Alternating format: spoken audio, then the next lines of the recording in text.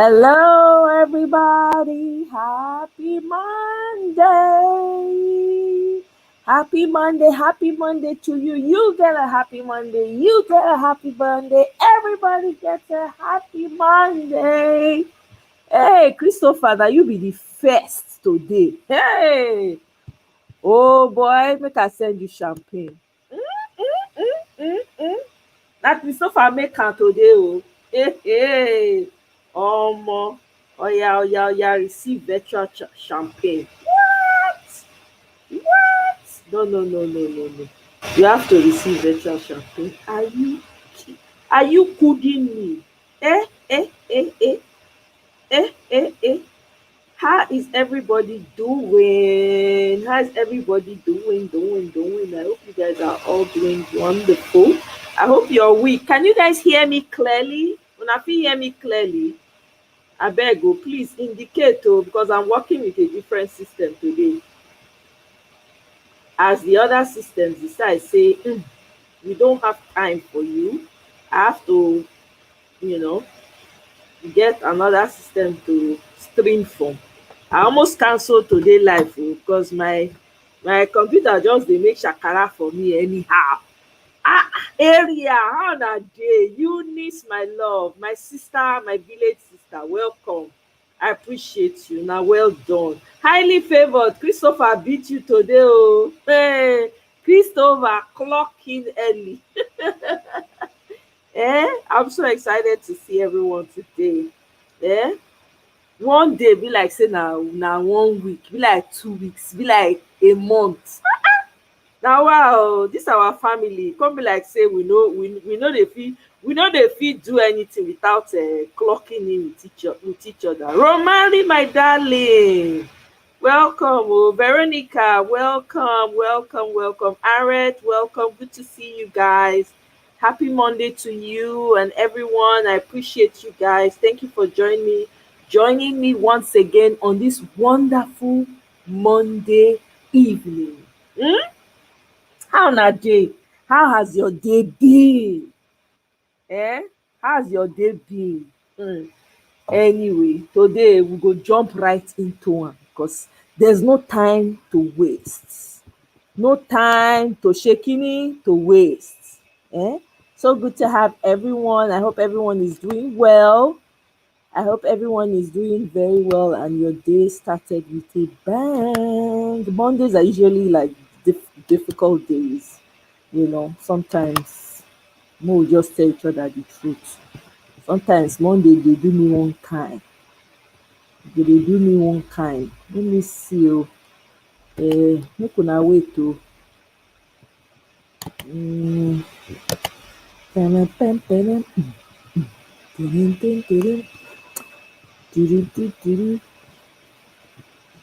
Let me see. You guys bear with me. Bear with me. Alright, let's go back here. Trying to share a video.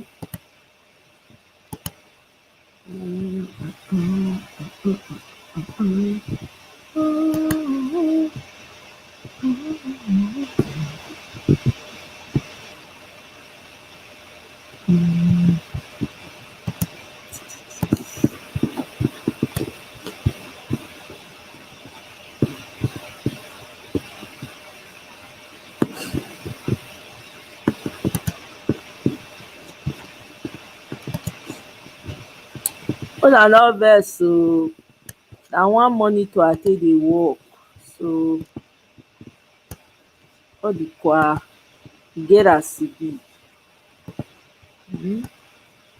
Omi body here, so hold on one guy. Hold on for me, people. Let's see.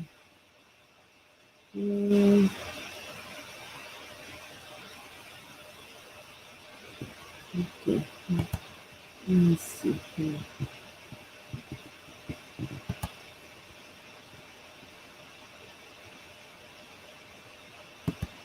Okay. Can you guys see my screen?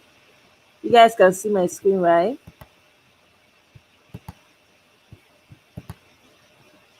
They try share my screen for this ogbonge. Wetin dem dey call am?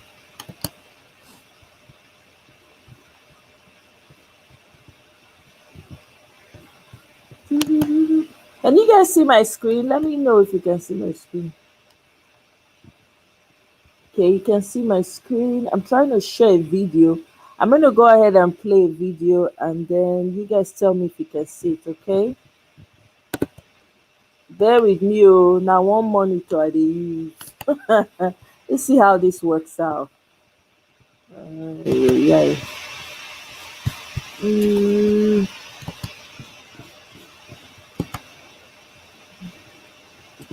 It's not. Where am I getting this? Come on, we ain't got time. Okay, I know what to do with. Let's see if I can minimize.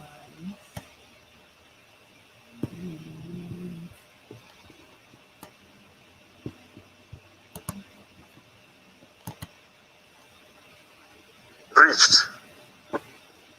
Tinubu has not satisfied the requirement to be declared president-elect. Accordingly, there is no president-elect for Nigeria now. Can you guys see the screen?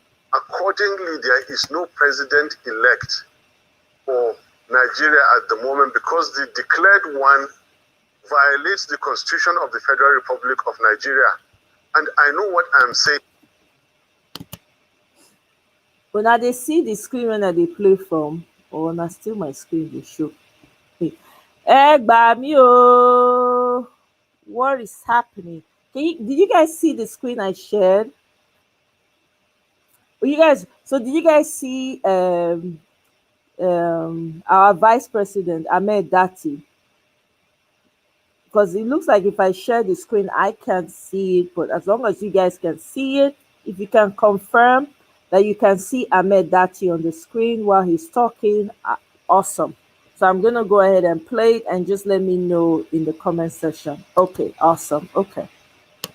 The Constitution is there in your presence, it's available. Everybody is reading it as I speak.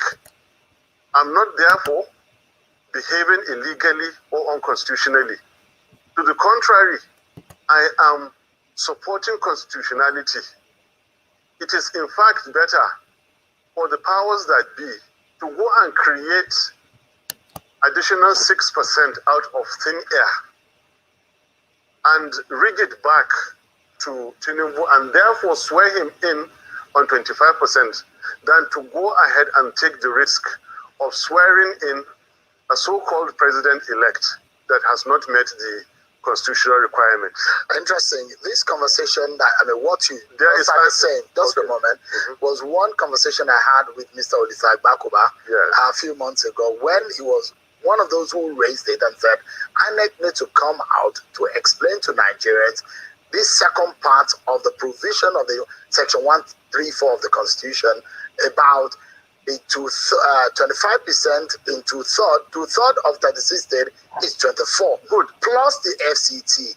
Whether or not, if you meet that of the 25% of two-third of the state, which is 24, but if you fail to meet the FCT, what happens?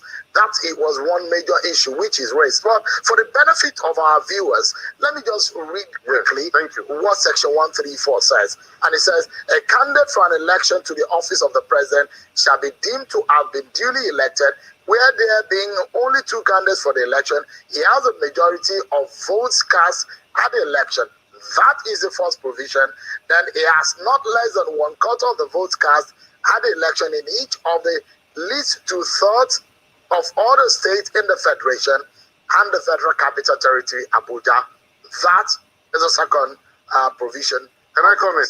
Go ahead, please. This document you read is not a puzzle. It is in English. O levels that you wrote and I wrote and the justices and everybody that is a candidate wrote. It is law. The law is not a game for politicians to play. This document is not available for Yakubu to interpret that day. It is there for him to follow. The English is very clear. These are fundamental provisions of the Constitution, they come already interpreted. You cannot take a gun, shoot somebody, and then ask the family to go and get interpretation that you only fired your weapon and then it killed him. No. This Constitution is more than abundantly clear. It says and. Shehu, you know the meaning of and. We know the meaning of and. When speed matters, pay with PayPal. Trust the way you pay. For just $67, you can make as many videos as you want, and you never need to pick up a camera or use. There is no justice beyond what is simplicity. Simplicity is justice. Simplicity is wisdom. Simplicity is knowledge. All right. So that is an interpretation which you are Listen. No, because there are other There is people a universal. There is a universal. There are other people who have argued different. Go ahead. And when Bola Tinubu was declared, he has his supporters. A lot of people were happy that he won the election. There were 38% of the votes cast were given to him, and those people are Nigerians. By INEC. I told you to be qualifying what you said, please. By INEC. But that is what has been presented officially, except otherwise. Now you are now you have otherwise qualified. Disputed. Go ahead. If it's otherwise disputed, that is what is fact that we know now. You have qualified it. Go so ahead. that is your interpretation of this provision, because some other people argue differently. Those who have argued differently ended up helping our case, because they say that there is a certain ruling which says the FCT is a state. Good. FCT is a state. Where is the each of 25% for FCT? It is not there. That constitutional requirement has not been met.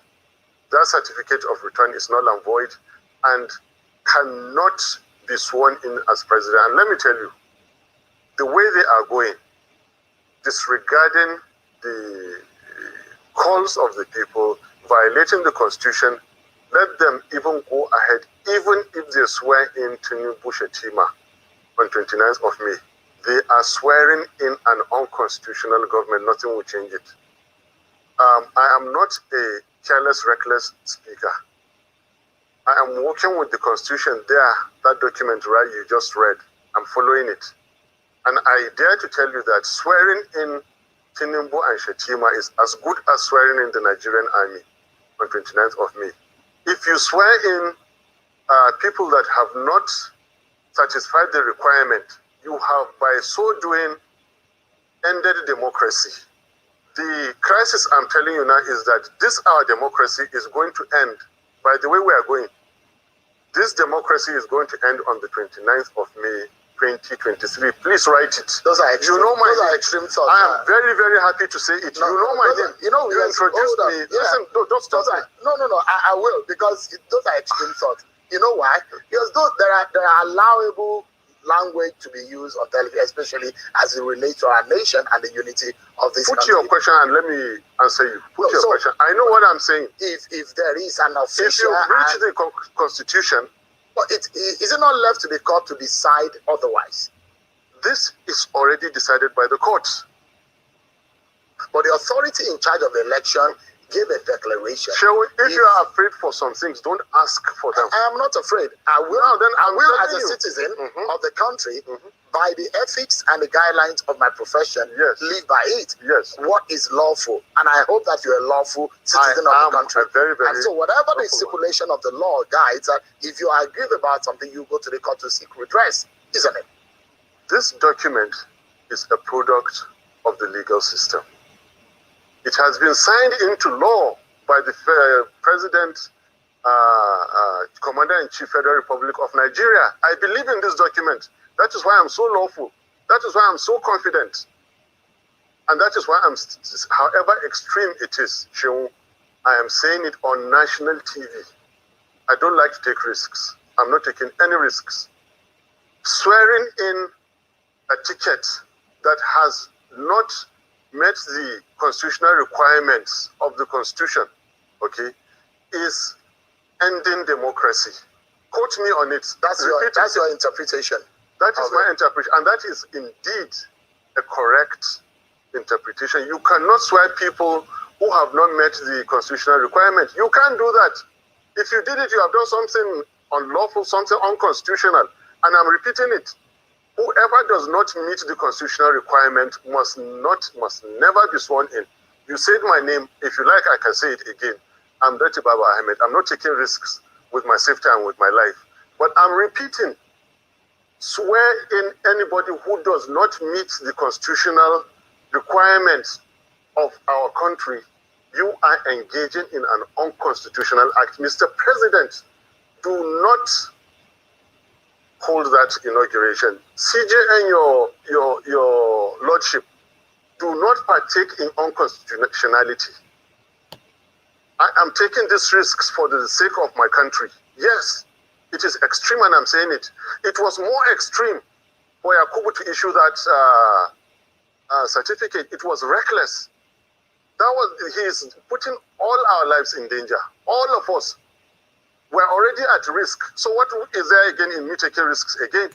What have they not done against Nigeria? What have they not abused in Nigeria? Now they'll take the constitution where it is clear, it says, and get 24. After that, and FCT. They failed to get it. They are going to swear this man in, and I should be afraid? I will not be. I'm telling you that on the 29th of May, 2023, swear in Tinubu as this result is. You have ended democracy, whoever you are. I mean, that's it for that.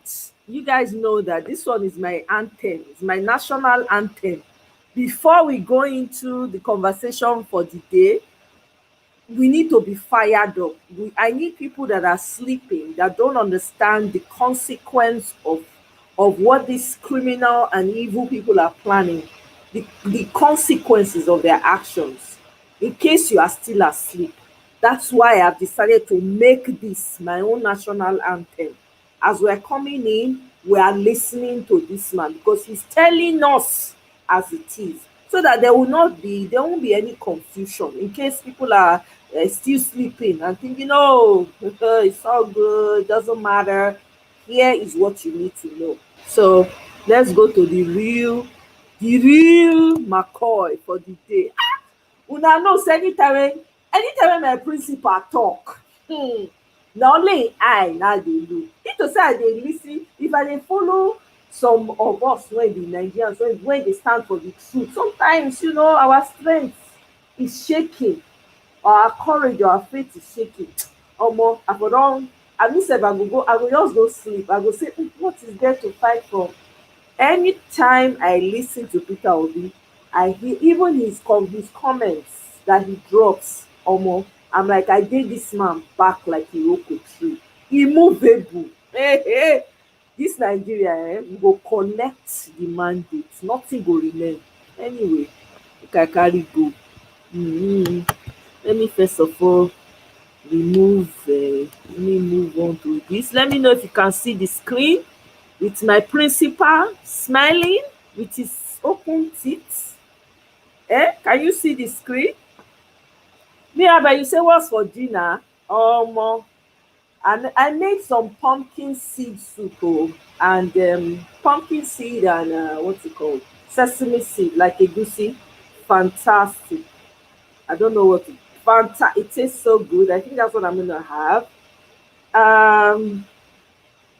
I'm telling you, Mirabel, he's matching their energy. I love his tenacity. And all that. I'm telling you, he compliments Obiajulu. Obi, confidence, Obi. Not Obiajulu, I know. All right, can you guys see it? All right, good. You can see the screen. All right, so we are going nowhere. Let me play the video now. Labour Party and its leader, Peter Obi, it's a tragic affront to democracy, an electoral earthquake that crumbled their hopes, shaking the faith they had that the election would be the turning point that would change the course of Nigeria. Well, the winter winds may be howling for them, but for the president-elect Bola Tinubu, his APC party and their supporters, it'll take more than that to dampen their spirits as Inauguration Day draws near. For them, it's a legitimate ballot that culminated in victory for Mr. Tinubu.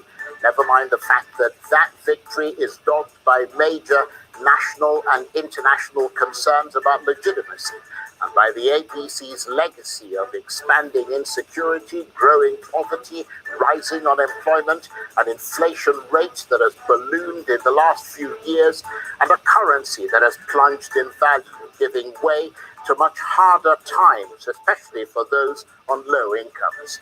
So, as the rival sides step up their preparations for the legal conflict ahead, and the courts become the new front line of their quest for legitimacy, where does Nigeria's hottest political issue go from here? I'll be joined in the studio by one of the leading combatants, Mr. Peter Obi, presidential candidate of the Labour Party. I'm Charles Anyekolu, and this is Arise Prime Time.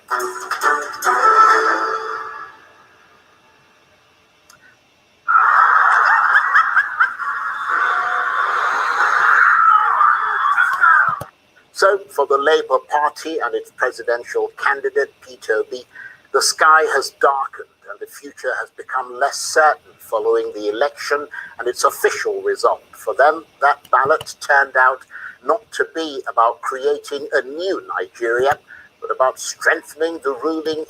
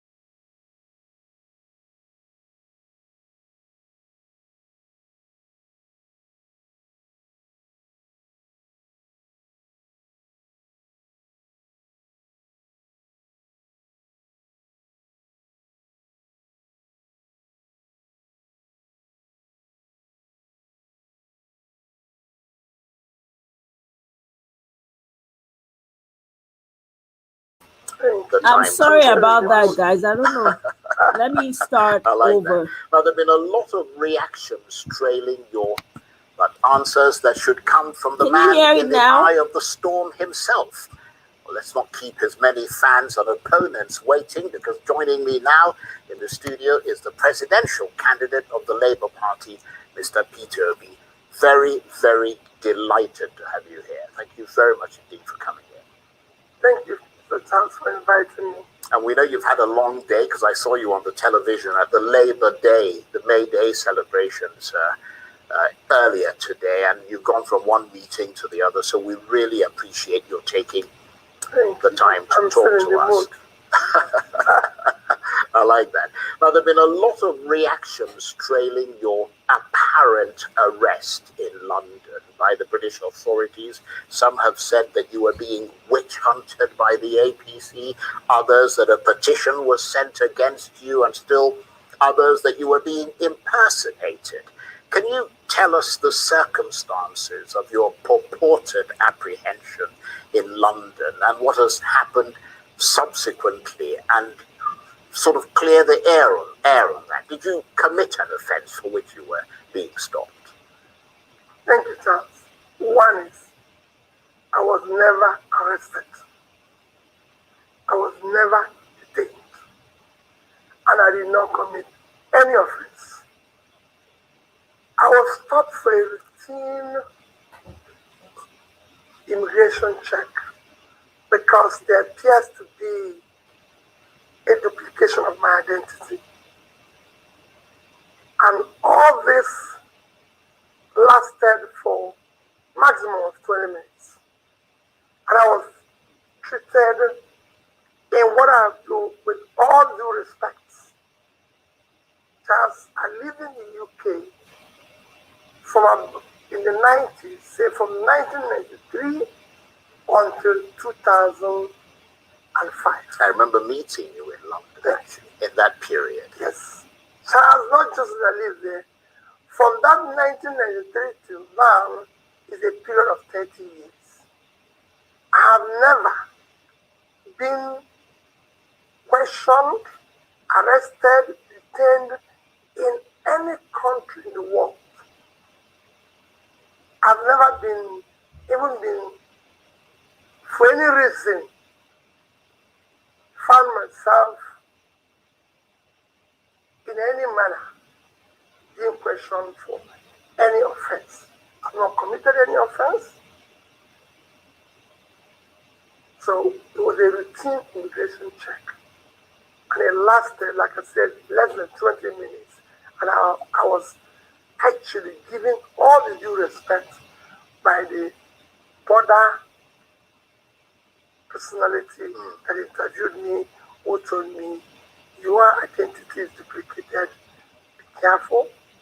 And actually had to walk me through what I can call the VIP process and everything. And I have a written document from British government. I've seen that document. Thank you. Yeah. Clarifying the that situation. He was never detained, and it was just a few minutes question and everything. And they were Nigerians because I arrived on British Airways. So they were Nigerians who were clean up. Even Woods here was even worried that I was asked to just wait a few minutes. And when that happened, I explained it to them, and there was nothing. But in the traumatized and everything, because it's me, people said I was detained, committed an offense, people said even committed several offenses and everything. Oh, his company was closed, he wasn't paying tax. Charles, for the years I lived in Britain,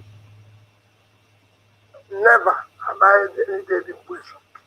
And I can say it, my taxes, my days were truly paid. In fact, most times, they have refunded me money for overpayment. I've borrowed money, I've done everything globally. Not one day did I default in any. If you find one default, then it's not Peter Obi. Well, I'm glad you clarified that point about the arrest. And in support of the point you're making, I have seen the letter from the British High Commission making it ineluctably clear that it was no such thing. Nevertheless, as you said, there was a huge hullabaloo about that in Nigeria. I mean, was that a humiliation for you, or at the very least embarrassing that all this was being talked about you, and I mean, even your the people not who at follow all. you I would have, disappointed. Charles, I would have made comment on it earlier, but these things happened during what I call holy month, where for me as a Christian, it was a fasting period and period of the Ramadan. And I felt it is not time to make comments. I only answered one question within that period when I was mentioned with treason, because I felt it's a huge offense. And because it was actually mentioned where it shouldn't have been mentioned. Other than that, I just felt this is the clarification. And I've just shown you the letter. Yes. I won't go about telling everybody and showing everybody the letter. Yeah, that is true. It just showed you where we've taken our rascality to, where people now come up with all sorts of things. Well, some people said you were deported from the UK. But obviously not. No, they said I was routine check and I was allowed to go. They even saw where I attended churches and meetings and everything. But that's where we have reached. But I mean, what sort of questions did they ask you when they took you in? Nothing. I was there. Nobody took me to anywhere. Right. I was just in front of the council and I was asked a question and they said, there's something wrong with your identity. There's something wrong with your identity. Just give me a few minutes. And I said, and I sat there for a few minutes, for about 15 minutes. He came back and said, your identity is duplicated. And if my identity is duplicated, you believe that brothers, identity theft, duplication, which I would say should actually must have originated from here.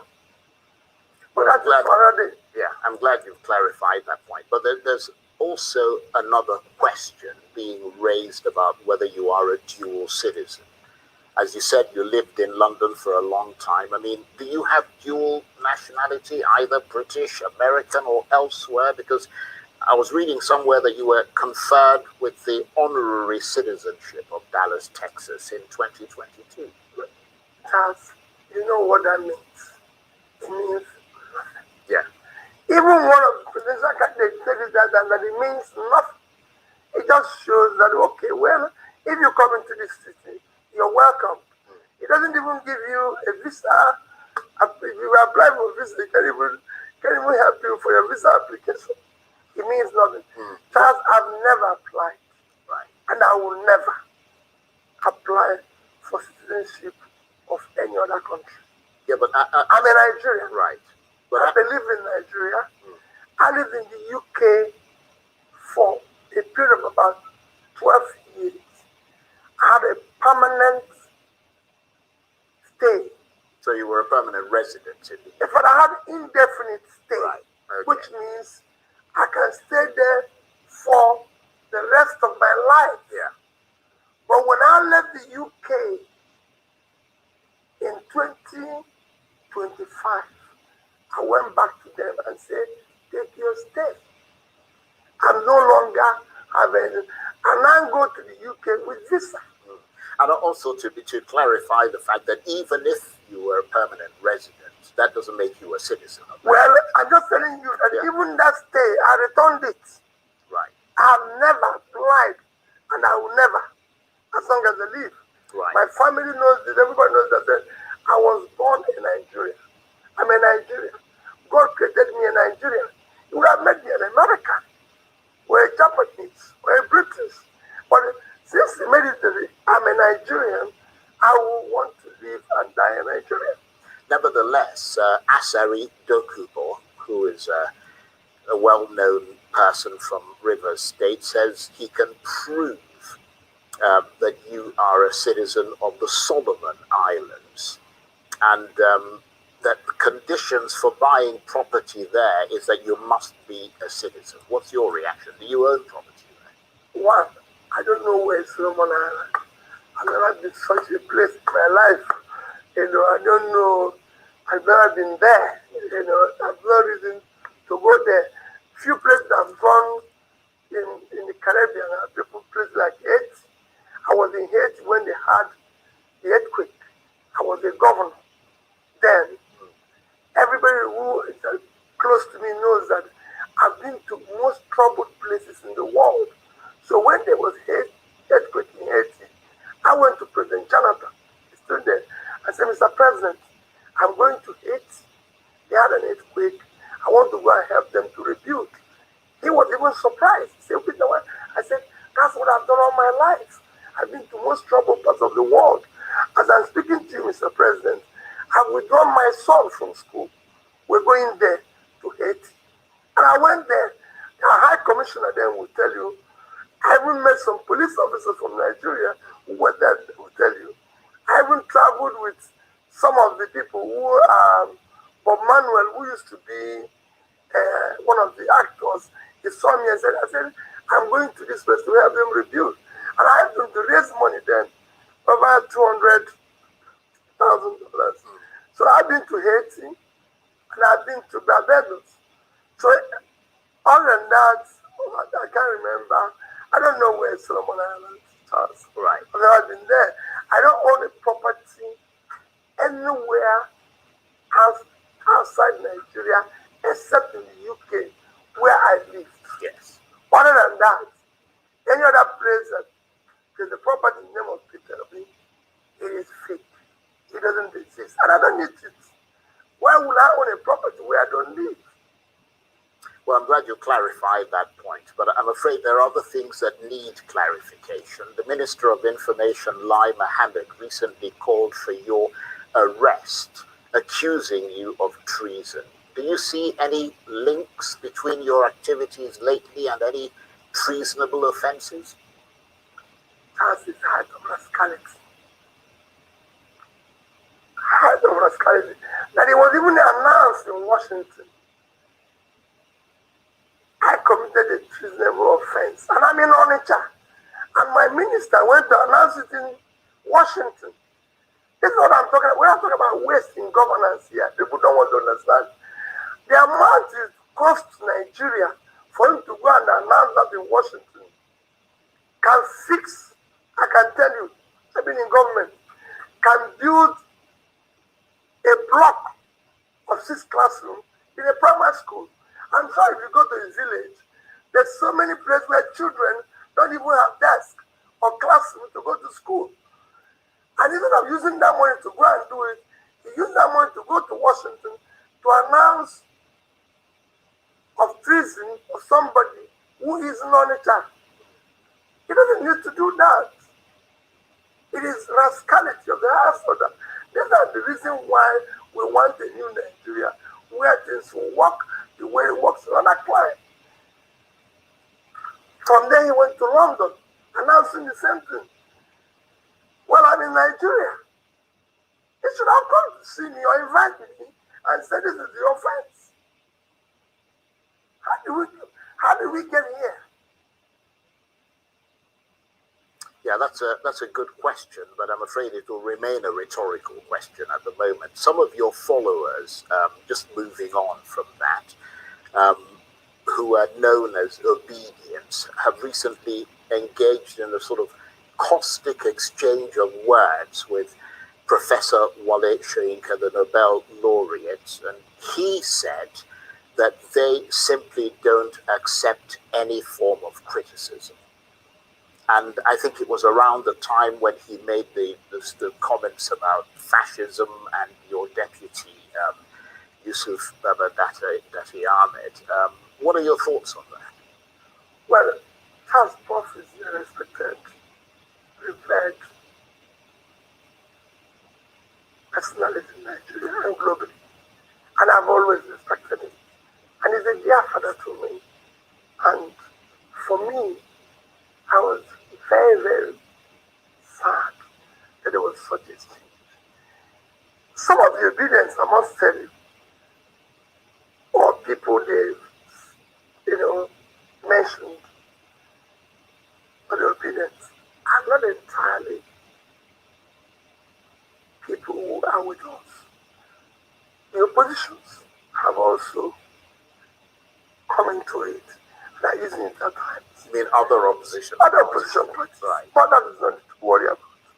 But I was very sad there was such a exchange between a respected father. But you have to understand this. These young people are people who have been so deprived by supposedly a system that is supposed to care for them. They've been pushed to the wall. Even me, Charles, the way they even react when I say things. But I could see their pain. I could feel it. Because I live in the same system, Charles, that they are living in. I said this in Enugu 2 days ago. I said, listen, I lived in this town. I went to JL in Enugu as a student, University of Nigeria, Nsukka, and paid 2,600 and something naira for a Volkswagen car. And within 2 years, Umano Motors in Nsukka sold a 505 to me at 2,700 naira, sorry, at 6,800 and something naira in the same country. I remember Ozumano telling me that they have too many orders from so many lecturers. So my own will be delayed. If you go and see people like Professor Wara, my lecturer then, they are driving new cars. In some society where we lived, everything was working. All of a sudden, these young fellows now live in what you can consider a war situation. So at times, there's issues. I will make my own comment in it that Prof remains very, very fine. And I'll keep respecting him for that. And of course, young obedience, I feel for them. I wish we can see what they're saying. I wish we can feel what they're feeling. The pain, chance I go around these young people, there's nothing the society is offering them. Well, it's not just the Even when they try to do it on their own, this is a place where if you carry today, you're moving around with laptop, you are arrested, and labels all sorts of names. This is a place where people are thrown into jail for even making comments. These are places where people, all sorts of things are made on these people. When people who have stolen billions of countries' money, done worse things, are moving around, being celebrated, being used as an example to them. Well, on the back of what you're telling us, today is, of course, Labor Day or Workers' Day, and Nigeria marks the day amid rising unemployment, which kind of relates to the people that you're talking about, because a lot of the people who are most affected by unemployment are young people, and many of them are part of the obedient movement. What is your message about that? Well, Charles, what message can you give them? Which country of our size today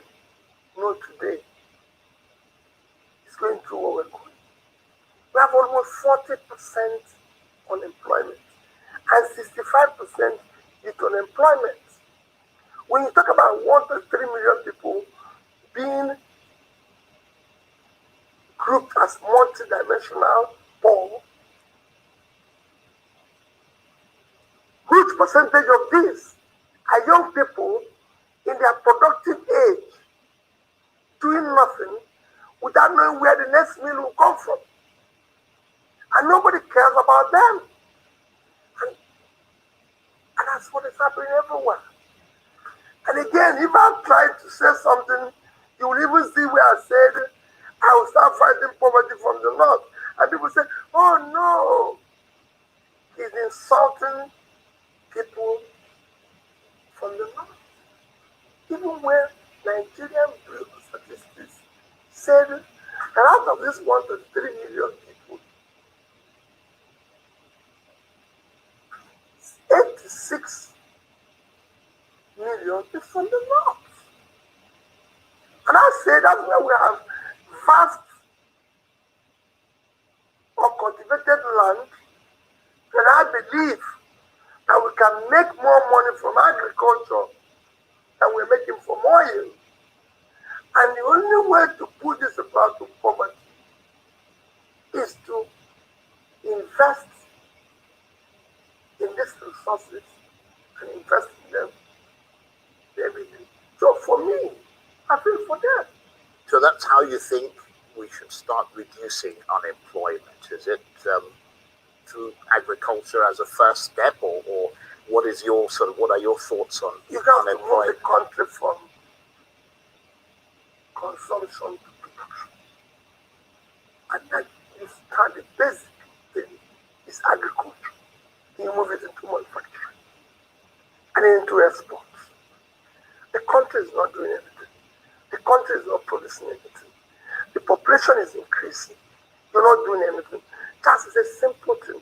Like I just give you a simple example.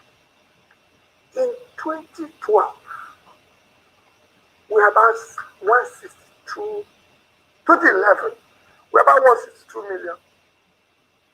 Our export is about $130 billion. Today, 2021, we're already over 200 million. We're about 210 million. Our export was about 47 billion. So can you imagine, in 2011, we're about 130. In 2021, we're about 47. When our population moved from about 162 to 2010, in 2012, our export was about $145 billion. In 2020, and so that time, we were about 167 million in 2012. In 2022, we're at about 213 million. Our export last year, if I look at Nigerian gross statistics, is about 26.8 trillion, which if you convert it with 445 official rate, it's actually about 60 billion. So we could even do half of where we are to the 12. What does it show? They're not doing anything. We have here an average container importation, just using container, not even using containerized goods. We are now above 1 million. I think it's about, what I read last time, it's about 1.5 million approximately. Charles, several of these, up to 70 or 80%, go back into no other country. If you decide today that you have 1.5 million containers coming into Nigeria, and all of them must go back with some form of export, put it on average of about $20,000 per container, going back with goods. That's $30 billion. So if, for example, 50% of this goes back empty, you lost $15 billion for a country that needs every dime. That's a very interesting. So we need to do something. I'm going to ask you to stay with us because we have to take a short break, but we will be back. It will give you a chance to have a sip of water. You're watching Arise Prime Time. 20 more still ahead as we continue our chat with the presidential candidate of the Labour Party, Mr. Peter. Stay with us.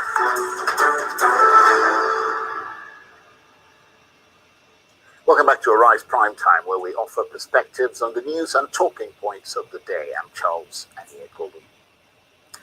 Now, the saga of Nigeria's 2023 presidential election was, for the opposition Labour Party and its leader, Peter Obi, a tragic affront to democracy, an electoral earthquake that crumbled their hopes, shaking the faith they had that the election would be the turning point that would change the course of Nigeria. Well, the winter winds may be howling for them, but for the president-elect Bola Tinubu, his APC party, and their supporters, it'll take more than that to dampen their spirits as Inauguration Day draws near. For them, it's a legitimate ballot that culminated in victory for Mr. Tinubu, never mind the fact that that victory is dogged by major national and international concerns about legitimacy and by the APC's legacy of expanding insecurity, growing poverty, rising unemployment, an inflation rate that has ballooned in the last few years, and a currency that has plunged in value, giving way to much harder times, especially for those on low incomes. So as the rival sides step up their preparations for the legal conflict ahead and the courts become the new front line of their quest for legitimacy amid all the other controversies that are swirling around the leading presidential candidates, where does Nigeria's hottest political issue go from here? And the presidential candidate of the Labour Party, Peter Obi, is still with me in the studio. Thank you very much indeed for staying with us. Thank you for having me. Now let's turn to the president-elect Bola Tinubu, whom, from what I read, you recently visited or were shown on social media to have visited. That suggests that you're making reconciliation moves. It sounds like um, this interview is triggering some people. Kene, you said the interview triggered you, and also Nelly as well. The way me I saw it, the interview worked out in Peter Obi's favor. Of course, you guys know me personally. I'm not a fan of Charles. I can't stand his accent. I've said it here before. I cannot stand his accent. All these people in the news media in Nigeria, they don't have the audacity to ask Agbado Party and the other demonic parties we have hard questions like they ask Peter Obi. Na only Peter Obi body na dey get power. But guess what though? We all had the questions wey dem dey throw, the intrusive questions, the obvious, because for me personally, that question of him asking that from social media he saw that he had visited Peter Obi, even a baby will know that that was a fake photo. I mean, come on, that shouldn't even be a question. It shouldn't even be part of what you are asking him. To me, that was dumb. You understand? But again, you guys already know me. I don't miss Charles annoys me. He rubs me off the wrong way with that his fake accent that he wears, that he carries around. Na I think na if na him talk say the man don speak English wey no fit am, him mouth don bend go one side. When he wan speak, he go bend, him mouth don bend because he dey try to speak am. E no dey flow naturally. It's not organic. E dey fake am. It's very annoying. But guess what though? Wetin me, my own takeaway from this interview is that e worked out in Peter Obi's favour. Honestly, he really did. And you know what? I'm very happy that when they brought up the question about the audio tape, he did not try to justify or dismiss it. I was very happy because guess what? These other people have made they've made horrible statements, made horrible videos. I mean, we've seen how many. Should we start naming them? The video with Boko Haramist and one Yoruba man over the phone talking about what they're going to do to the Igbos, how they're going to charge them higher. Is it that one? Yeah, how they want to do. Obidi is ready for them. We go drag them. We go bring our receipts if that's the case. You know what I mean? Or is it the one that Agbado said, grab it, take it, power is not served a la carte? Is it that one? Or is it the one that his minions for Food Kayode and Otobokeyamo, they make buffoon of themselves for social media? Na that one we wan talk? Or Ononuga, or na that Fayose one wey dey heave like elephant, heave like elephant. E be like person wey dey use cane flog. Na we wan talk. Personally, for me that interview worked out in Peter Obi's favour. Matter of fact, he gained more followers from that. I'm telling you. Did you guys watch the Arise News directly? I watched it live. This is my second time watching it. You know say me no dey take my principal play. I no dey take Peter Obi play. Na im face I dey look o. I no send anybody, papa. If anybody comes here and I know that okay, you've been following Peter Obi and you've been by mistake, make mistake, I will come after you. That's how much. I'm not a loyalist, as to say, like, oh, follow anybody blindly and all of that. No, I stand for the truth. If you are standing for the truth, I dey your back. The moment you lie, I'm running. I will leave you high and dry. The moment you lie. That's the kind of person I am. Peter Obi, I've not seen that man has not done anything wrong. Even in this, let's say he maybe use his leg hit stone. I know, guess what? All that man has done, he's like a saint compared to these people. The man's hands are clean. Heart is clean. What is there not to desire about this man? When you have children, you should be telling them, look up to Peter Obi. See that man, call Peter Obi, look up to him. He's make him your mentor. Follow him, listen to his videos. Your life will turn around. So personally, for me, that interview, even though this dumbass man was asking very, very stupid questions as far as I'm concerned, that they would dare not ask the other parties, the demonic parties we have, it worked out for Peter Obi. It worked out in his favor. Do you understand? Peter Obi is the man to beat. You know what I love? The fact that the man is not giving up. That man is not giving up. So what excuse do I have? What excuse do I have? You understand? If he doesn't give up, I don't have any excuse, because this fight is all, everybody has to be, all hands have to be on deck. Have to be on deck. I'm telling you. He won more followers. Thank you very much, Casey. I saw the live. Do you know how many people listened in live? They didn't even announce it. Do you know how many people? It got up to almost 5K, if not 6K views at once. Please, guys. No more not take Peter Obi, no matter wetin they ask him. He be like, man, no matter what they plan for him, it will always work out in his favor. If they plan evil, go work out for him favor. If they plan good, it go work out for him favor. Nothing when you take come against the man when they work out for him favor. We should know that by now. Nothing. Now this fake accent man, I won't come. Who he be? Nobody even paid attention to him. You need to see how they were going in on him in the comment section. They were going in on Charles. I was laughing my head off. So, my dear people, personally, this video puts more fire. Fire day before. E come light more fire in my soul. Like, yes, we are taking Nigeria back, whether they like it or not. We're taking it back. E no get wetin dem fit do. Do you understand? How many of their other opponents, all those demonic parties, how many of them don't come do interview? How many? Even Mikano, when they put mouth once in a while, you don't see am come do interview, make they answer a tough question. No, you don't see am come when they answer say, hey, that's your audio, not true? Is it true? Did you really spend this money? Do you have a company that you're siphoning money into? No. So my people, personally, anything they do, it works out for his favor. I don't care whether anybody ever plan. As far as say one head not fall come up for Peter Obi head, because if they try am, the whole country, they will all hasting am, everything will all crash. They know, they themselves know.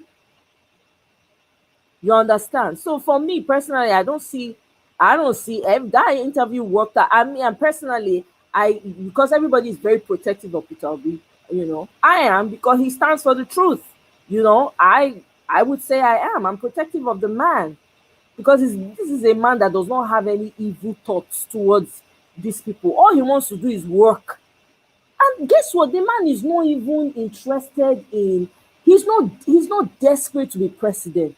He's just appalled by the fact that you wasted all this money just to call somebody as president that didn't participate or even make any effort. That's what this man is pissed at. If it was a fair election where we did our best, but it turned out that the people that want to remain in suffering were more, then it would have been different. I won't even be here. I for don't move on me with. I for don't move on, because I would have said, okay, we did our best. Clearly, Nigerians are not ready for change, right? But because it was so blatant, you promised, you went to Chatham House, Mahmoud went to Chatham House, promised, went to the US, promised, came to Nigeria. How many times did he do interview? Promising and promising and promising. To what end? To what end?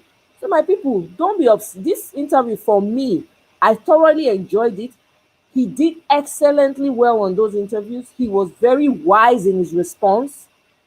Very, very wise. Remember when they were asking him about the obedience? You see how he said the obedience, there are people that have infiltrated. So they're the ones that will make it look like it's the obedience that are doing all the horrible things. Meanwhile, it is the people that the Agbado people sent. So, me, I like the interview. I enjoy am well. I don't care about this guy, fake accent. I don't care about him at all.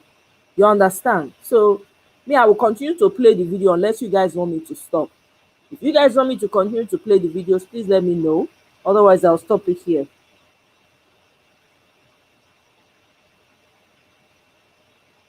Let me know if you want me to continue to play the video.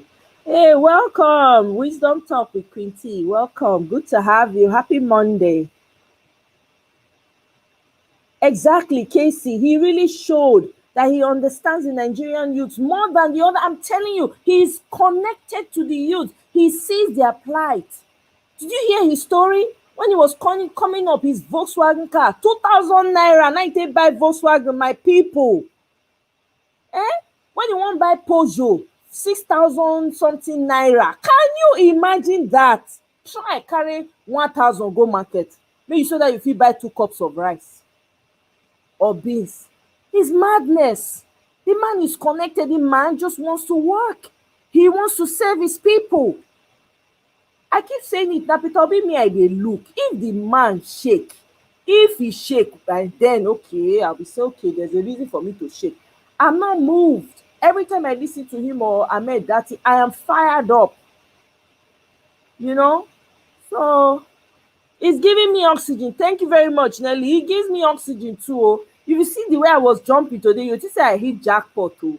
When I think say I hit jackpot, when I saw, because it wasn't announced, maybe it was announced and I didn't see it because they messed up Twitter, right?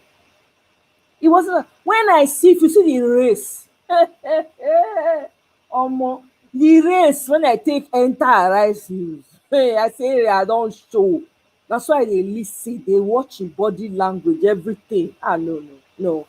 You have to give it to the man, man. Give it to the man. You know, he stands for the truth, and that's where I stand. I stand on the side of truth, regardless of who is saying it.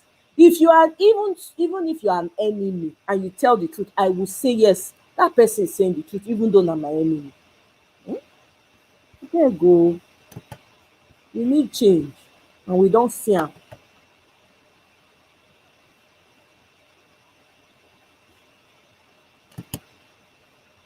Uh-oh, what happened?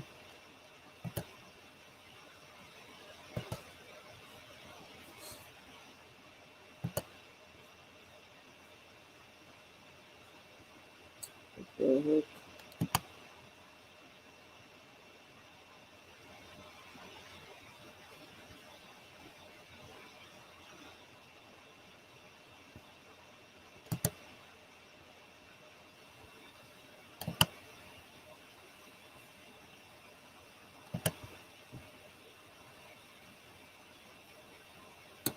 What the heck? What's going on? Okay, bear with me, guys. I don't know what happened there.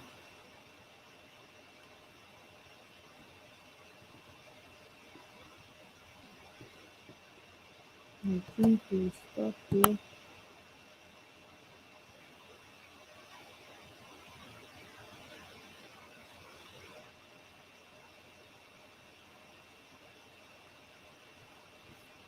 The connection is fine.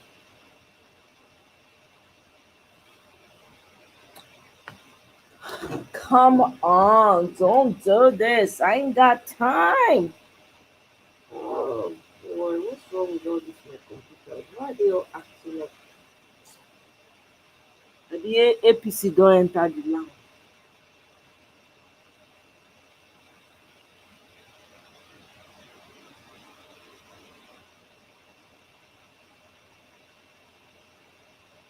Mm-mm.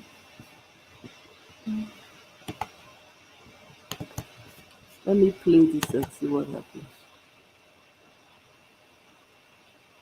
Are you kidding me right now?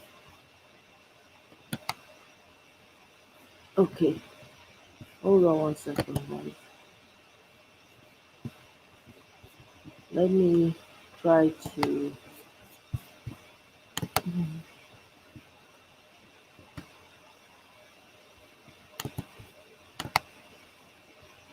Mm,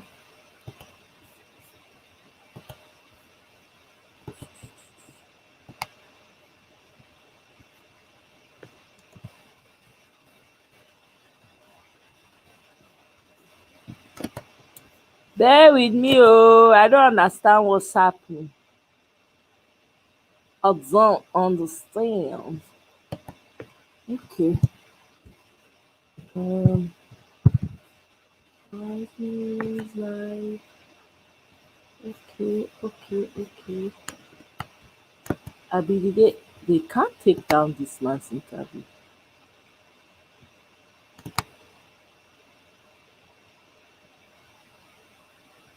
Audio renderer error. Please restart your computer. Are you freaking kidding me? Oh my goodness. Whew. Guys, please bear with me. This is ridiculous. I don't understand what's going on. Oh my goodness.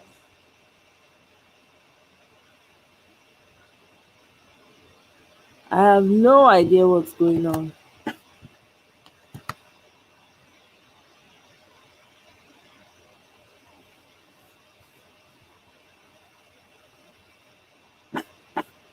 Oh boy. I'm trying to switch devices. I'm telling, who knows? They no go win, no. They no go win. Thunder, na go fire all of them. All of a sudden, this thing was working just fine. Are you kidding me?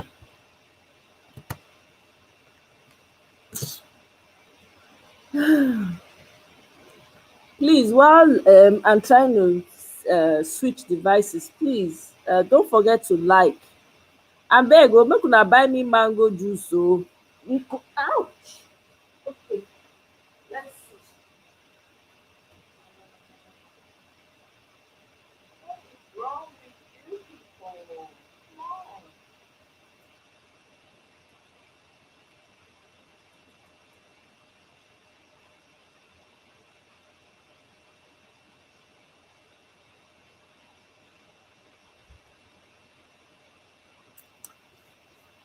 Seriously? Let me try something here.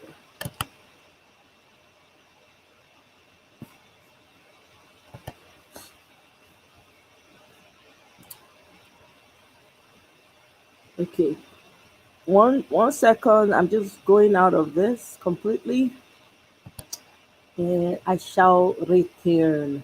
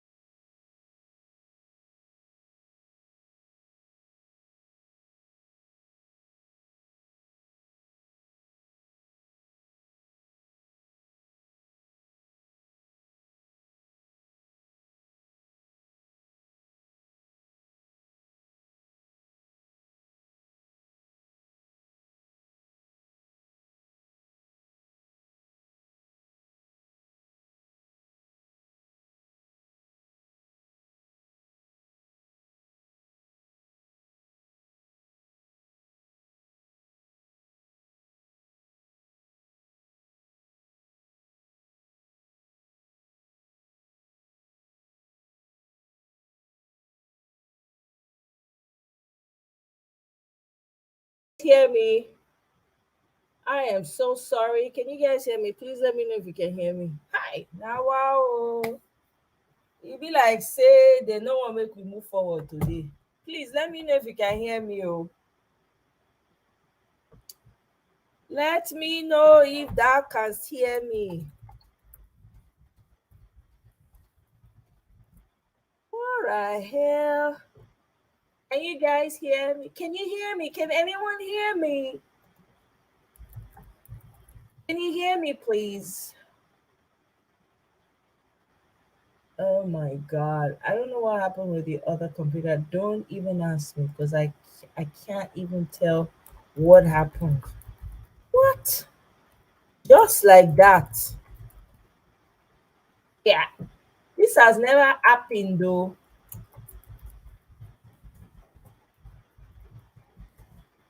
Honestly, this has never happened to me. I'm like, what the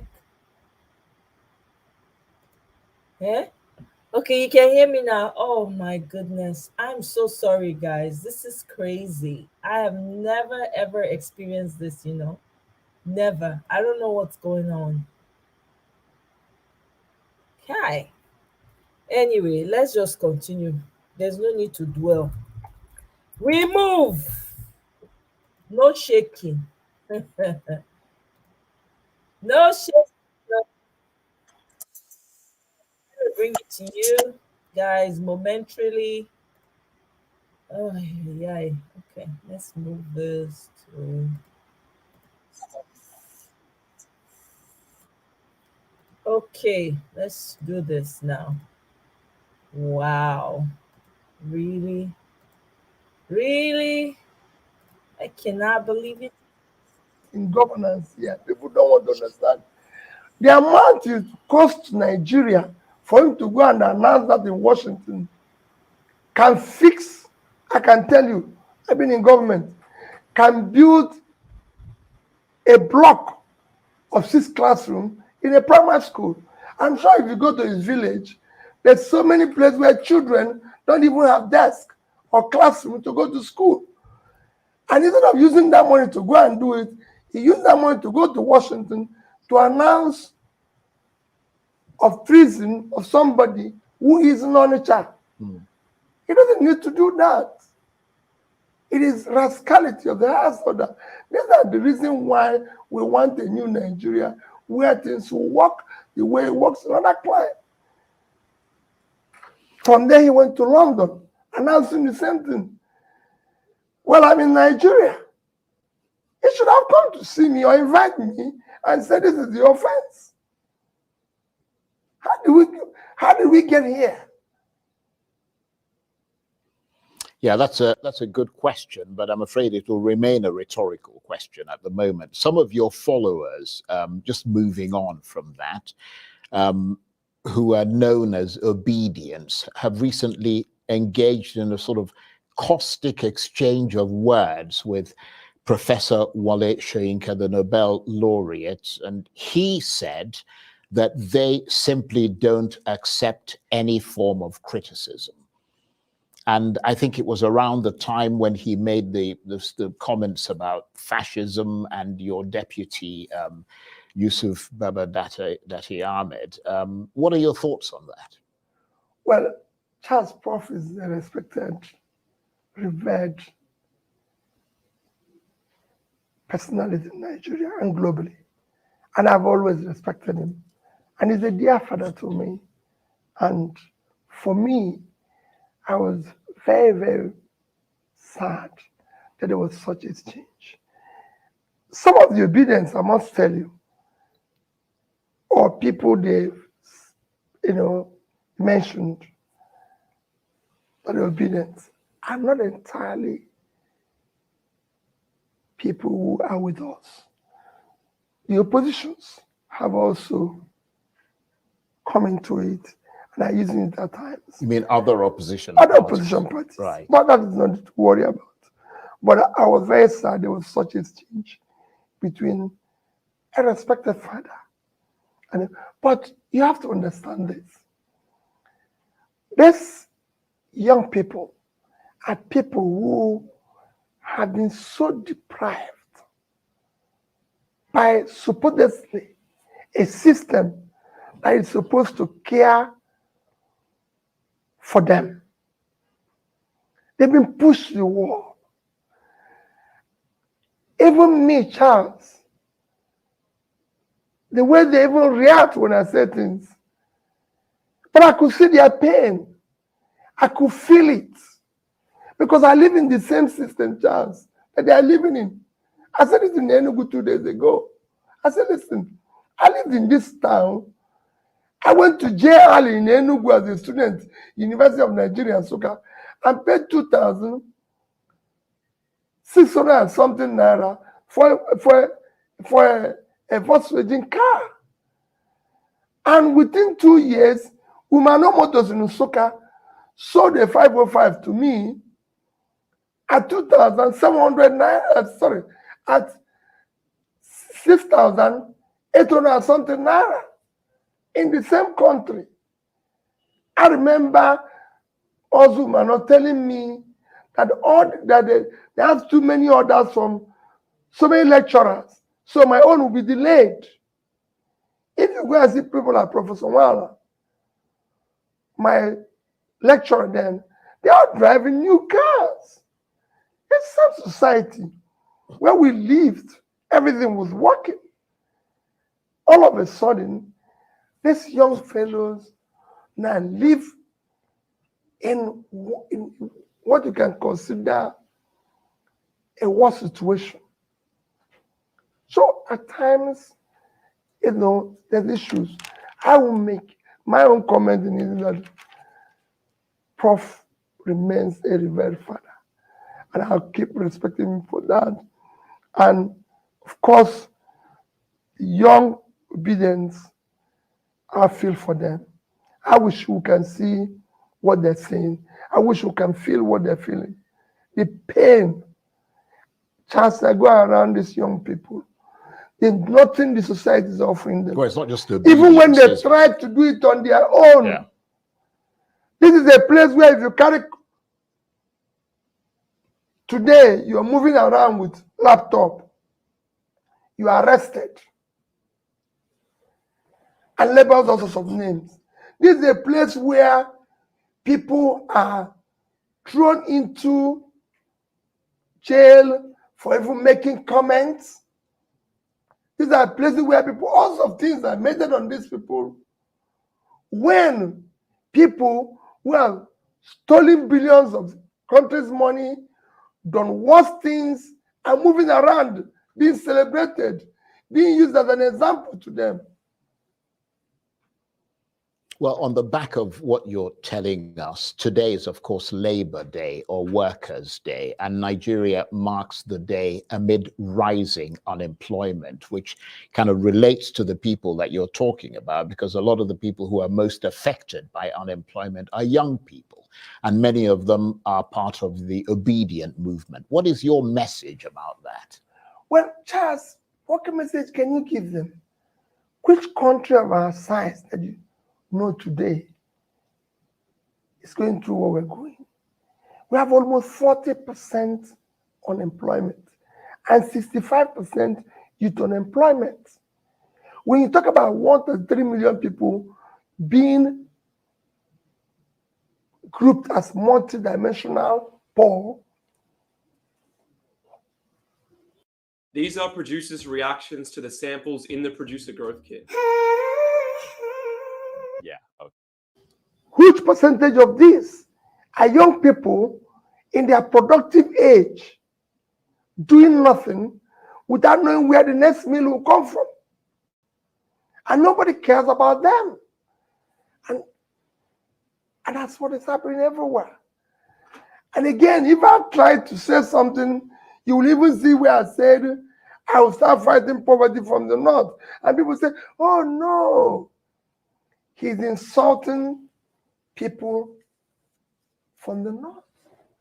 Even when Nigerian Bureau of Statistics said that out of this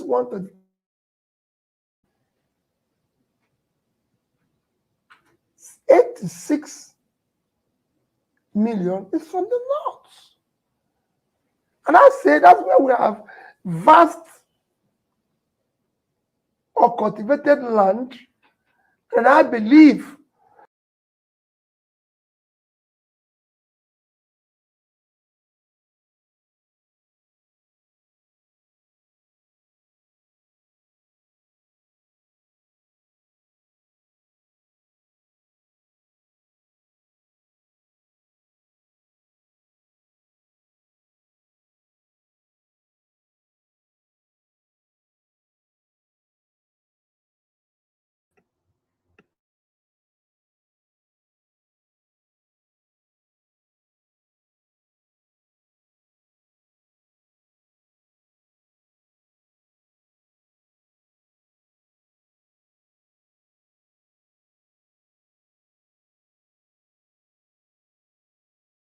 so for me, I feel for them. So that's how you think we should start reducing unemployment. Is it through agriculture as a first step, or what is your what are your thoughts on You have to move the unemployment? country from consumption to production. And that you start the basic thing is agriculture. And you move it into manufacturing and into exports. The country is not doing anything. The country is not producing anything. The population is increasing. You're not doing anything. Just is a simple thing. And I can just give you a simple example. In 2012, we are about 162, 2011, we're about 162 million. Our export is about $130 billion. Today, 2021, we're already over 200 million. We're about 210 million. Our export was about 47 billion. So can you imagine, in 2011, we're about 130.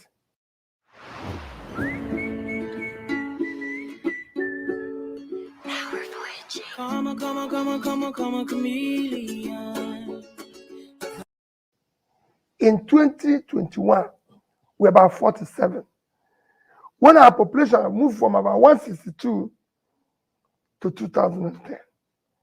In 2012, our export was about $145 billion. In 2020, as at that time, we were about 167 million in 2012. In 2022, we're at about 213 million. Our export last year, if I look at Nigerian Bureau of Statistics, is about 26.8 trillion, which if you convert it with 445 official rate, it's actually about 60 billion. So we couldn't even do half of where we are in 2012. What does it show? You're not doing anything. We have here an average container importation, just using container, not even using the containerized goods. We are now above 1 million. I think it's about, what I read last time, it's about 1.5 million approximately. Charles, several of these, up to 70 or 80%, go back empty. No other country. If you decide today that you have 1.5 million containers coming into Nigeria, and all of them must go back with some form of export, put it on average of about $20,000 per container going back with goods. That's $30 billion. So if, for example, 50% of this goes back empty, you lost $15 billion for a country that needs every dime. That's a very interesting point. So we need to do something. Yeah, I'm going to ask you to stay with us because we have to take a short break, but we will be back. It'll give you a chance to have a sip of water. You're watching Arise Prime Time. 20 more still ahead as we continue our chat with the presidential candidate of the Labour Party, Mr. Peter Obi. Stay with us.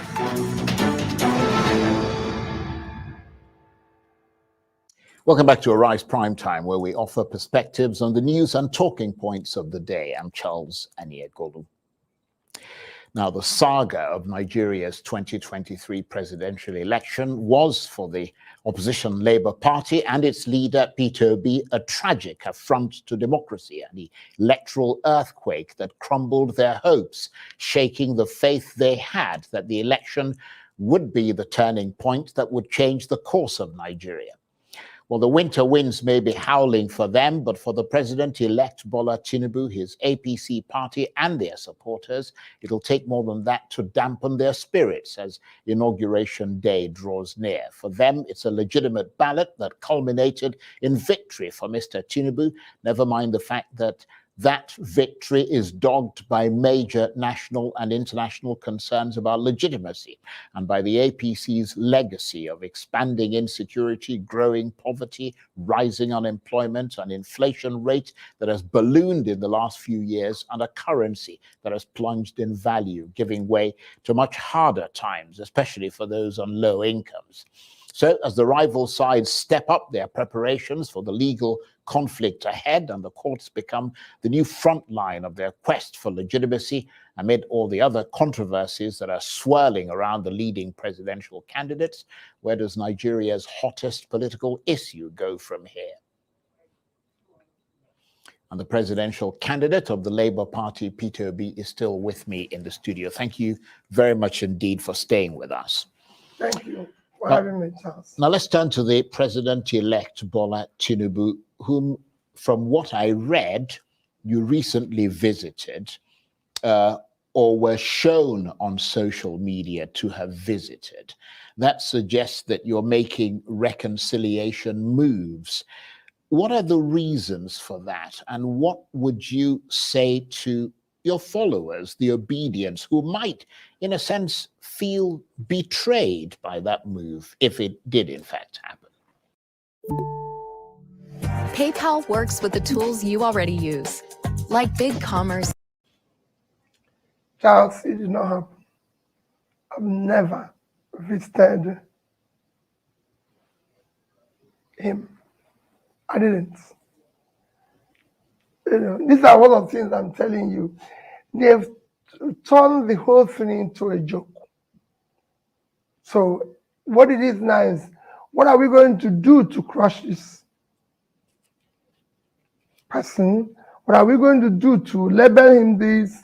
If it is not to label him tribal bigot, religious bigot, if it's not sticking, maybe we'll find his family, maybe have a love child somewhere, maybe all sorts of things, you know, duplicated identity, everything. Because I've been to the UK about 3 times this year, you know, this issue. So it's all about, oh, let's go to Washington and announce to them that is treason, that is involved in this, involved in that. Charles, I did not visit anybody. Okay, well, that's a clarification. So my followers are saying, will remain steadfast in the cause we've chosen. And that is to do the right thing. We went into election with a strong faith in the law that was signed by Mr. President, with a strong faith in the statements of Professor Mahmoud, which was said globally, said it in Washington, said it in Chatham House, in places where even other electoral bodies don't come to say anything. He said it all over Nigeria. Even when people doubted it, he said nobody should doubt it. It's going to be this real time. Why do we have to go through that? Just why do we have to? Why is this country built that things must be wasted. So why do you We think he spent said nearly those $1 things billion. and did something else? We spent nearly $1 billion for this mess. We could have just saved the money. After all, if the university striking lecturers were giving 400 billion, there would have been no strike. We would have just asked Mr. President, you're going, please appoint somebody of your choice. You would have saved everybody, the parties that were running around, all those monies people use for campaign and everything, running around, even those who shared money for their primaries, they would have saved all that money, even for the forms, and use it to invest in the two critical areas that is keeping this country underdeveloped: education and health. If we had put 100 billion in primary health care that have just collapsed, and we have the highest infant mortality, surpassing India, that is 1.4 billion people. Nigeria have surpassed India in infant mortality. If we were put 100 billion naira on that, it would have made all the difference. We didn't. We put it in the election. And then we came up with this.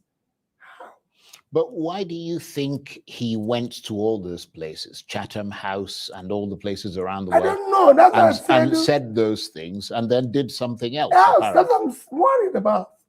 And this is not being said by somebody who is uneducated. It's been said by a respected professor. But does that give... That questions the entire... You see, whenever I talk about that, the educational qualification is not a measure of integrity. That's what it should be. Yeah, but you're suggesting that it was necessarily something that had to do with integrity. They're arguing that it might have been, or that it had something to do with technical glitches. Which technical glitches? You had three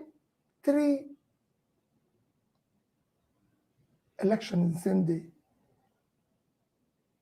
The other two went through the same promise you made. The most important election in this country is the election, the presidential election. That's where we have issues. That's where we have our problems. That's what we need to solve. That's where we need competence, capacity, integrity, and everything that character, everything that is required to move it forward. And that is the only one that you have glitch. Which glitch? Can they explain the glitch? Have they ever explained it to anybody? INEC is still uploading the results till today. Does it make sense? Well, presumably that explanation they'll be forced to make it in court. And of course... No, it's not even making it in court. You look at the country. Charles, we have a country. We're not the only country globally. There's hundreds of countries globally. Why must our own be always a problem? Well, you and your party, the Labour Party, are now preparing to enter into a storm of the unknown, into legal, uncharted territory. You've filed a legal challenge in court. What is your sense of how it's all looking as your appointment with that tribunal draws near? Well, the court will decide. I believe the justices also are on the spot. It is for them to interpret the Constitution, whichever way they do it. I've done it before. I've challenged similar rascality in my state. I've challenged it when I was impeached. I've challenged it when there was issue of tenor interpretation. So I'm challenging it again. And the judges are also on trial. Because on trial of interpretation of our Constitution, of the law, of the process. Like I said, what we are challenging is not just about who is there or who is not there. It is the process. just the process through which people get to anywhere is far more fundamental than what they do thereafter. I recall asking one of the professors a few days ago, I said, can I be a professor?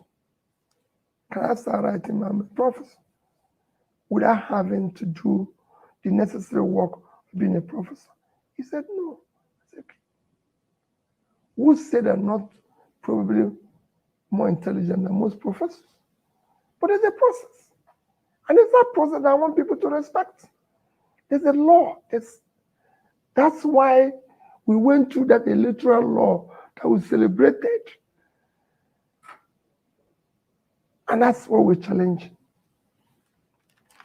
Well, obviously, there's a lot to go through. I mean, the case is in court and we'll have to wait to see how it goes. But let me turn to the internecine crisis that is leaving or tearing your party, the Labour Party, apart, or appears to be doing so, with public fights over the chairmanship, jockeying for position, etc. What's really going on in the Labour Party? There's nothing happening in the Labour Party.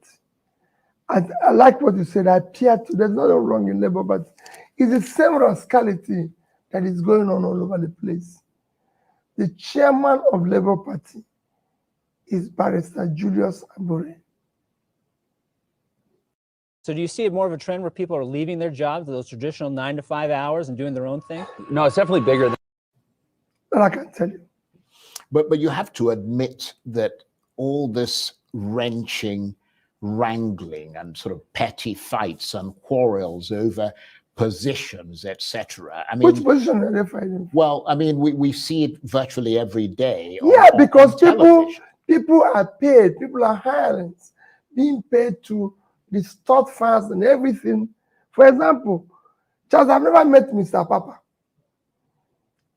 And supposedly, you can say that I'm a meaningful figure in Labour Party. I'm the presidential candidate. But I've not met the other party chairman, and he's not looking for me. So there was a purpose. It's because of the transactional politics we do, where rather than spend our energy and time trying to do the right thing, we spend our energy and time trying to do the wrong thing, paying people to do the wrong thing, paying people to create, because we live off this confusion. In Labour Party, we don't have an issue.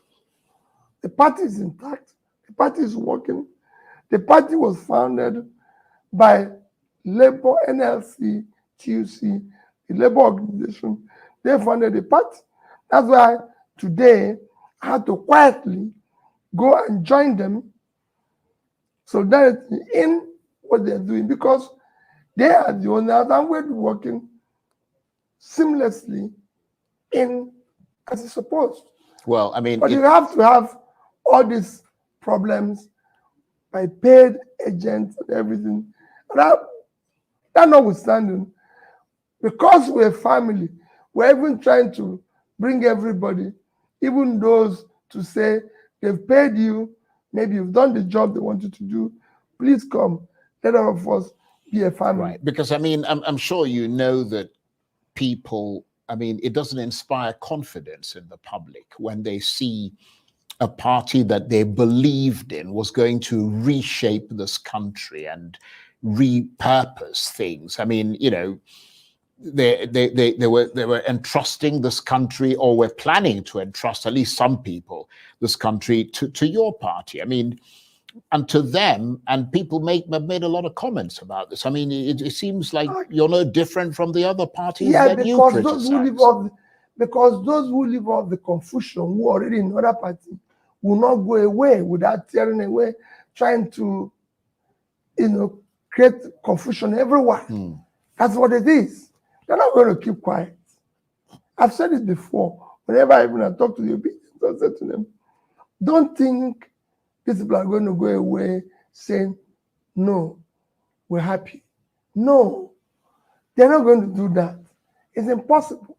But if we stay on doing the right thing, eventually we'll win. And that's what we want to continue doing. Right. And I assure you, that's where we are. Well, let's talk about one more apparent scandal. That's that audio leak. You might have talked about this before, but we want to sort of hear it from you again. That audio leak of what appeared to be a private conversation between you and Bishop David Oyedepo, in which you appeared to have described the elections as a religious war, and which has been seized upon by your critics as an example of you promoting a religious agenda. Did that conversation take place, or was it an outright artificial intelligence fabrication, or somewhere in between? Charles, whatever you call it, whatever anybody wants to make of it, it's fine with me. All I can tell you is that, Charles, I'm not a religious or tribal bigot. But you did have the conversation. No. I just tell you, what they make about it is their business. I've shown you several examples this evening of things that was said about me that is false. For dual citizen, for detention, for treason, for this. So whatever they make it, let me tell you, I am not a religious bigot. Right. I'm not a tribal bigot. But did that conversation go and take look in the history of this country and ask yourself, how many people have been opportune to serve privately and publicly and surrounded themselves around with Nigerians? I've said it before. I was governor of my state for 8 years. My ADC, which I mention every day, who is the closest person to me, is from Kano. They said, I demolished mosque in Onitsha. I made Muslims to carry ID card. My police commissioner was from Kano. He was a Muslim. My ADC is from Kano. He was a Muslim. And I'm asking his people to carry ID card, and I was demolishing where they go to worship. Now I went to celebrate Salah with the people in the mosque. I saw the pictures. And they said it was me who rebuilt the mosque when it was destroyed under another governor. So I built the mosque, but I was being labeled as the man who demolished it. Where do you start? These things, like I said yesterday, development doesn't know religion or tribal. All these people are saying, let them show me the road they built. That I've never seen a road constructed where only the Muslims are allowed to pass. Like I said, those who are talking about religion in this country, can they show me where Muslims buy bread cheaper? So we can go there and buy the bread. Or show me where Christians buy bread cheaper. They only use this. People only bring issue of religion and tribal because they're not competent. Because they don't want to serve. Right. So that conversation didn't. So for me, with Photo Vibrance, you can transform any photo into a mesmerizing moving image in just a few clicks. Simply drop your image into Vibrance. Charles, let me even assume it happened.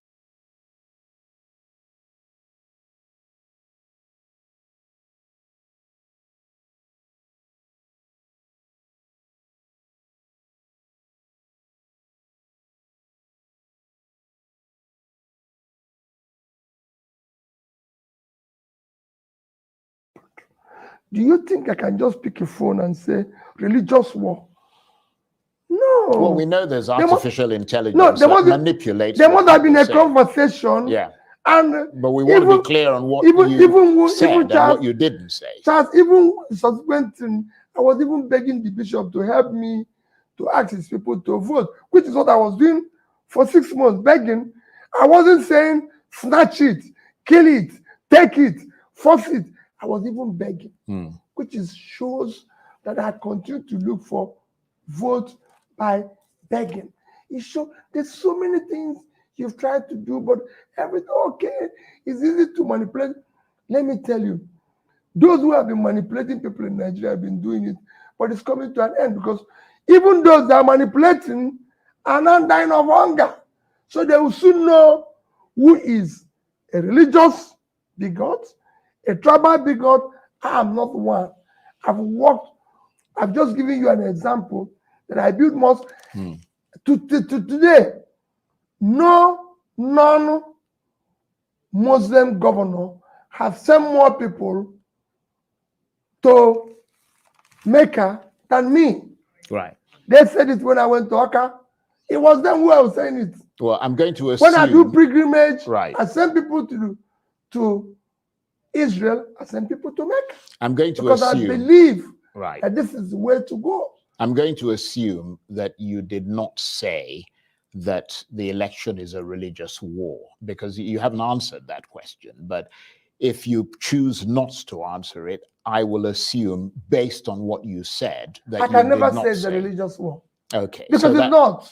Right. So that clarifies if there's a conversation, even if, Charles, just like what's happened to me in London, even if I was stopped, you can call it I was stopped or even detained.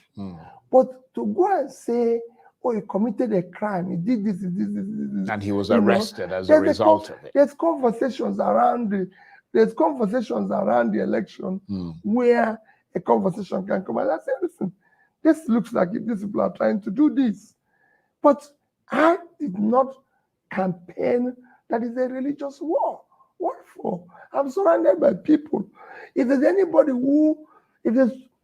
where a president and vice worked as brothers, it is me and Datti. And he knows. And I will always tell him, Datti, we must pull these people out of poverty. I came to you because you're a young man. For the first time in history of Nigeria, we had a presidential candidate, vice presidential candidate, a party chairman. There were people born after Nigerian independence. I said, with three of us, we must save this country. And he knows my commitment to it. We must do this, we must do this. I can't be doing it with the background of a religious war. We've got or even tribal one. Right. We've got about a minute and a half left, sadly. How would you describe your mood and your state of mind as Inauguration Day approaches? I mean, you clearly are not the one who will be sworn in, even though you believe that you won the election, but was, as your party put it, rigged out. What is your mood as that date Charles, have you seen my mood change? No. I'm not desperate to be president of Nigeria. I'm desperate to see Nigeria work. I'm desperate to see a good Nigeria.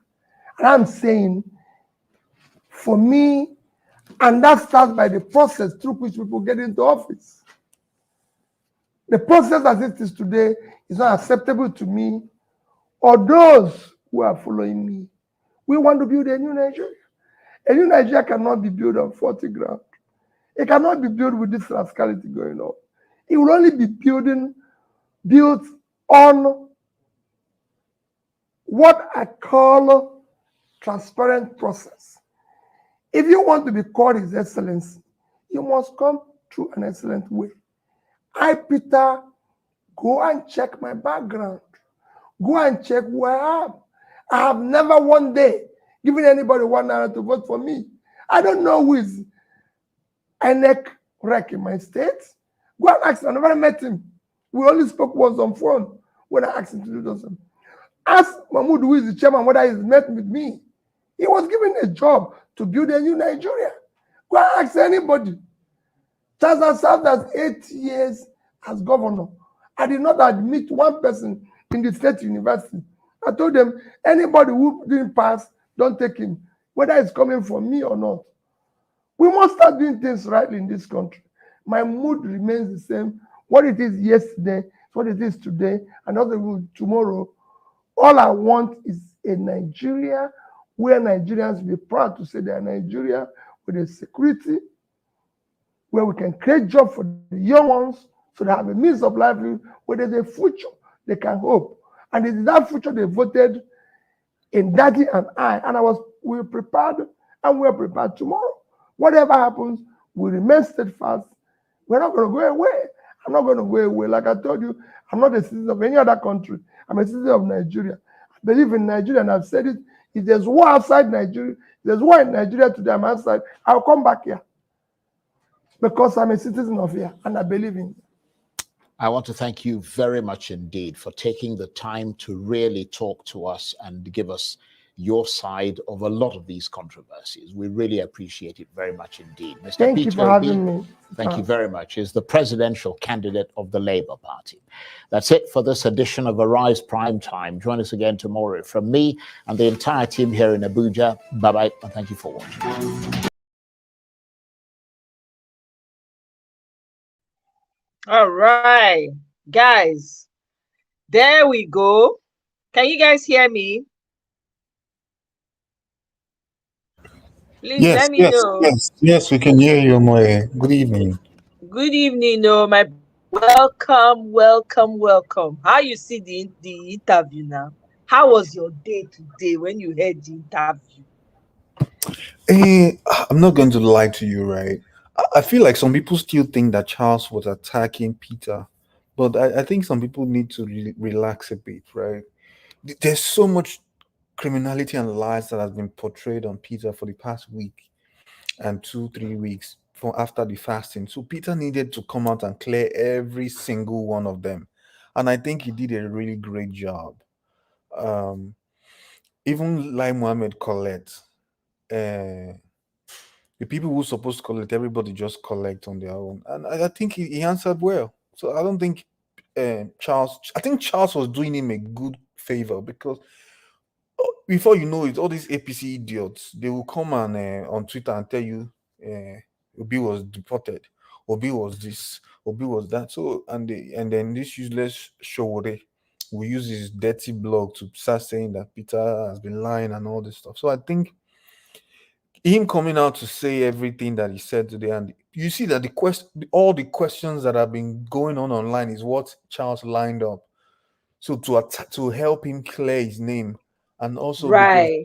I kind of felt that way too. When I was listening to it, I was like, this is actually a great. I wasn't thinking like you did, like, oh, Charles is actually, he's actually doing a good job by bringing up. I just felt like those questions were very important to quell a lot of the narratives that these Agbado people have been running around with. That's how I felt about it. So I felt like it gave him a good opportunity to explain, not for us, not to the people who stand for the truth, not for the obedience, but for the naysayers, to say, look, I'm in your face right now. And his responses were very wise. That's how I kind of felt about it. So overall, I thought it was a great interview. And as usual, Peter Obi is wise, man. That man is wisdom. Hey! He's like a musician. He knows the intro and the exit. His intro is always good. Thank you, my respected elder brother. And his exit is, if you want to be referred as His Excellency, the process that brings you must be excellent. That's his exit. Only wise people think like that. Exactly. And Eunice said something here that I have to also. Pius says, "Oh my, I know that Igbos are jealous of their own. Look, Namdi, yeah, I know, my people, my brother, I know, Pius, I totally get it. Yes, so Charles too, they don't grill Agbado people like that. When they try to, remember one time, you, if they grill Agbado people, would you listen? Before you know, they'll start rolling their eyes and looking at the screen. They'll become defensive. The last time he was asking them questions, almost fought Charles now. When they came aggressive, Charles had to say, why are you being aggressive? That Yoruba man. He said, Charles. Yes.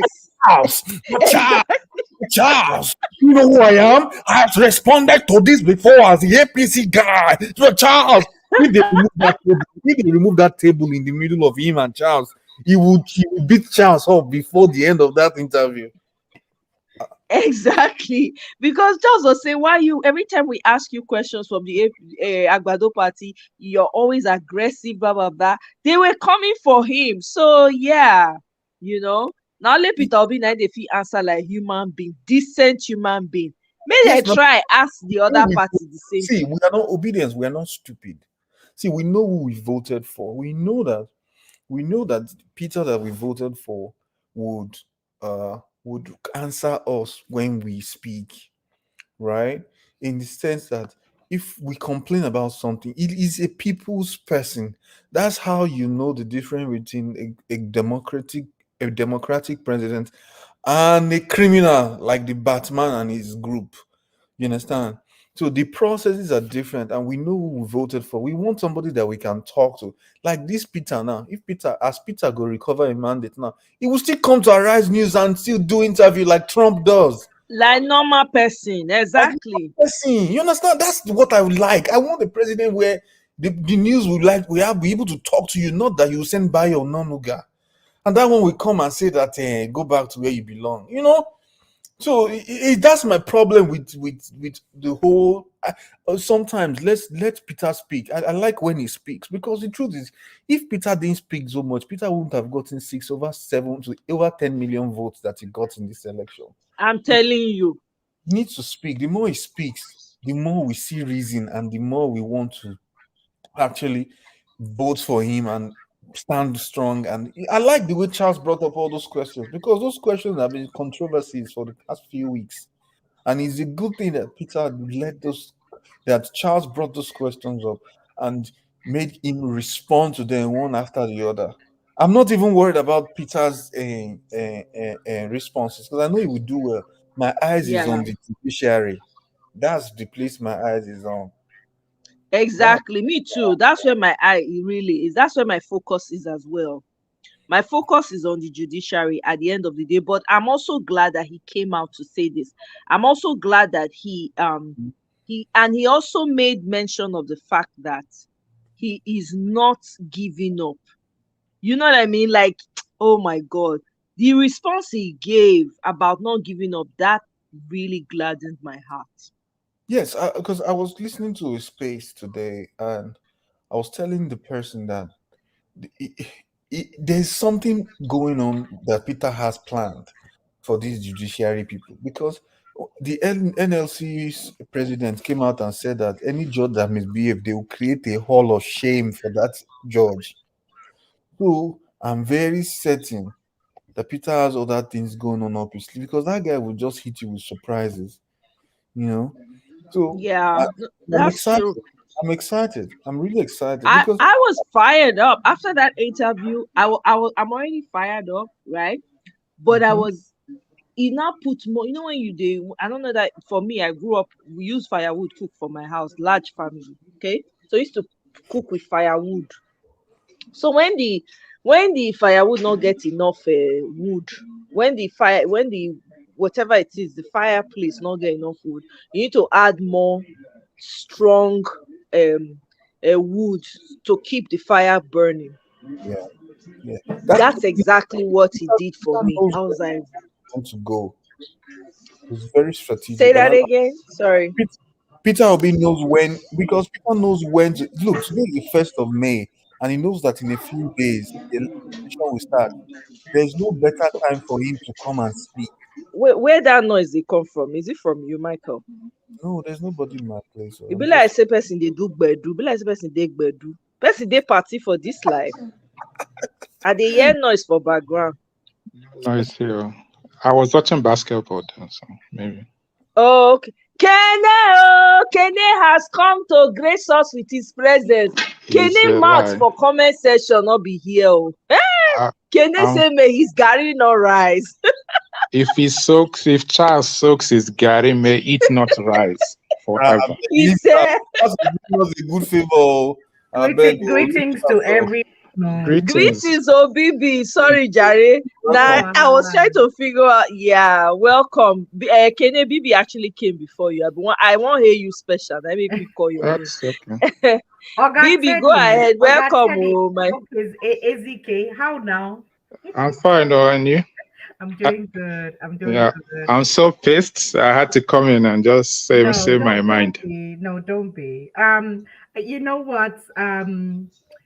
What I loved about this interview is there's so many ways to call someone a fool without actually saying the words. And that's exactly what happened here.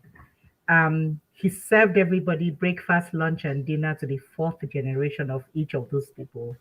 And he did not even use bad words. He said it so nicely that it will take somebody very intelligent or somebody very dumb not to get it. Because they were, I mean, he called them out for what they all are: lazy leaders, selfish leaders, people that don't care even about their own self, people that don't even want a future. They don't have a future. I listened to that part where he said, that young ones can't even walk on the street with their computers. And I thought to myself, all these so-called big men that have their kids abroad, none of them has ever walked on the road wherever they are and somebody accosted them with the fact that they're holding either their laptop or you go into a Starbucks to do any work with your laptop and anybody comes to ask you, why are you doing that? But you can't even get in a car and drive a car on Nigerian road without getting accosted or getting slapped at or smacked at. So I like how he called them out for their attitude. But I also liked how calm he was in answering each question appropriately, accordingly, with examples. There's nothing as nice as when you reference, either things that have happened and the person can actually sit back down and say, oh, yeah, that's true. I recall when that happened. And that's what Peter Obi did. And if there's the only part I got upset was, when the guy was asking him questions and he was telling them what they should do or they should provide jobs. And I'm like, no, don't give your secrets away because the other people are going to pick it up and they won't even know how to execute it. That's the only part I got upset because I'm like, you're giving out the answers to the questions. Let them figure it out. But he answered so majestically, like who he is. And at the end of the day, I think what this has done, I'm so glad this interview came on. It has shown people the kind of person he is after an election, very poised, very gentlemanly, well spoken, very eloquent, very fluent, well versed, knowing every sector of the area. And he touched on a very sensitive grain. And that sensitive grain is at the end of the day, Muslim or Christian, everybody wants to go to the market and buy something that they can afford. Nobody wants to be left hungry. It doesn't matter. A Muslim will still be hungry. A Muslim can still feel headache. A Christian can be hungry and a Christian can still feel headache. And I think it made me love him the more because how do you face a pack of people? Because at this point, it's Peter Obi and every other person. It's the Labour Party and against every other person. How do you handle all of them together and yet still show yourself above all of them? And in the area of the so-called chairman, the man that made himself chairman, I mean, can you imagine you're in the same party and yet you've never met, and you claim that you are chairman? So that means you're definitely not good at your job and you do not deserve that position. It was so on point. I can't stay for too long today, and I'm sure you can hear from my voice, I'm not that well, but I couldn't resist it when I was listening to it. I'm like, oh, I have to come in. I want to come and share how good I felt just listening to that and how much Peter B puts everybody in their respective places without lifting a hair. I can't imagine how Festus Akamo feels right this point, how Lai Mohammed feels at this point, because he just called him daft.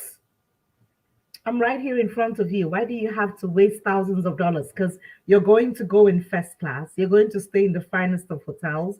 You're going to be chauffeured around when you go out to wherever you're going to, and all on taxpayers' money when all you had to do was to pick up a phone and talk to me and tell me, hey, what you're saying is treasonable. Can you stop saying things like that? But you had to go all the way around the world, spending how many hours, wasting our money to go and tell more lies.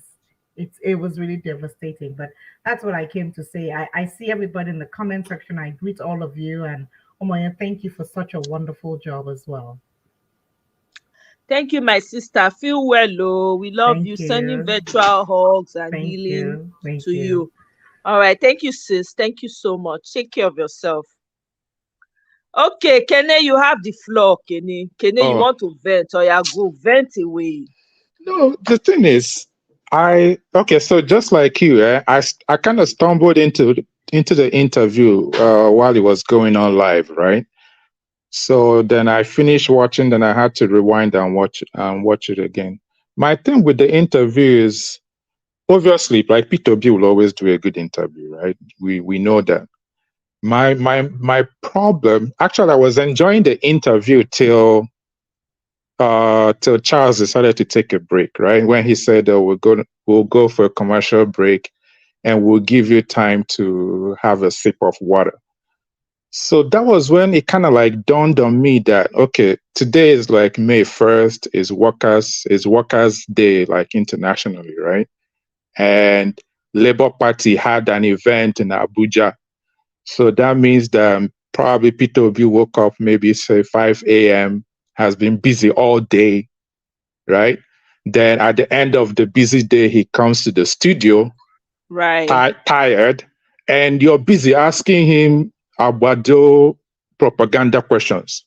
I mean, like it's to me, I found it disrespectful that he's asking him those kind of questions, because there's all propaganda questions. We know all those questions are lies. So why even bring it up? I know, like, you guys are saying that it's okay that he brought it up so that he will clear the issue. But I mean, like, it's petty, stupid questions and accusations. It doesn't warrant any it doesn't warrant any answer. I don't know if you saw Kenneth Okonkwo on channels. They were asking him. He was on channels today? He was on channel. I think it was today. I think there's a clip. I think there's a clip on channel. Yeah, it was on channels today. Yeah.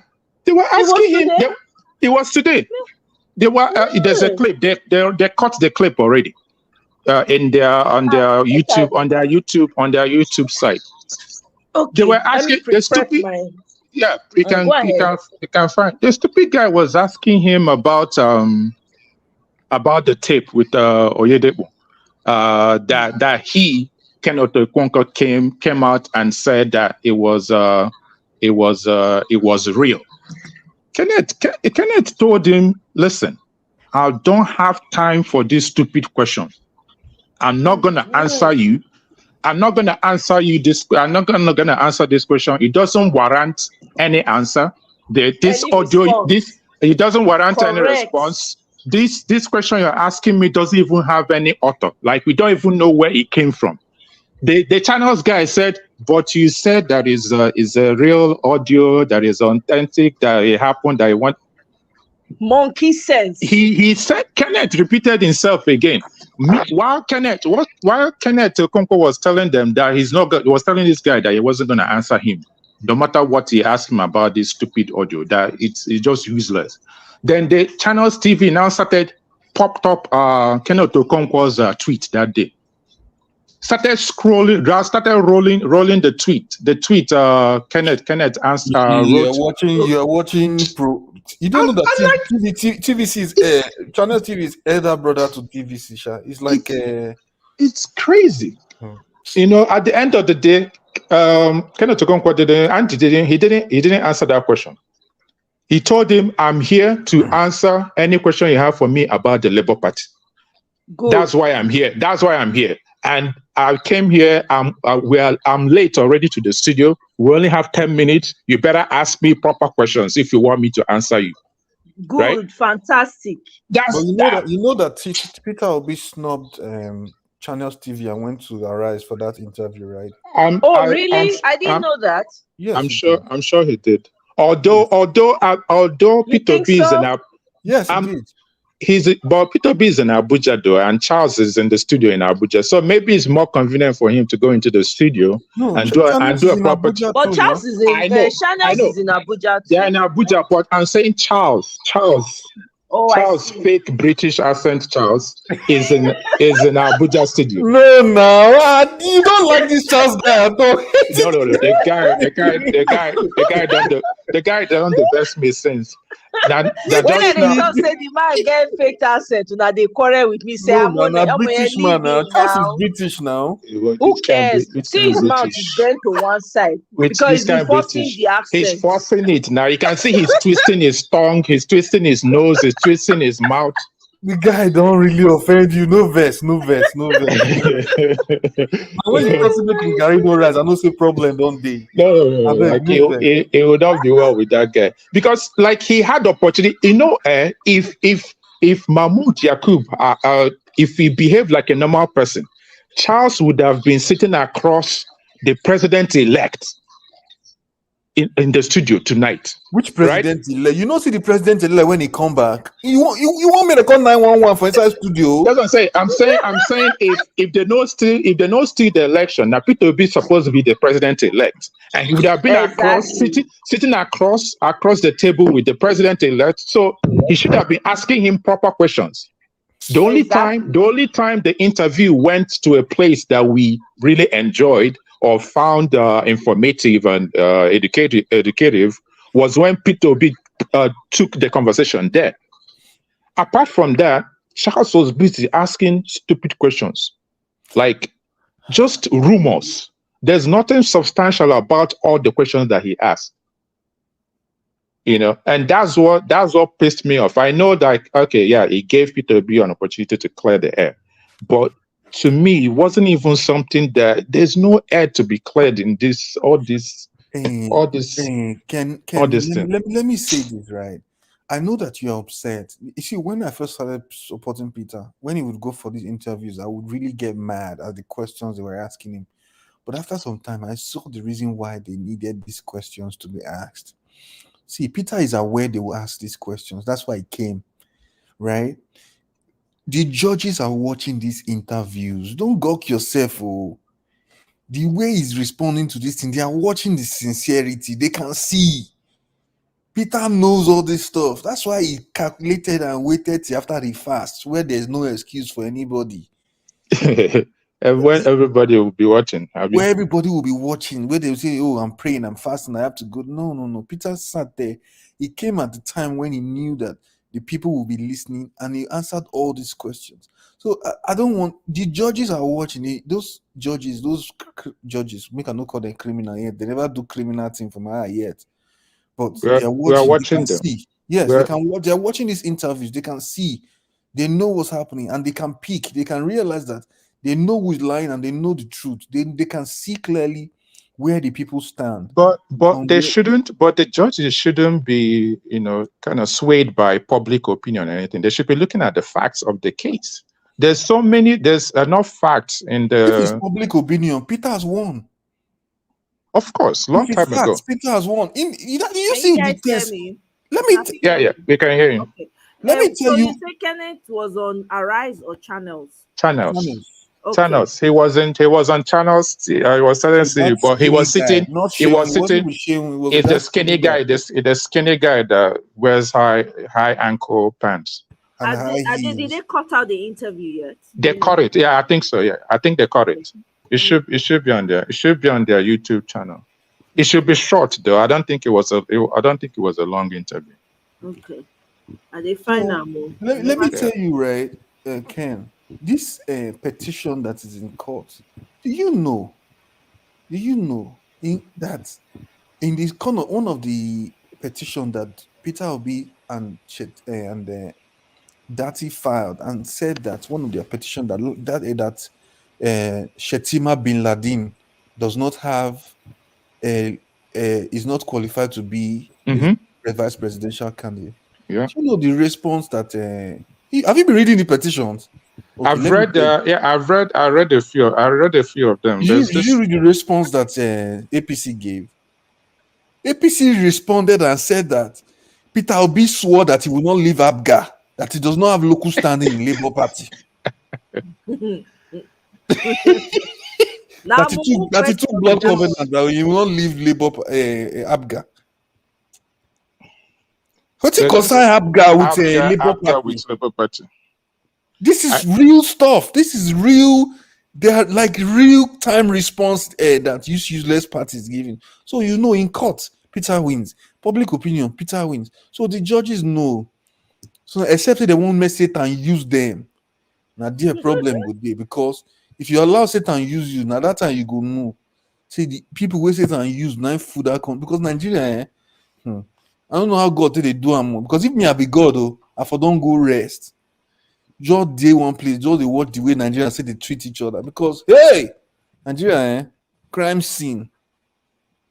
Come on, bring people back from Sudan. They carry money chop. I don't see. I'm just happy. I'm just happy that Peter will regain his money. If you see him, I bet share the link for my private chat. Yeah, I'll try and find it. Oh wait, I've seen it. Okay. So in the comment section, Kenny was saying that he disagrees with me, which is fine. But I'm not saying. Okay, let me see. Let me read the comment here. Okay, May I bring it out for you? Issue has no. I'm reading it. I'm reading it right. Okay. I don't think Charles did a great job with the interview. That's where I'm going to disagree with you, right? The interview obviously is a good interview, just because it's Peter Obi. Understand? So anytime Peter Obi does an interview, he does a proper interview. You can always get something out of a Peter Obi interview, no doubt. My problem with Charles is that even there was a question that Charles asked with regards to when Peter Obi was detained in London. After Peter Obi now answered that question, then Charles was like, "Oh yeah, I saw the document that the British immigration people gave you, stating that it was just a mere detention, blah blah blah." So if Charles already knew that it was a phony, the propaganda out there about the detention was just a phony story, why not just state it upfront, right? And move the conversation along in a positive manner. But he didn't do that. He's asking questions like gossip magazine, journalist. No, I think you're taking this thing too far. See, the man is supposed to clear himself. I like the way Peter answered all those questions. I'm not saying that you're not entitled to your own views, right? But I want you to see it in a sense like this. If Peter had answered 3 and left 1 question, this thing will still become a problem online tomorrow morning. That Peter is escaping these questions, and it will further set us back in the conversation we should be moving forward away from. You will see that all this stupid talk that used to happen, that will come up and people will say this, people will say that, people will say this. You will see that the conversation has ended tonight. I don't see the thing. We're saying all this. We're saying all this, but Tinubu hasn't answered any question. Atiku hasn't answered any question. Now, why you are going back? I'm not going back. They find animal there on. You say slave there. No. Understand this. What I'm trying to say is that a lot of people have already made up their mind on this thing.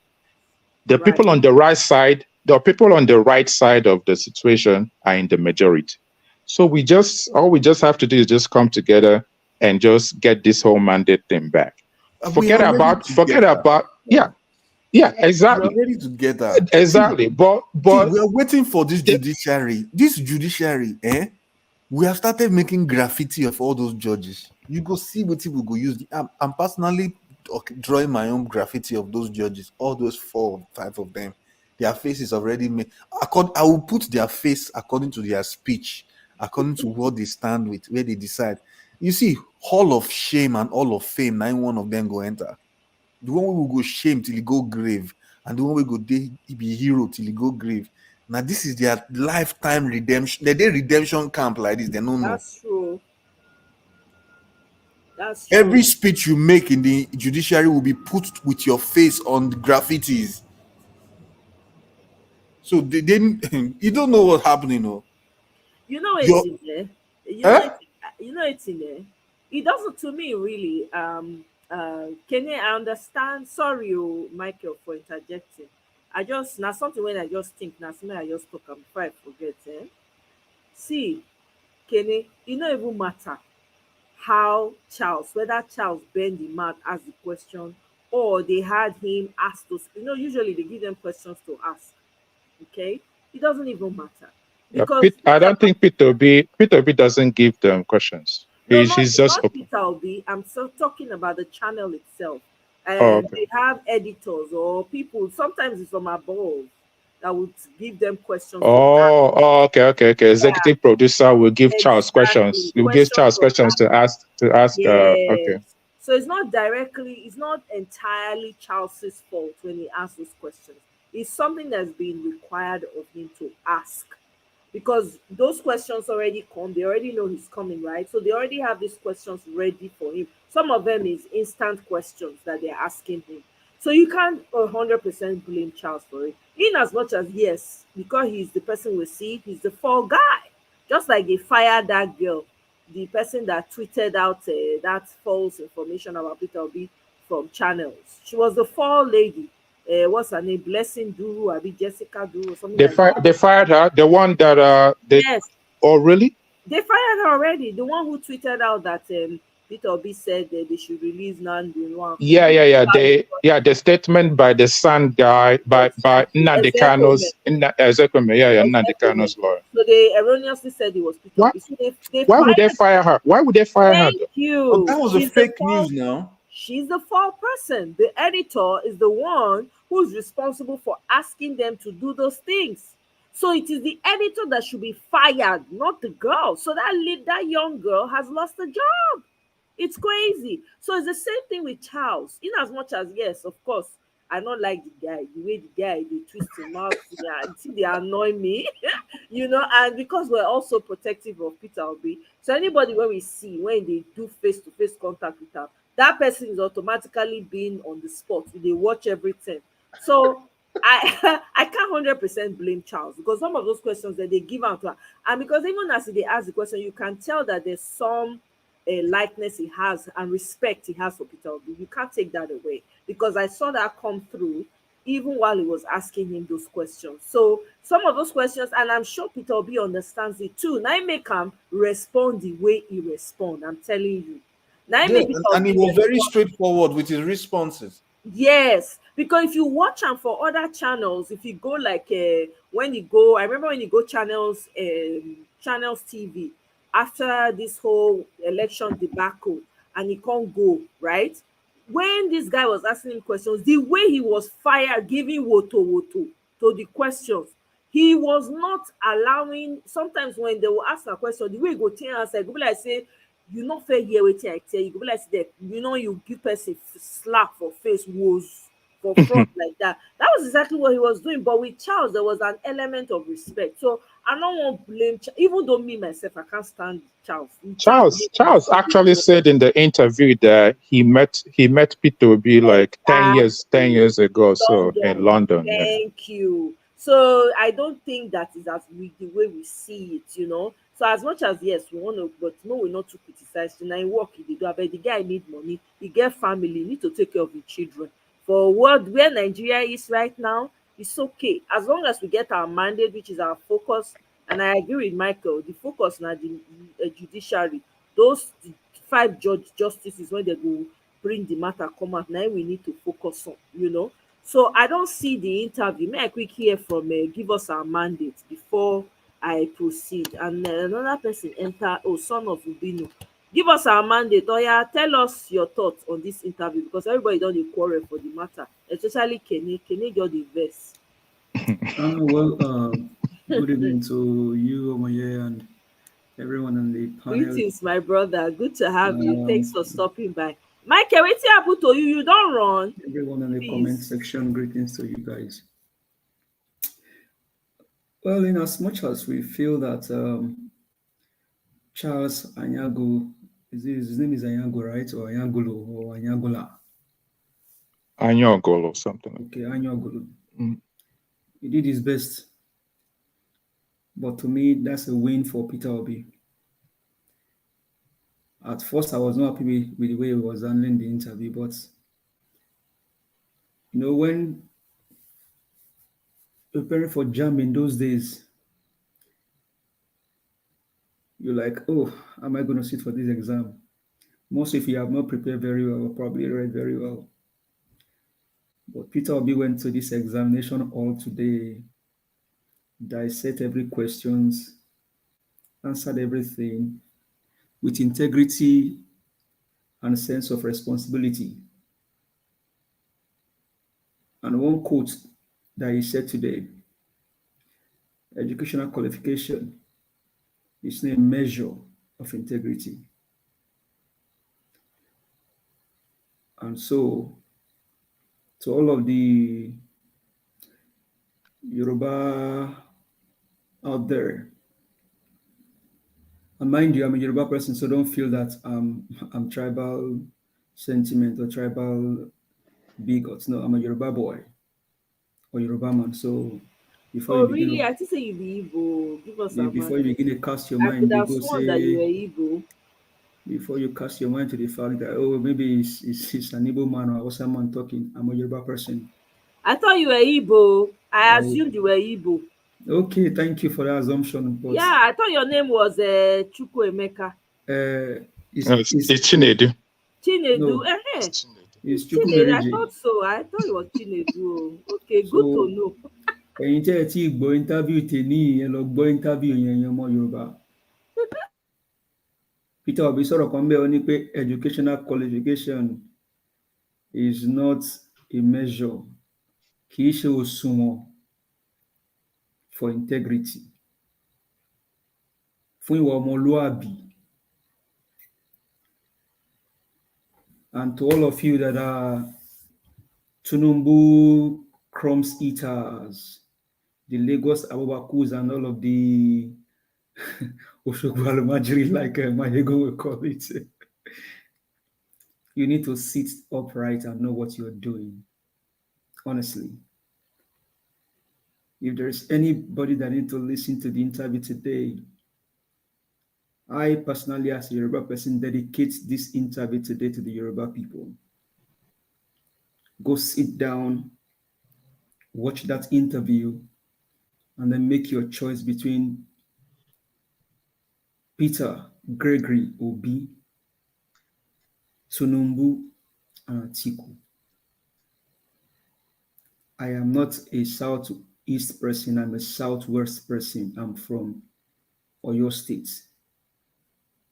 Fortunately, the Chief Justice of Nigeria, Olukayode Ariwola, is from my state. So Chief Justice Ariwola, should in case you missed that interview tonight, I encourage you, go listen to that interview. And all of the judges or justices that will be on the tribunal, you all need to go listen to the interview by Peter Gregory Obi on Arise News, on Arise TV today. Now, after listening to it, decide for yourself if you want this guy as your president, or you want a drug baron, or you want the man that has stolen Nigerian money to go buy houses in Dubai. Peter Obi is not a saint. We know that. But at this point, at this critical moment where we are in our country, Nigeria, Peter Obi can be the face of Africa, is the face of Africa. And so we should allow him to be the president. He's not a saint, he's not saying he's perfect. But at this point, Peter Obi is the man that, I mean, he entered into Delta State University. I saw that video before I joined. Anywhere the guy enter, it just like light has arrived. Tinubu cannot do that. Tinubu cannot sit the same way Peter Obi sat today to be interrogated or questioned or grilled like by Charles, like he did to Peter Obi. All questions answered and dusted. Nigerians, let's think. The Western world, they put forth the best of them to rule them. It is only Nigeria and West African countries I see that we put the worst to lead us.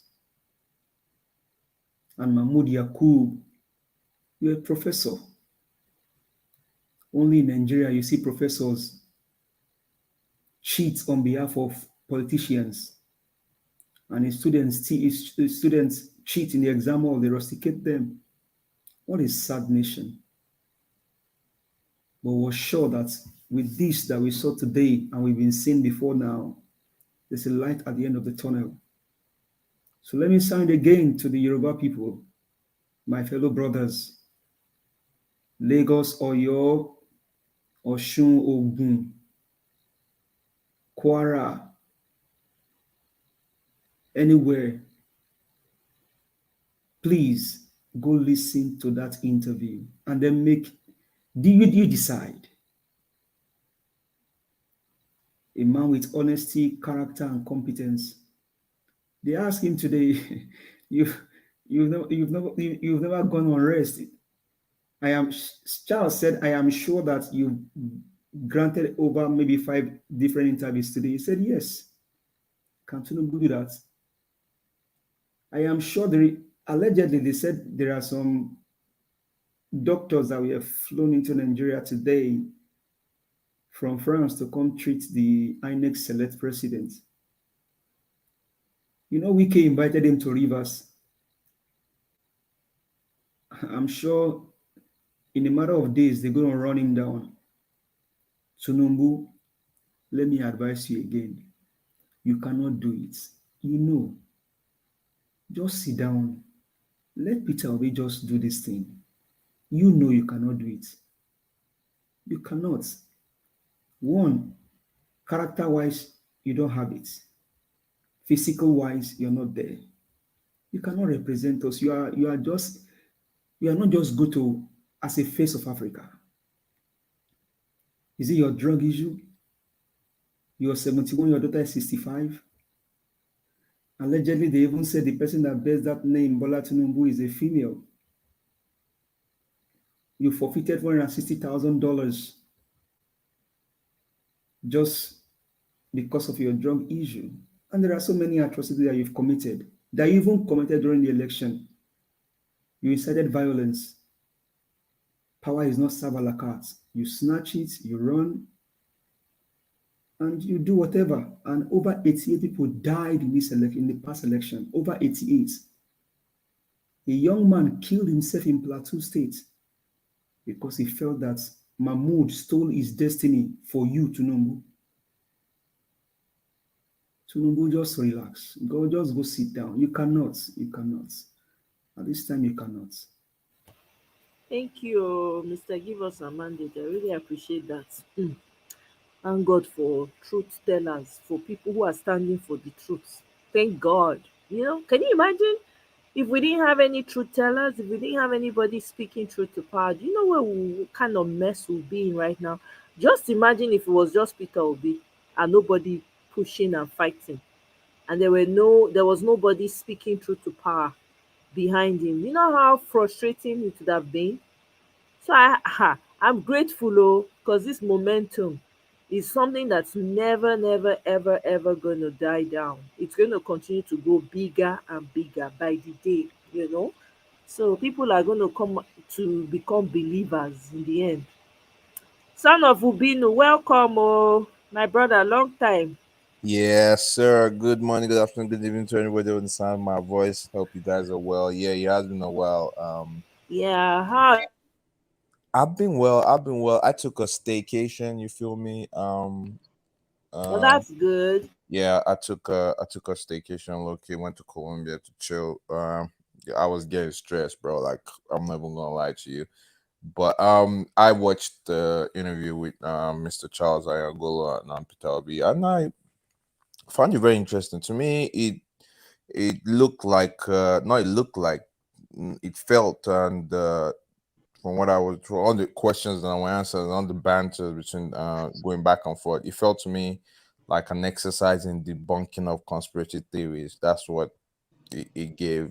It was that's what I got from that interview, because it was just putting out fires like a fireman, like just clarifying things we already know the answer to. But yeah, speak. Who is that?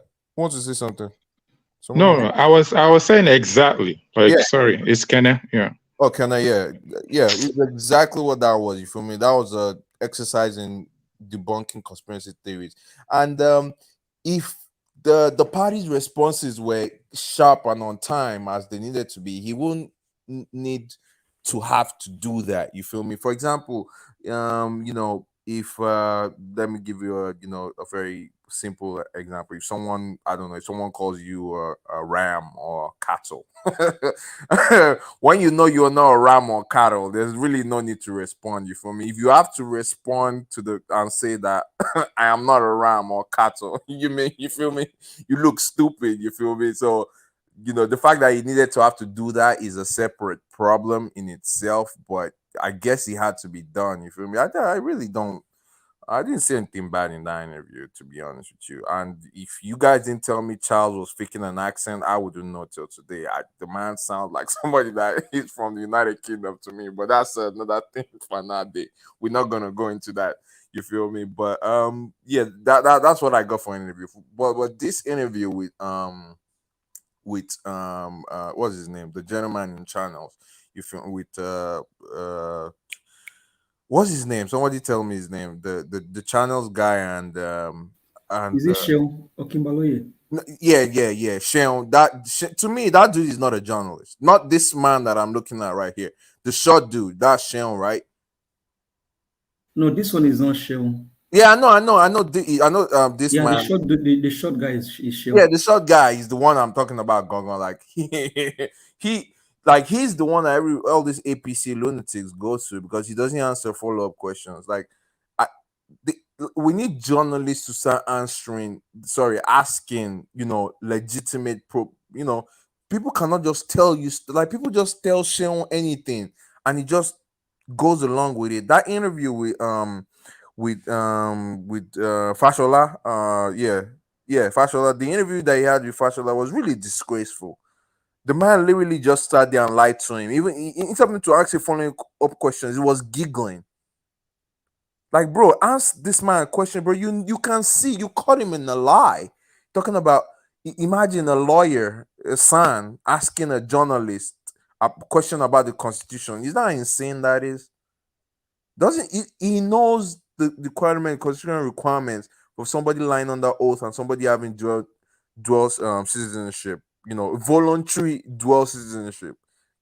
He knows this, but he's deflecting and Sean is helping him. So what's it called? The problem is from the what did Anthony Scaramucci say? The fish rots from the head down.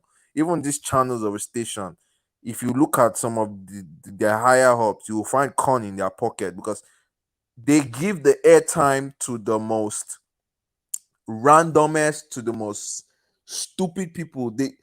Who knew who the hell Lamidi Agbado was till they dug him out of the fossil from where he came from? It's not channels that gave him airtime. It was channels that put him on TV. If not, nobody will know the hell Lamidi Agbado is. They went to bring him from a shrine, no. Na shrine he come from. Looks like a billy goat. We're just gonna leave that. Like the whole situation with Lamidi is really is one of the only things that can happen. The only things that can happen in our country because it's really laughable, bro. Like nobody knows who you are, bro. Like people done their groundwork campaign for months. You you just woke up one morning and said, "Nah, I'm the chairman of Labour Party," and they gave. I don't. I'm sorry. Somebody wants to say something. No, I No, think I think Oh, sorry. I think I will blame Rise TV because if you watch when Peter Obi was interviewed today, they showed Lamidi Abapa, right? You know, the lady and the other guy that interviewed Lamidi Abapa, when he wore that blue cap and that white white agbada, they were just looking at it like they were actually like I know they'll be thinking they are. No, the lady was shaking her head. You know, she had a sad face and she was That's shaking what her. She they were literally like. had a sad face and she was shaking her head for Yeah, real. they're like, Baba, let's see, man, like, you see, his more like, you know, those white ubukos. And the guy Probably, was even probably rolling, smelling like rolling on the sawdust tree. or He was something. just rolling, and then he trees. How can you intervene a responsible man sit that way in the studio, and he was just turning his chair like. Yeah, that was so you noticed that too. That You was guys really are terrible. You guys are bad. no. It shows the No, little it's things not like that about shows terrible. Look intent. at how There's Peter nobody Obi that sat goes down there for a today. serious interview with facts and figures, someone that is prepared. There's no way that such a person will sit in such a manner. It doesn't happen. We are all professionals here. How many people sit down like that in team meetings? Like, let's be serious now. Come on. I mean, you guys work. You guys are all professionals. How many people they sit for team meeting like that? Come People on. say Oko son and I, Oko son. I thought we already established that they brought him out from the shrine. So, Exactly. That's right. The so man they will collect the man from. exactly. So we But I should think the have. interview today again was that it was just like what what Michelle Obama said. When they go high, we go low. When they go low, we go high. So that's what I saw that interview today. That is just all. It just sealed everything. Like Again, shut it up your mouth, shouldn't. The presidential APCs. candidate shouldn't be the one debunking conspiracy I'm theory. telling you. If That's the somebody thing. capable should have done No, that no, no, weeks no. and At weeks least ago. the obedient did that. They did that. We know we need somebody on TV official, bro, debunking this shit immediately because it makes The if other, you leave no, it, listen, even sir, if you leave it spokespersons to that fester, come out it to grows, debunk that even though it's several supposed to come times. here. I'm sorry, No, I didn't hear. the next video we'll watch, this one that has been queued, will show you how to answer these stupid questions. Yeah, that's But it. you'll see it soon. Yeah. Let me address something briefly. Uh-huh. With regards to university professors in Niger, right? Even in the interview, Peter B mentioned his professor back in the day, Professor Nwala, some of the people that taught him. But those are people of integrity back in the day. Before, in universities that time, like in the up until the early 90s, the way it works is when you now write so from PhD, you go to reader, then from reader to professor. To get to professor, you write your thesis, 3 of them, right? Then they now send it to your peers abroad. Then they review it, and if it comes back to two of them positive or whatever, then you get the professor thing. At some point, what happens was that those theses now started going to local universities. So if you're teaching in UNN, they can send it to like maybe ABU, or they send it to UI or something, or University of Lagos. And that's when the Arrange thing now came in. So it's possible that you can send it to your colleague in another university, and they just pass you, and they make you professor. So professor today is not the same professor as professor back in the day. This is So true. yeah, so it's not the same kind of caliber of people. Just Only in forget Nigeria, about it. only in Nigeria does that happen. Yeah.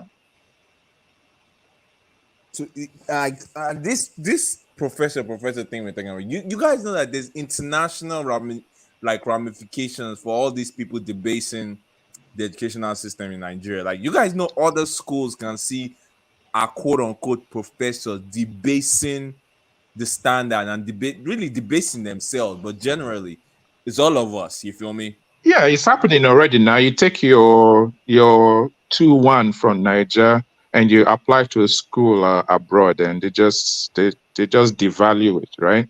They don't look at it as like something like authentic. They would like just the first impression is that, oh, it's subpar, I you mean, know. of course, like, with no disrespect, but I mean, will you blame them? Look at the state of our SANs, senior advocate. Look at the state of them. Integrity, none, nothing, no standards, nothing. Lawyers lie on TV. The bar doesn't say anything. In United States, all the lawyers that lied for Trump, every single one of them is facing something. Rudy Giuliani can no longer practice law in the state of New York. They're about to take his license in Jersey as well. Like, they They gotta be. debarred this guy now. What's his name? That's the attorney, the first attorney that they took Is his it license. Seponalis? Something Cohen. What's his Oh, name? Michael Cohen. Oh, yeah. Yeah, Michael Cohen. Yeah, they yeah. already took They took everything from they Michael took Cohen. everything from him. Everything they took from So him. let me quickly come to Mr. Ishaoluwa and then Mr. Obona really quickly before I play this video. Mr. Ishaoluwa, welcome, sir. Good evening. Happy Monday to you. You're on mute, so we can't hear you. Okay, maybe he stepped away. Yeah, I'm here. Okay. Can you hear me now? Yes, clearly. Yeah. Welcome, sir.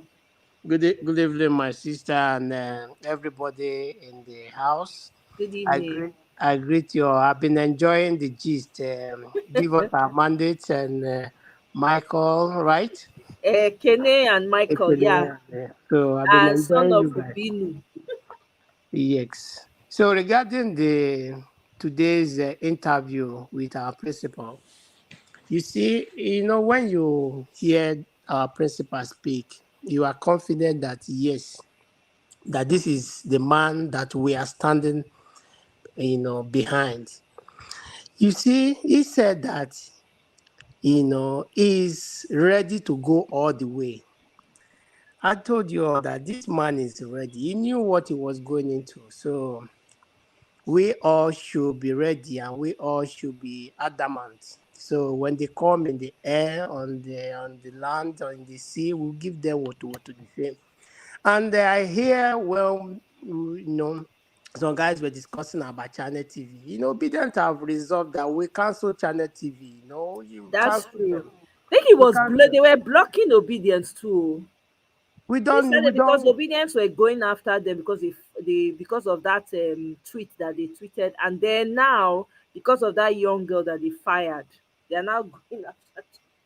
Yeah, we Channels have don't. been blocking Obedience. Go ahead. Yes, that is nice, because when they lose followership and they lose views, they will know what they will know the meaning, because without them having more views and having followers, subscribers, they are not, the station has really gone down. So we will show them that yes, they can't try our man and they will just go scot free. So me myself, I've unfollowed them everywhere that I have unfollowed them. I stopped watching them. What we resolve, that one person will watch it and send it to one of our platform, then everybody will view it from there. you know so by doing that, we have reduced their views, because they don't deserve it. They have been compromised. So let us face the fact, they have been compromised. Since they have shown us that they are on the other side, no problem. So we show them that yes, we are ready for the game. And for the Shawuru, that man is the Shawuru now. that, that one is in Shauru now. You see, today our principal reconfirmed that yes, that our man, the Labour Party chairman is Barrister Julius Abure. So he's certain. Nobody knows the Shauru now. He said, I don't even know him. So if he says that he's the chairman, the person, the key person in the party, you have not spoken with him. You don't have relationship with, you don't want to even look for him. So what is your interest? That is to tell you that he's on the other side. They planted him to destroy the Labour Party, but unfortunately, he has hit the rock, which is going to scatter, because he's dead on arrival. They can't penetrate on that side. My own. I've been saying this. Me, I'm not saying. Me, I'm just waiting for that May 29. I'm not seeing this man being sworn in. I'm still saying this, I'm not, I don't know how it's going to happen, but I'm not saying this man being sworn in. Me, that 29th, there will be a party, there will be celebration, but there will be normal swearing in, but I'm not seeing him sworn in. So me, I'm waiting for that day because that day I will take my popcorn, my seat, I will sit down and watch the drama that is going to happen that day because it's going to be so sweet. I'm eager to see that May 29. Trust me. No. You and all of us, so we are eager. We are all That eager. and you see what our principal said again. He said that the judiciary they are on trial, and which yes, he It's has true. sent that message to them today. He said they are on trial, so they should know that it's not business as usual. Yep. So they are on trial. So whoever that will be sitting on that panel, they should know Listen, that. I hate to be that guy, but I'm sorry. They're gonna swear for him on the 29th. I'm sorry. They We are. don't need to argue now. Is it not 29? We have already entered May now, so it's not. I'm not trying to argue with Either way, anybody. my popcorn is ready because No I problem personally now. want. With all 29, we still be here now. We will meet on the other side now. So Exactly. I don't know how it's going to happen, but let's between now and May 29, we see what is going to happen. No, we still have a Exactly. long way. We still have a long way. So don't we haven't started the judicial process. We will still see because the 10th, 12th, 13, is that 3 days, it's going to be the something is going to happen. So let's Like I let's wait said, and my see. popcorn is ready. Either way, though, Nigeria will never remain the same after this 29th. I Let, know that for a fact. Yeah, let me I understand you. I believe I don't want to argue. I don't want to dispute what you are saying. What you are saying might be right, but me, I'm telling you that I'm not saying this man this one. So let's wait on the 29th of May. It's for anyway, us to find out let In that me good play process. this health, you feel video. me? Let me We play gonna see this that day. video. Amen. Let's go. Let me play this video so we can move on after this. All right. Led faction of the Labour Party. The National Executive Council meeting is expected to hold in Bauchi State, but in a swift reaction, the Julius Aburi-led executives are kicking against this, calling it illegal. Well, there's a lot to cover in this, as the issues actually date back to last year's primaries and several court processes afterwards. What is going on in the camp of the party that shocked a lot of political scientists and bookmakers? Well, we're joined on the program by Mr. Kenneth Okonkwo, who's a lawyer and spokesperson of the Labour Party ObiDatti Presidential Campaign Council, joins us live from our Abuja studio. Good evening, and thank you for joining us on the program. Yeah, good evening for having me, and good evening, viewers. Joining Well, us.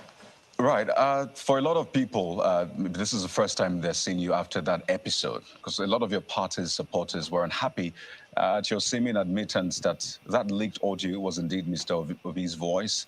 And Mr. Obi and the party, of course, released a statement later describing it as fake and doctored. And for a lot of people, they were wondering what exactly played out in that episode. Well, as you can see, we just have about 10 minutes left. If you can proceed to the issue of the party, because there's no more time. At a very comfortable time next time, we'll address that issue. Okay. It is still, you don't give relevance to a tape that has no author. That tape has no author. No, I'm talking about the statement. Value and is useless. Right. I'm talking about the statement that you put out, Mr. Okonkwo. Yes. Oh, by the way, we actually scheduled more time, but I mean, we wish you had arrived earlier, so we'll have more time on this conversation. But I'm talking about the statement you released. What exactly was it that there was no approval from the party? For a lot of people, this is the first time they're actually hearing you speak after that. So just to clear the air, essentially, that's the point. Well, like I said, I am here to talk about the Labour Party, and we don't have time. We will have time for that, and we will clear the air, because there is nothing you can say about a useless tape that has no author. That tape has no author, so it is useless, and it's not worth saying anything about it. You don't deny or confirm anything about a useless tape. I simply said there is nothing in that tape that needs anybody to deny or to confirm. I have no business denying or confirming a useless tape. if we can proceed.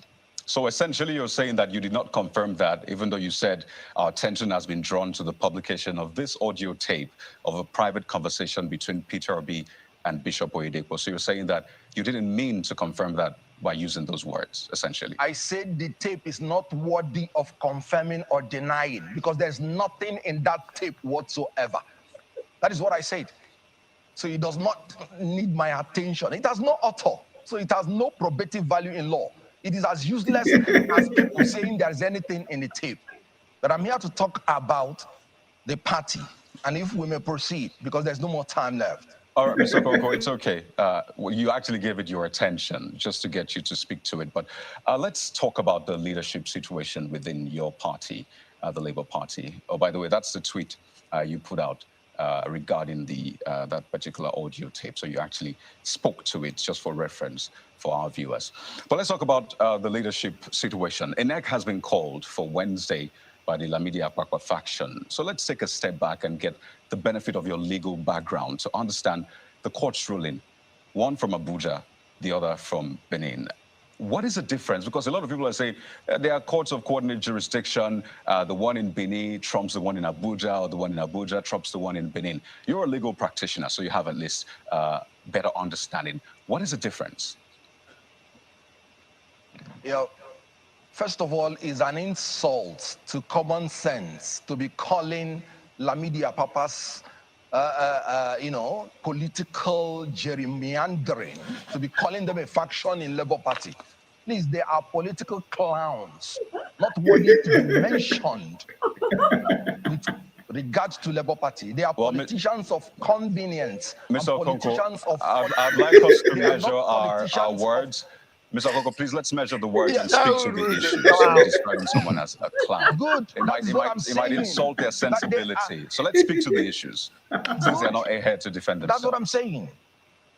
They are politicians of convenience and politicians of fortune. They are not politicians of conviction. They are not politicians of fortitude. I'm here to tell you that you should not ever call them a faction of Labour Party. There is no crisis in Labour Party. And I refer you to the Labour Party Constitution.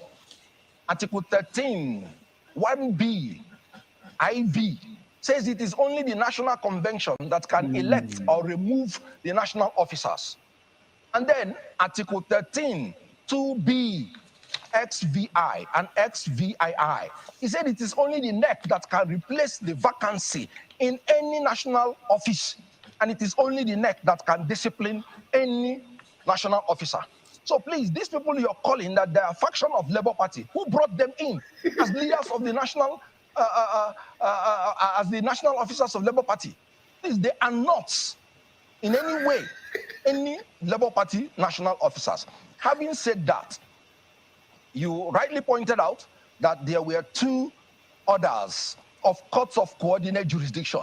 One from Edo, where the main issue started from, and which the Supreme Court has settled in Suleiman and APC. And I'm talking about 2023, 5 NWLR, and I'm talking about part 1877.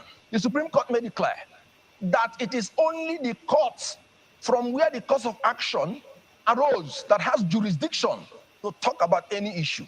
And that court is located in Edo State. And the court has given an order restraining anybody from restraining the national officers of Labour Party from doing their duties. So the ex parte order by the courts in the Federal Capital Territory, which lacks jurisdiction to entertain it, is null and void. All right, Mr. Okonkwo, for the benefit of our viewers, let us show that court, the court ruling from Benin City first, and see who the court was speaking to and what the court asked for. If we just pull that up, the court. So that's what the court said, the final ruling from the Benin City High Court, saying that I hereby make an order of interim injunction restraining the first and second defendants. By the way, the first and second defendants in this case, the Ward 3 chairman, that's Thompson Ehigwese and Lucky Shoaibu, essentially. Those are the first and second defendants, and those are the ones that the judge was speaking to. So it says, from submitting and or transmitting the purported notice of suspension signed by Ward 3 executive of Labour Party to the third defendant for deliberation. The third defendant is Labour Party. So when you say that the court in Benin restricts even the national officers, at what point or which part of this order does that reflect, or is that reflected, rather? No. I said the courts in the Federal Capital Territory is the one that restrained or purportedly restrained the national officers from acting. The court in Benin City restrained the defendants, that's those people who purportedly suspended national officers, from doing anything with that illegal suspension. Meaning no, this is Mr. Okonkwo, pardon me. Please, let's go through the Abuja one now, just so we know, because the Abuja case does not refer to the ward at all. In fact, you can see the defendants, Mr. Bure and others. And the order from the court, if we just go to the lower part, essentially says that the force to the fourth defendant, that from Mr. Bure to Mr. Ojukwu, that their agents, previous servants, employees, and representatives whatsoever described are actually restricted from or restrained from parading themselves as national chairman, national secretary, and all. And then it goes on to say an order is granted abridging the time. So it does not speak to the ward, which the case in Benin is about. So to that extent, aren't they different? Good. That is why I'm telling you. That is why that order is flawed completely. Having read that order, what have you made out of that order? Nothing. The order is flawed. First of all, are you describing the order of a court as flawed? That's the order of a court. Oh, yes. So, yes, you have the right to criticize the ruling of a court. That ruling ought not to have been in the first place by the law. The law says it clearly. You cannot use ex parte order. You cannot use it to affect the interest of an adverse party that you have not heard from. What that order did, ex parte order is meant to be a shield to protect a claimant from irreparable damage that will occur to him before the other party is heard. You cannot use ex parte motion and ex parte order to affect the interest of another party that you have not heard from. That is against the Constitution, Section 36, Section 1, and Section 36, subsection 5. You cannot affect the rights of any Nigerian without first of all hearing from him. That is against natural justice, equity, and good conscience. Right, Mr. Okonkwo, as we wind down, the Supreme Court has already condemned. Right. So is that why Mr. Bure is remaining as the national chairman in disobedience of that court order? So he would rather disobey the court order rather than go to court to withdraw that order? Oh, sorry. Mr. Bure and Labour Party is a law-abiding party, despite the fact that that order is completely flawed because it is an abuse of ex parte order. So the Labour Party, Abure, is restrained. He's not doing anything now. Pending the determination, the court is going to rule on jurisdiction.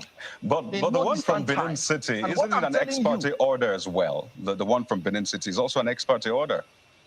So what's different? No, like I said, you use the ex parte order to restrain people from doing damage to your rights. That is what Julius Abure did in the Benin High Court that has jurisdiction over it. But the Abuja High Court, they used ex parte order to behead a human being in Nigeria. A political party is a human being recognized by law. Well, Mr. Kenneth Okonkwo, an ex parte order. I mean, you're a legal practitioner, so I imagine that you, at least you hold the courts in high esteem, but we're totally out of time. We wish we had more time for this. But we'd like to thank you so much, Mr. Kenneth Okonkwo, who is a lawyer and spokesperson, Labour Party ObiDatti Presidential Campaign Council. By the way, thank you so much for your time. Can you just imagine? He wore them out completely. This is supposed to be a sound, not be Otobo. I'm telling you, he wore them out completely. The man no give a chance. As they flog them, woto. Oh my goodness. But what has Channels TV turned into? Because in those days back then, channels used to be like CNN of Nigeria, and Yes, now Agbado don't enter their that pocket. is what we call When Agbado compromise enter, channel their now. brain suspend. They take their brain when they give them come. no wonder I even like what Peter Obi said today about Liar Mohammed. He Oh said, yeah. my house is in Onitsha. This guy had to waste taxpayers' money to go to the US to go announce that I am, is it treasoning? When you could have just said, yes, go and pick this man. You can just say, you can stay in Kwara State. You can stay in Lorry. And then just Radio Abuja, go and pick Peter Obi up in Onitsha. You have to travel to the United States to come tell you. That's And he said, he waste of added, he money. said, if you go to his village, there are people that don't have, they are not opportunity to go to school. They don't have school. If he That has was what used it to build Mr. Peter about 6 said. blocks, That money would have been used to build a school. He calculated, he was specific too with his recommendation. He said it's one block of school with 6 classrooms. Exactly. He was specific. And before he recommended that, he told them, I've been in government, so I know. Then he told him exactly what that money can be used for. And that's that, that's like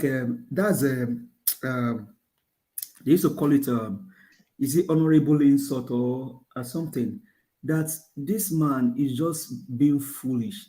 The money would have probably put in the hands of people that need money.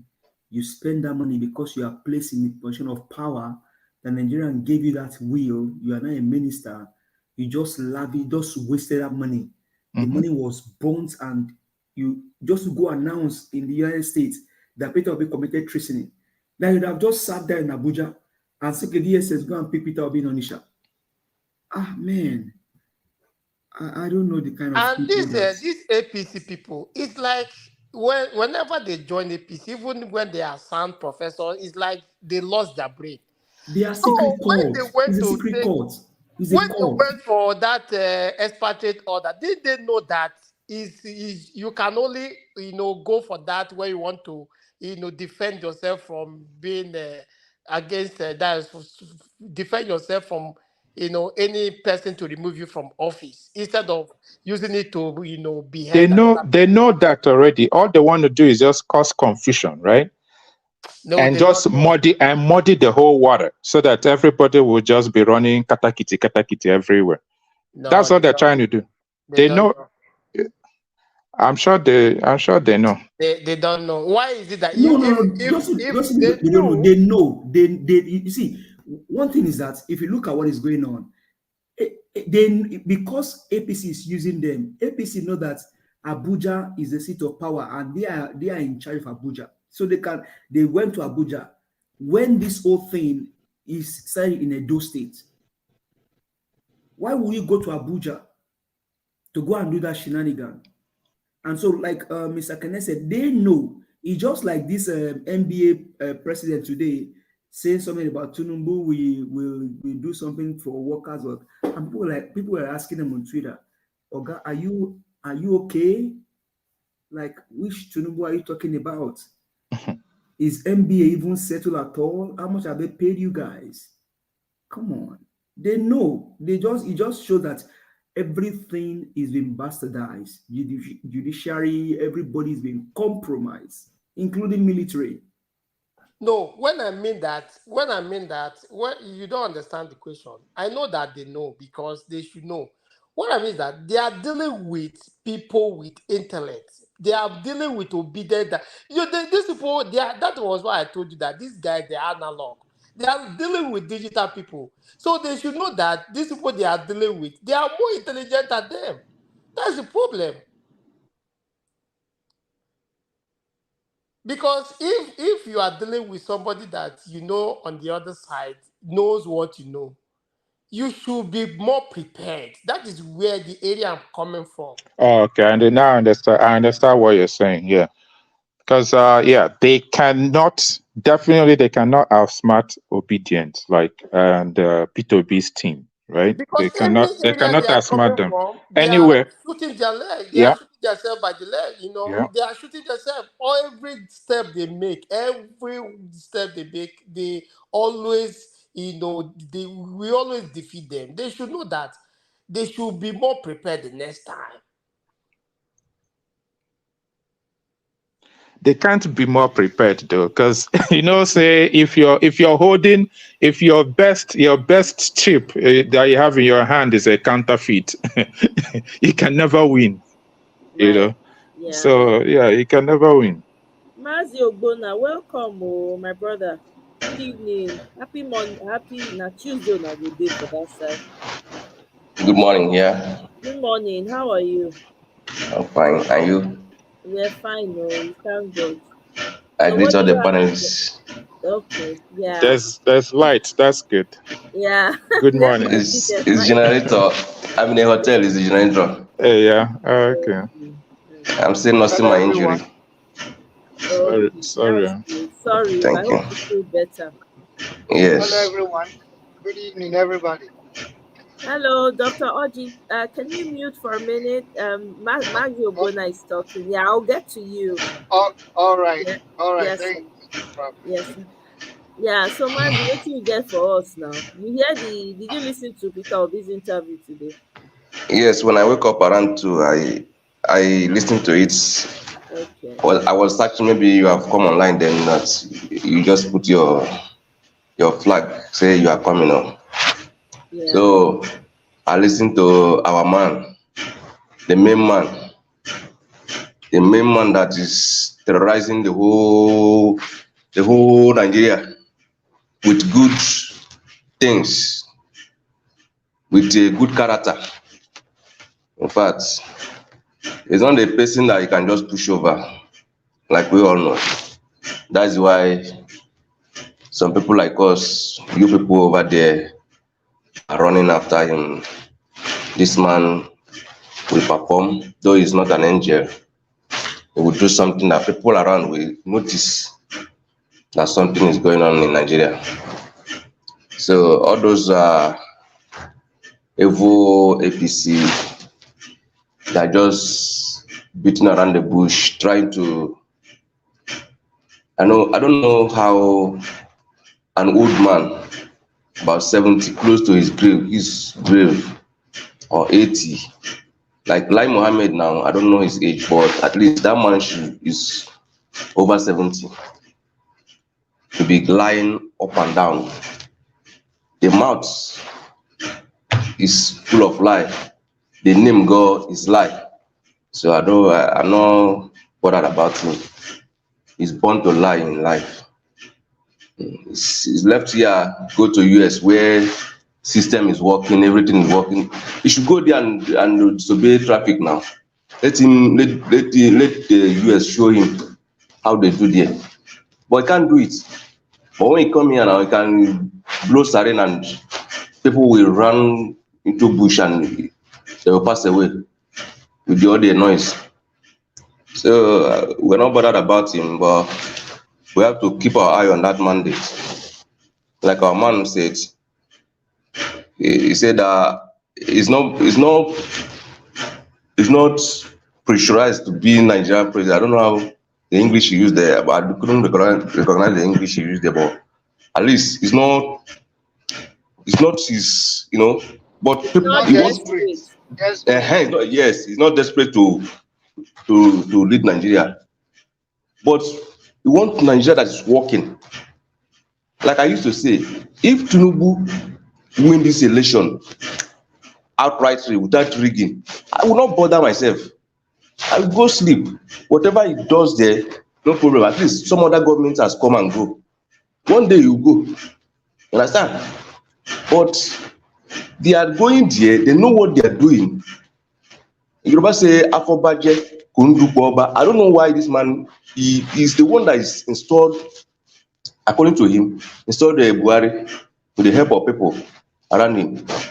But it's not coming down after 8 years to be a president. Which kind of president? And even being that president, he did not win with that vote that he's supposed to win. You are just putting around the bush. They bring somebody that they give bribe and they do all whatever they do to just install an old brain that does not know how to operate a smartphone. Have you ever seen Tinubu operate smartphone? I've never seen him on picture, on video, operate smartphone, which small children are operating. That's true. I haven't seen him on. Yes, that's true. He can't. That's a good call out, though. Yes, they can't now. Those people, they can't operate this thing. Nobody teach me how to operate this thing. No, nobody teach me. I operate myself. But these guys, they have aides that do this thing for them. You understand? The rotten brain. The brain is off now. Sorry. There's a day he went for campaign at Port Harcourt. I don't know whether you watched that video. They want to say national anthem. This man has to raise the staff up. What a mess, man. Oshamele. I think it was Oshamele. Oshamele brought his hand down. Yes, I watched the video. I come to my paper, I say, what are we up to? These people, they don't know what they're doing. As big as Nigeria is, somebody that does not, the brain is not working, functioning well. There's a woman, it's an Hausa woman or a Fulani woman that defected from APC to PDP. They were asking the woman that time. See, this man is not. It should be. I don't know. I forgot. Okay. This man cannot coordinate himself again. And it's that man that people are still hailing because of the rhetoric things they are going to eat. Kayemu them, FFK, still following that. These people they are just desperate for that seat. And I think the end has come by the grace of God. I just believe that end has come for it. They have done a lot of evil things against Nigerians. We talk of light, no light. We talk of nothing. Nothing. They can even hold hand for 8 years. I used to think that if a government is coming and is promising a lot, even if it's not doing anything, do one thing like this, hold it tight, that this is what I did after my 8 years, or after my 4 years. But these people have nothing. They are just there, borrow money, share it, do a lot of things. The corruption is more when they come in, snakes start swelling money, monkeys, and all other things. They use 200 million to cut grass. You see that corruption is even more and more. That's why some people will doubt that is it still Buhari that they voted for, and they say he has repented. He has repented from the way he ruled in 1984. Is it still the same Buhari that is still there, or they clone the man? So my people, if you see our principal speak, you see intelligence, you see knowledge, you see people who understand how people feel, that understand people's feeling. You understand? So in fact I appreciate the man. He's not moved. It's still the same way I was yesterday, the same way today, the same way tomorrow. He's got to try all his possible best. And we are at his back, at the grace of God. Me and other people that love truth. Because truth is the only thing that can set us free in this country. Because this country is built on lie.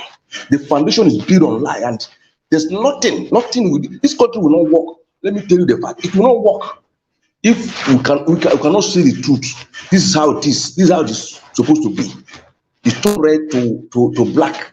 It turn white to red. Policeman will see you and say, stop there. They would start doing all sorts of things, harassing you, telling lies against you. But what he did not do? Everywhere the lie is there. You go to police station, go to every institution in Nigeria, lies are there. Let me shock you people. I went to go and get my NIN. because I did the first one, they say it's not working.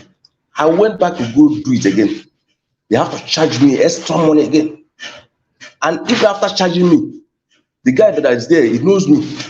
I was, okay, do this thing for me. Let me go. I don't know how you do this thing. Help me do this thing. He started shouting on me. I said, is it because you know me? If you don't know me, you don't know where I come from. So you be shouting at me like this. I still pay you money. You don't want to do what you're supposed to do. Because all this work that you are asking me to do now, you are the one to feed this thing and do it for me. Because I paid you money. They charge people. That is extra. They will tell you, we run on chain, we do this on. Whereas if you go to bank to go and collect your ATM, it is under how many minutes? They will give you ATM. They print it there, you go. So Nigeria is not working, I'm telling you. Nothing is working in Nigeria. As this light is on now, it's Jane. Since night. It's Jane that we are running now. So my people, our mandate is sure by the grace of God. How they are going to do it, we don't know. It's God that will do it for us. We believe that our mandate is sure. Yes, thank you very much. it is very sure. Thank you very much, Mazi. We appreciate your contribution. That's who you talk for here. Thank you. Dr. Oji, you can unmute now.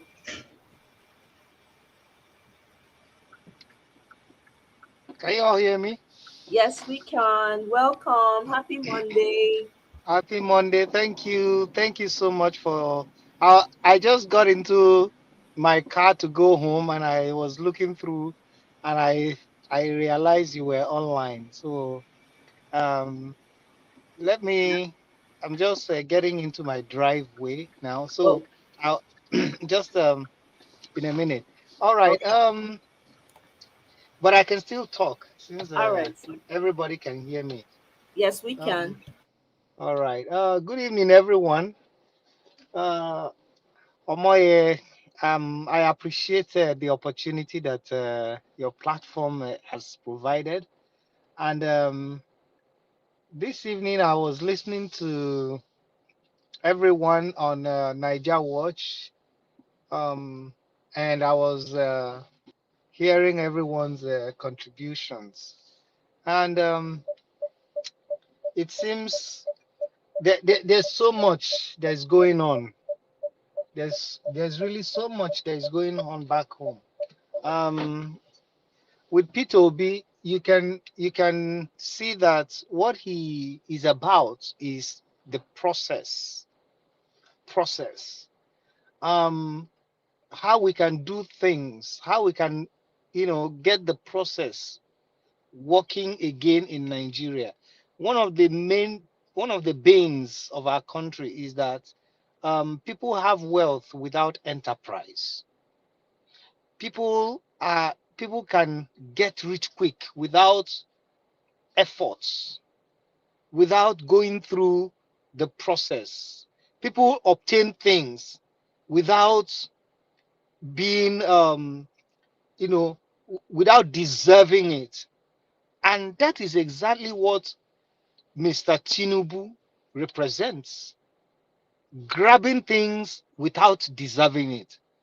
And that is what you see all around him, But our principal, Peter Obi, is trying to ensure that things are done the proper way. Look at him from the very beginning, the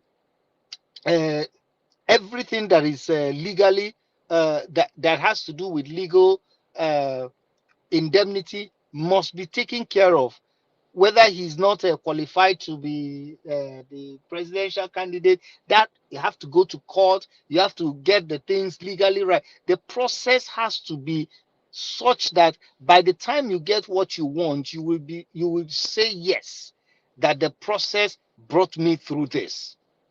And the kind of government that Tinubu would have provided, assuming he is sworn in and he, is given the opportunity, is the grab it all government of people that can, get things without deserving it.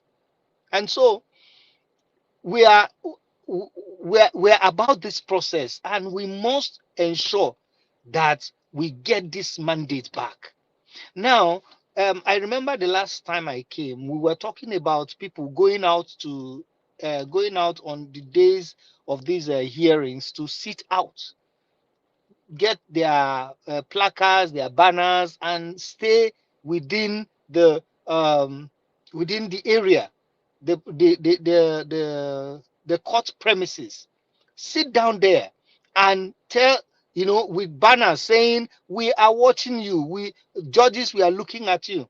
I was just listening to Aisha just about an hour ago, an old video though. The video has been like a few days old, and she was just talking about this. That someone called in on her live show and was just talking about the idea that the judiciary, being the one of the arms of government, should not allow themselves anymore to be intimidated. They should not allow themselves anymore to be used by the executive, to be put under. They are supposed to be equal. And when this, in this particular case, this is when the judiciary can actually stand tall and make the right decision. And if they do, and a Peter Obi government comes in, everything will balance out. There will be real checks and balances. There will be. Okay? So these judges have a lot to gain if they do the right thing. When Peter Obi comes in, they have a lot to gain.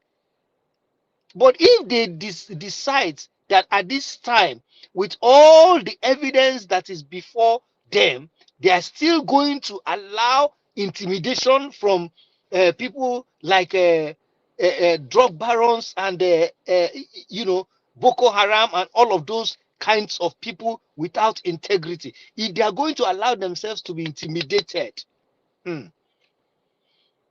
they will lose their grip. Even that position that they think they have as a judiciary, as part of the government, as a third arm of government, they will lose it completely.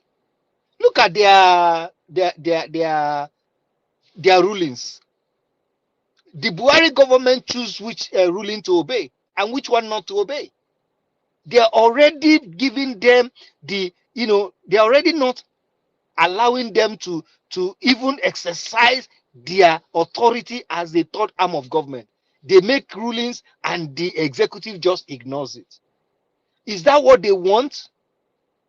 The judiciary, is this what you want? Do you want to keep dancing to the tune of these people, and at the end of the day you are the one that will lose? Do you want to continue to give them the power to determine the future of judiciary in the country? Or do you want to stand tall and become independent and be the real third arm of the government? This particular proceeding, this particular court case is going to be a landmark determinant of what is going to happen going forward. It is going to shape the face of Nigeria in the next 4 years. It is going to determine what Nigeria will look like. It is going to determine exactly what the situation will be like going forward. Now, having said that, let me talk about I used to wonder. I can understand the Keyamos of this world, the people surrounding Agbado. I can understand that they are doing all of that for their own direct selfish gain. What about the common people, ordinary people on the street? People who, if you hear them vociferously supporting Tinubu, in spite of all these things, in spite of the drug allegations, in spite of the state capture, in spite of the dishonesty, in spite of the perjury, in spite of all the things that are trailing this man, and you still see people singing. I don't know what they are gaining. I cannot understand what their own gain is. I don't understand. So it baffles me, really. It baffles me. So Nigeria is at a crossroad at this point in time. Let the inauguration come, let them do whatever they want to do. But I can tell you that whatever the judges decide in this case will determine the face of Nigeria. And then about the interview that our principal gave this morning, it was fantastic. In fact, every time you see him giving an interview, it spurs some kind of hope in you. You know, at a point in time, I started feeling, should I just forget about Nigeria? Should I just forget that everything about the politics, the affairs, and things like that? But as soon as he appears and begins to speak, oh my God, I just feel that hope well up in me once more. Look at what he was saying. This man is an epitome of a Nigerian. Being a permanent resident for indefinitely in the UK. Yet, as he was coming back, he handed it over to them. I said, from now, if I want to visit, I go with a visa.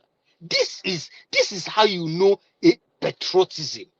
This is how you know a leader. And he well described these people. He literally called them rascals, because that's what they are. Rascals. They go over there, and then they leave the country. They travel around the world to call somebody to say somebody has committed treason. What are you doing about arresting the person immediately? Is treason just any word that anybody can just mouth? So it's really it's really who they are. They are all rascals, and that's how they behave in APC. Rascal. So I want to just say that we should keep hope alive. Once this the sittings begin in the judiciary, people need to go out there. I'm not in Nigeria, but if I was, I would encourage people. I would go out there. We will sit down there, and then we will put up placards and tell them that we are watching them, even if they refuse to televise it live. We will tell them that we are there. We are watching them. Our eyes are open. Let's continue this discussion. Thank you so much for the opportunity, Omoye. Thank you very much, Dr. Oji. Everything that you said, you're echoing a lot of people's sentiments here, because it's very true. And there was, if people are going to be down there, remember there was Mr. Our father on this channel, Mr. Louis Okonkwo. Last time he was here, he did tell us that the people that they're organizing, so they'll have people on the ground on that day, So it's something that, Fantastic. are doing behind. Some people are, there are so many spaces on Twitter, for instance, where I know that they talk about this issue. There was one I think I caught one time where they were talking about how they were trying to mobilize people to be on the ground at the tribunal, during the tribunal when it's going on. So there's a lot of that going on. So I won't I'm expecting to see people on the ground on that day, but they have a place designated that they cannot get past. That's the only thing. So they have a place where they've designated that the people cannot get past that place, which is fine. And what was it again I was going to mention? Oh, there's that happening, and people are looking forward to. Even NLC. Today Yes, they I they heard about. Go mentioned that ahead. they mentioned that the mandate will be restored. That is to tell you that they are queuing into it. So I believe that NLC also, will be available throughout that period. Yeah, exactly. So everybody is like kind of waiting, and they did say that the tribunal is going to take place from the 10th through the 13th. So it's going to be a 3-day process. You know, we're going to get it back. And to re-echo your sentiments, Dr. Paul, the fact is you're right. I mean, watching, I hope, I really want Peter Obi to do more of this, not as often, but every now and again he should give an interview, at least talk to the people directly. Because I can tell you for free, even though yes, I am fighting behind the scenes, I'm doing what I can, but hearing him like put more fire, in me to keep going. Because there are days that I feel like I'm overwhelmed by the issues in Nigeria. I'm Mm. overwhelmed by the work that we have to do. I'm just over thinking about everything. And then sometimes I sit down, I'm like, is this, I'm like, well, how are we going to, it's overwhelming. So when he came out and I listened to that interview, my goodness, it just shot my My, whatever fire was in me, just shut it up some more. Go ahead, sorry. yeah, but my sister, can I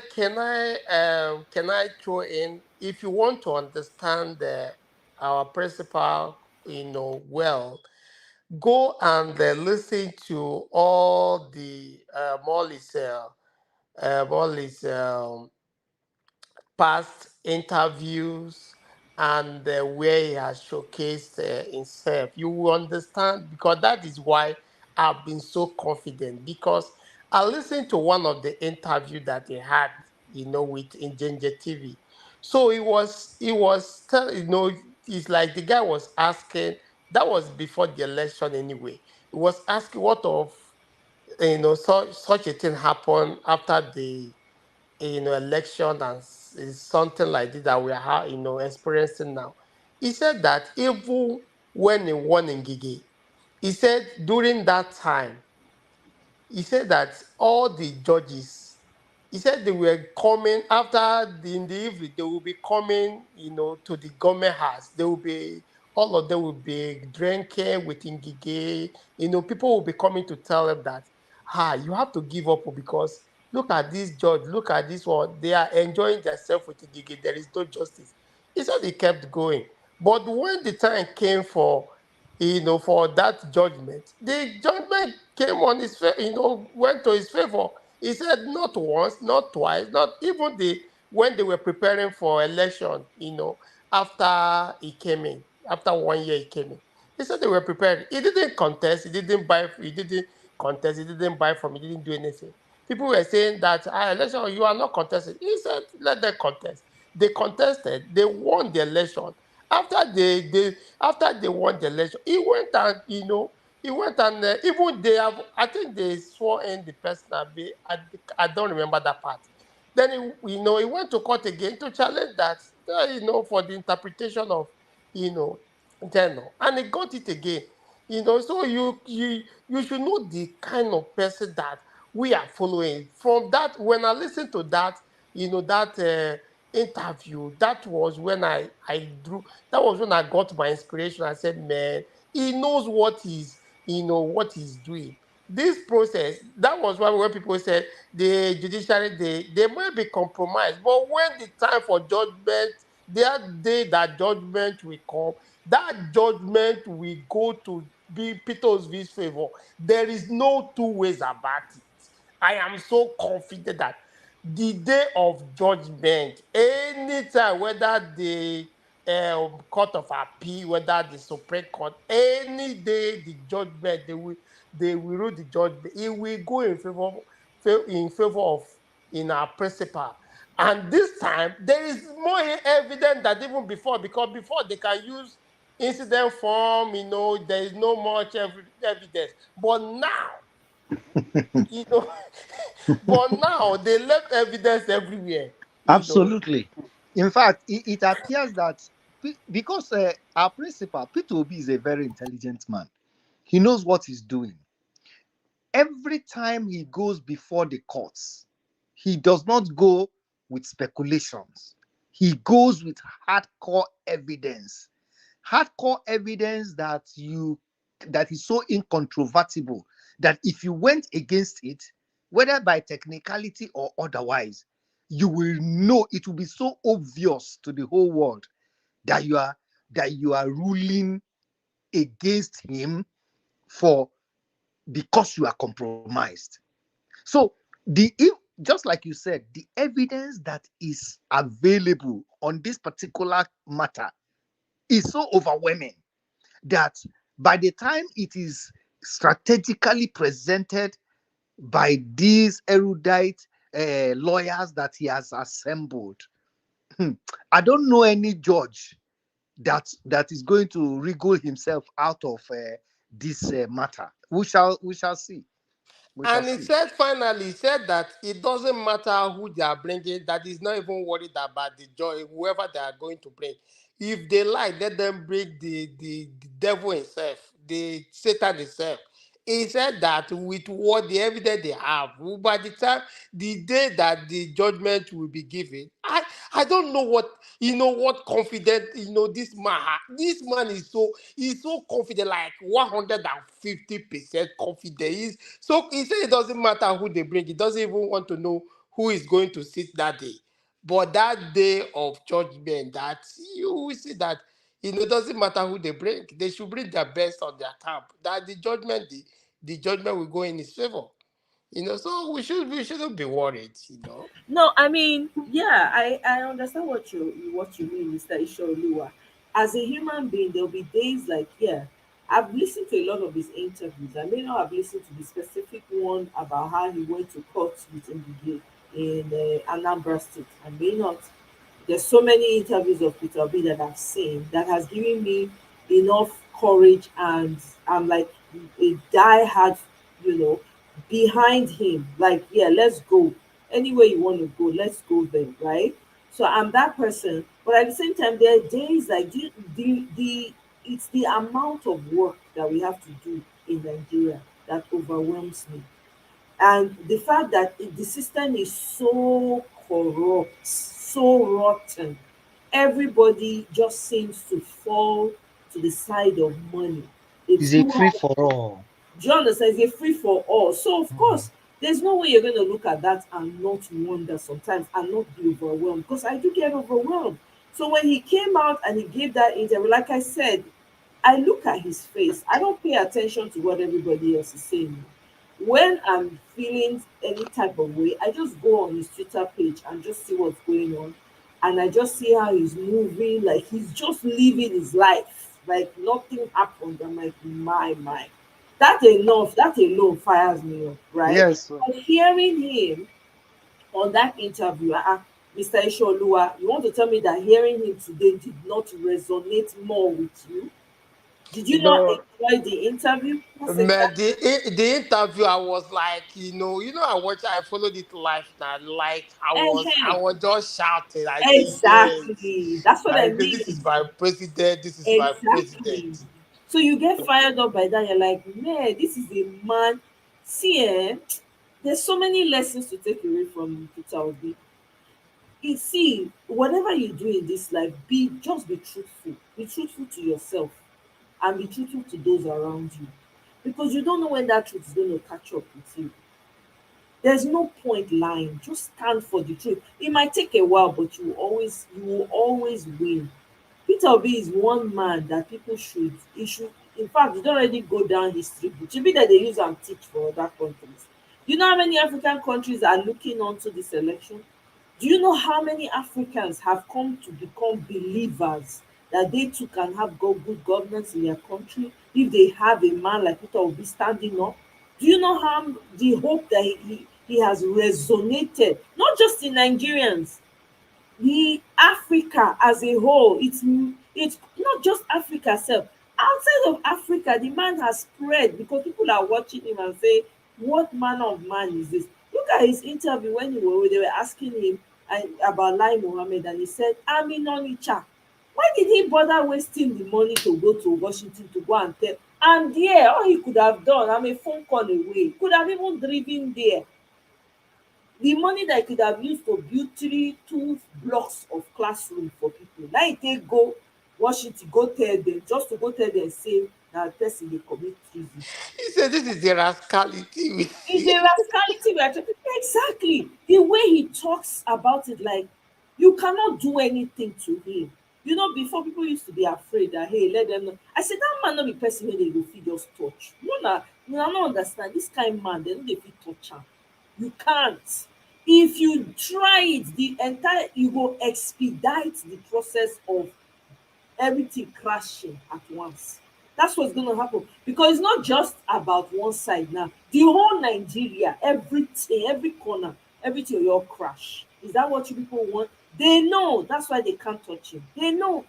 They know that the oh my God, and the it's thunder. and it's even letting the establishment know that disobedient, he can even himself, he cannot even control them. Has no control Exactly. over them.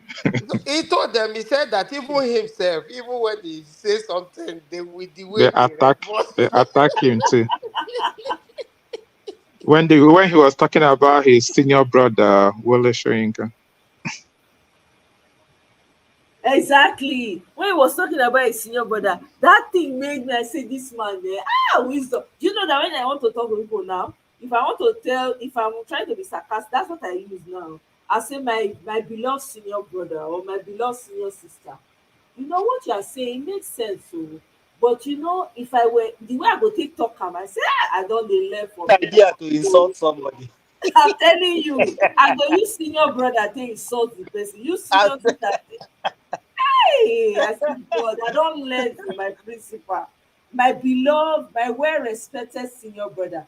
Wole Soyinka is a senior brother that I respect, and I say, God, this man, too much sense. And then he now said, when they were trying to get him to condemn obedience, to condemn, he said, you know, oh, there are people that have infiltrated the obedience. I said, this man. Oh my goodness. Oil dey your head oh. They were trying to pin him to say something negative about obedience. To pin him to say yes, obedience. If Peter Obi do anyhow, he sef go see anyhow. That's just the truth. Me when I dey here so, as I respect the marriage, as I love am, if he do anyhow, me sef go give am woto woto. I tell am say, Peter Obi, we love you, we respect you, abeg, but hold your side. That is why I'm not worried now, because when he entered there, this like all these men, all of them will be thrown to jail now. No be them go jail them, not be even Peter Obi. You will I'm see telling you na obedient oh, because the way I dey read now, I'm telling you na obedient with photo, with evidence, with with all their evidence. record. Na dem go pull dem up, na dem go dey help police do their work. This one we dey so, we don, everybody don wake up. I'm telling you, Peter Obi, there's a lot to learn from that man. Honesty will live. Thank you very much, Mirabel. Honesty will liberate you. There's no need, there's nothing worth lying or pretend. It doesn't matter what you want in this life. If you're meant to be a servant, if you've been engraced to that position, it will find you. You will just dey follow the path dey go. When e go come, you'll be wondering how. To show you that Peter Obi is an extremely hardworking man. Do you know what that? How do you know that? This man ran for governor of Anambra. They stole it from him. He went to court. 3 years this man was going to court. Do you know what it means? How many of you 3 years here you go dey go court? You know say dey tire person. Everybody stop going with him. This man They was sent they sent the bishop, they sent all the traditional rulers, they sent nobody. Like this one Agbado is sending the Mecca for and the rest of them. It's not going to work. he did not agree. So imagine, to tell you that that man is a man of conviction and hard working and is principled to the core. You His can't tenacity bend is worth him. emulating.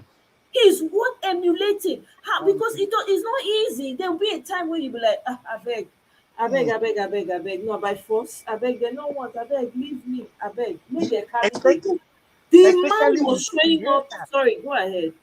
especially now that a lot of people don't believe in Nigeria. They don't believe in the system. And because things don't work, things are not properly organized, people can get around things easily, even at that, you see him persisting and saying that the system, trust the system, trust the system, trust the system. And at the end of the day, you see that, there are actually a few people within that corrupt system that really want to do things right if you give them the opportunity. Exactly. So I think, just like he said, that people don't do what is expected, but what is inspected. I can tell you that if Peter Obi gets in, a lot of people will change their attitude to work, attitude to the country, attitude to fraud, attitude to dishonesty, attitude to lackadaisical and laziness and all of those things that have bedeviled Nigeria for a long time. Once Peter, is about the leadership. Remember when Buhari came in 2015, there was constant electricity. There was, even though for 6 months he didn't appoint anybody as a minister or anything, people said the body language was just speaking. There was, people kind of try to do things right because they don't yet know the hand that he was going to deal them. So the thing is that leadership, when people look at a leader and sense the direction that leader is going, everybody will just follow. And as everybody is following, institutions are built, things are done right. Things are put in place such that, at the end of the day, people will just fall in line. So I'm just hoping and praying that, as he has begun and, as he's moving this movement, that a lot of us will learn some of these things from him. We will learn to trust that we can still get Nigeria to work again, Exactly. At the end of the day, there's so much, and it's encouraging to see a man like Peter Obi in the midst of this rot and decadence. In the midst of the rot and decadence in Nigeria, you see one person standing tall and saying, break or bend, I dey here, I go nowhere. I don't have citizenship of any other country. I gave up my permanent residence because I'm a Nigerian. I choose. No, please. He's even more Nigerian than the people that are forcing themselves to be leaders in that country. And they tell you, exactly. most of them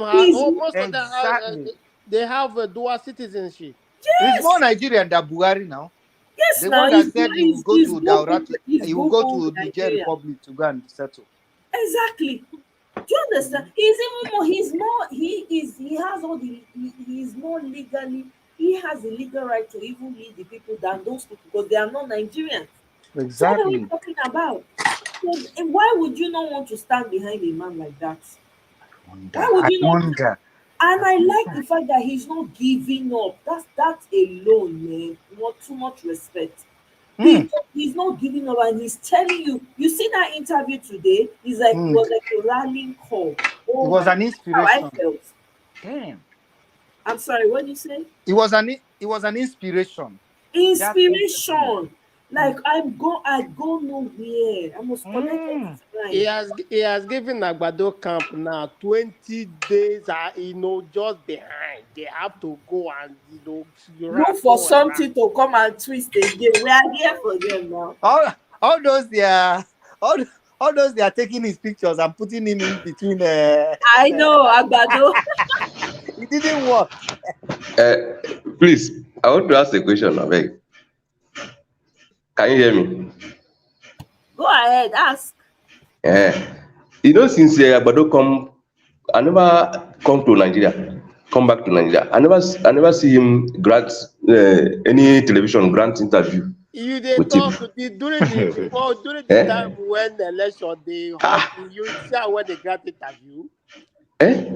He never even to stand and talk self na blah blah blah blah blah many. Eh? So this our man na Okute, na stone. You know they do stone anyhow. Now if you hit stone, you crash. The stone hits you, na crush. Yeah? This man is too much. Imagine a man that is of that caliber going on convoy, seeing somebody that is down on the road, pick him up, take him to the hospital, and tell them to take care of this man. I'm coming back. Still went back to that hospital. Before you get there, I've removed him from the hospital. He still go home to go and meet the person there. Imagine. That man has a heart of people. He has a mind to help people. I'm telling you. So it's not just ordinary man. When people were talking, you should take care, you should be careful, they will harm him or something. Well, I don't bother because he knows what he's up to. He's not, even before he got to Anambra seat of power, he never wanted to. There's an interview I heard about him when he was saying somebody called him. That time it was 40 years or so, or 39. Somebody called him to come. He said he don't want. He's on the way to somewhere. Somebody called him that he want to say, I don't want anything politics. Understand? So this man is different from other politicians. I never see somebody like this in my life. Since I know something, since I started hearing about politicians in Nigeria, I never see. If they are asking question on interview, you hearing the interview, hearing the question, you will be thinking, how can this man answer this question? He will answer it to everybody's satisfaction. The man is different. I want to tell you, he's different. I don't know where God just brought this man to save this country. Exactly. That's what I just want to say. Me, I say, here's my answer to that. Me, I say, God came down.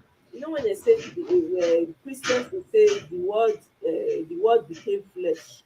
The word became flesh and whatever walked among. I had to say you talk about all the Bible scholars now. See that man here, God now God now will see. You don't need to see God koro to know say now God will see for that man right there. Now be that too.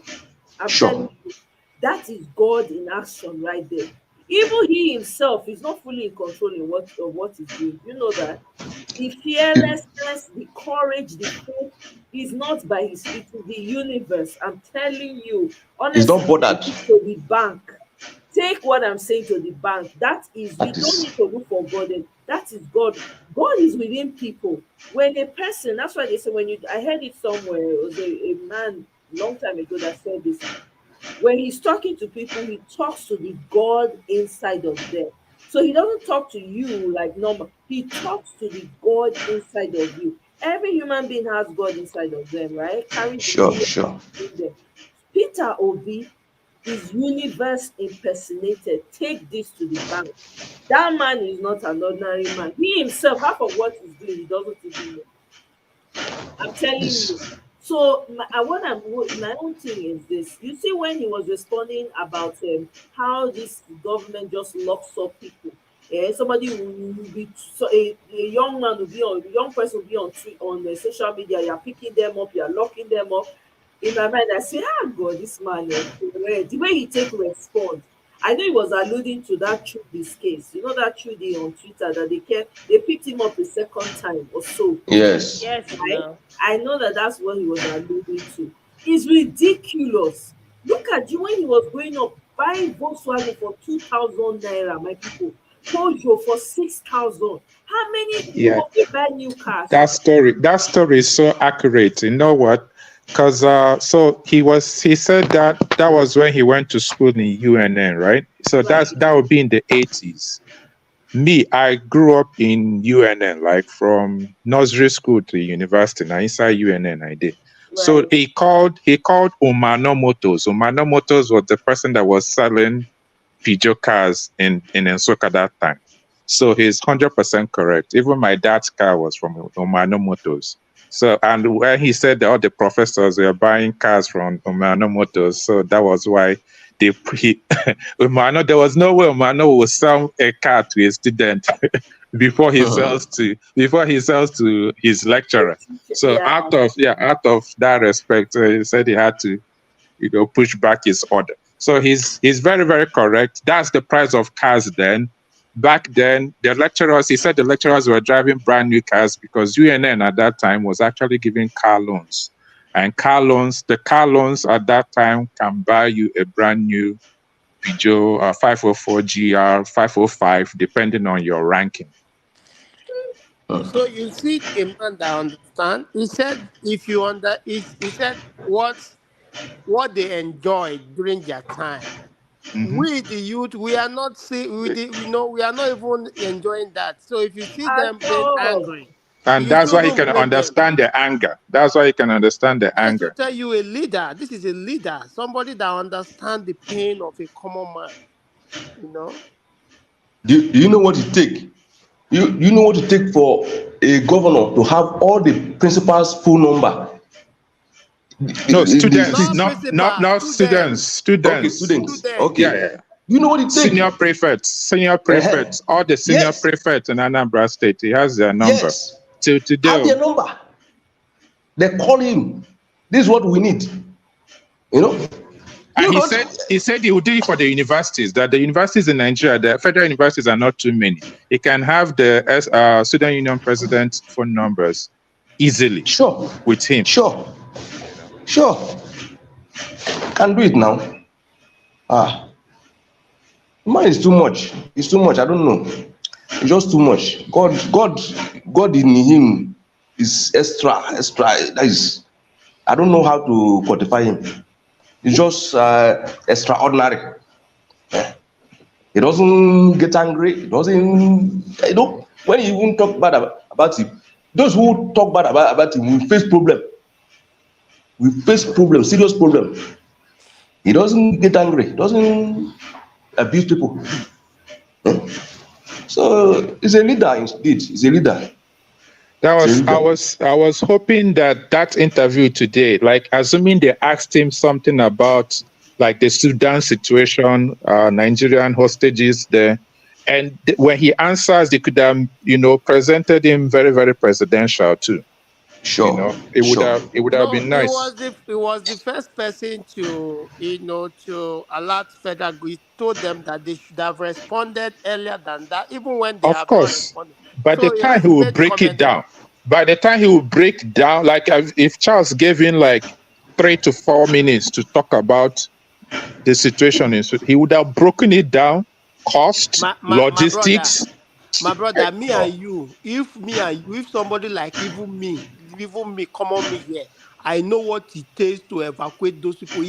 It doesn't take you nothing. It's just that these people, they are just that nonchalant attitude. They are just irresponsible people. They are only there for their own interest. Selfish interest. Yes, now. What does it take you? Okay, you ask them to go through Egypt. There is no provision. You did not even make it. What are our diplomats doing? What are they doing? But it's really sad. So sad. You see why he said that he's going to assemble all the best in the world? It doesn't matter wherever he said the best in the world, that he's going to assemble the best. So this one is not you are from my town, you are from no. That's what he did as governor. As governor, I know like some of his commissioners came from the US. Some were also from all of them are professionals. Let's put it this way. None of them is a registered APGA member. They are all professionals, right? So they are working in the field. That's how you can become commissioner in any of the establishments. The one that was heading environment, that one has a law degree. has an engineering degree in the US, was working with an engineering firm in the States before he even came to serve as governor, to serve as a commissioner for environment. He's the one that stopped a lot of the erosion in Anambra at that time when Peter Obi was governor. They started planting trees. They started excavating and like covering up a lot of erosion in Anambra State then, and because Anambra is prone to erosion. His town and even the towns around my town, all of them erosion everywhere. You see Well, how he stopped all of that. a channel, the water. You see when he built this upper Iweka road, you see the gutter, see the quality, the wideness. You should know that yes, this is somebody that really wants to fix something, not all those tiny gutters that people just construct will not hold water. The thing is that Peter, the thing I find, even during that interview, I was listening to him, right? When he said the way he explains, the way he is able to communicate himself, such that everybody understands what he's talking about and everybody is satisfied with his response. Now, philosophy he read now, so that's what he did in school. How many philosophers from Nigeria when you know when you break and down like that? How many? It's true now. It takes a certain level of grace when you're in grace and you have the wisdom. In addition to what you studied, you know how to use your wisdom in applying, in doing certain things. Your response will be clear. Even a baby will hear and say, I understand what this now. The baby will nod, even if you not picture, you will nod. You know why? When Peter Obi made billions, all these politicians you are seeing, they were nobody. So for somebody at that age to control that kind of wealth, and you should know that this person knows what he's doing. So that is why, and he has character. Another thing, the most important thing is character. Somebody that has character and somebody that have compassion. So that is the thing that made people like us, everybody to fall behind him. You see, now we're attributing his being able to communicate, the minds of a lot of people to the fact that he read philosophy. And it now worries you how people like Reno Mokri can come up and say, Peter Obi was the least educated among all the contestants. Exactly. You are naming it. Yes. I'm telling you. You wonder where that man was coming from. The one they call Reno Mokri. You wonder how he even understand that even as a leader, if you have philosophy as a degree, it is even much better than any other degree. Your professorship. Reno was making a political statement. All those things, he was just playing according to what he was paid to do. So you should disregard that. You know that during that time, the politics was heating up. Anybody can say anything to discredit their opponent. So Of it's normal. course. Because he spoke different. He spoke different on Saturday. I think he was on our rise on Saturday. Is it not the same wicked that said wearing our bada? He said cancer, APC cancer. Is it not the same cancer that is cancer party now is right now? So you should know that when all these politicians, when they Reno later apologized now when he saw the crowd that was following the crowd as they stand up for Peter Obi when he was coming to the 100 days anniversary for Soludo. Yeah. Yes. Later apologized now. Time never reach now. Wait. He never reached himself. Wait, you just relax yourself. That SI, it will remain that SI. Sure. Relax yourself. Very soon, here he applied to join Labour Party. They watch. Push which That's the next screening. That's the next screening we should do. Anybody that says they want to join Labour, They have to screen them because We a lot go of people will screen start them, jumping ship. move on everything when they do. We go clean them out. Hey, if I mean no go give them up to enter, that man not deserve to enter. I'm sorry. We don't need such people because Even they as it is now, even Labour Party, they are even afraid of obedient. If obedient make bam, we don't want this person. Labour Party, they dare not. They know even exactly. fear no go even let them. Hey, I'm telling you, now we get that party. We forget say we not the Labour Party. Now we dey hold that party. Anybody when we don't want, they no go give that person position. That's so.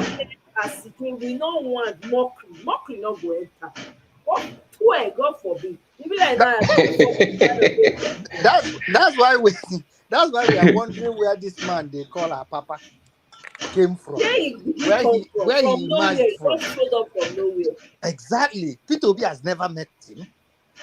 You know, he said it in that interview. He has never met I him. like the way he denied him. I like the way I was so happy. He just denied him completely. Completely. You know, I've never met him before. I mean, throughout the whole period of campaign, this man was never known, never seen, never heard. And then suddenly he jumps out from nowhere and starts shouting, "I am the new." I think he's just getting a popularity for himself, apart from the That is payment it. that he got. You know, he's just getting some popularity for himself. But it will not last for long. I assure At you, all. it will not last At long. all, at all.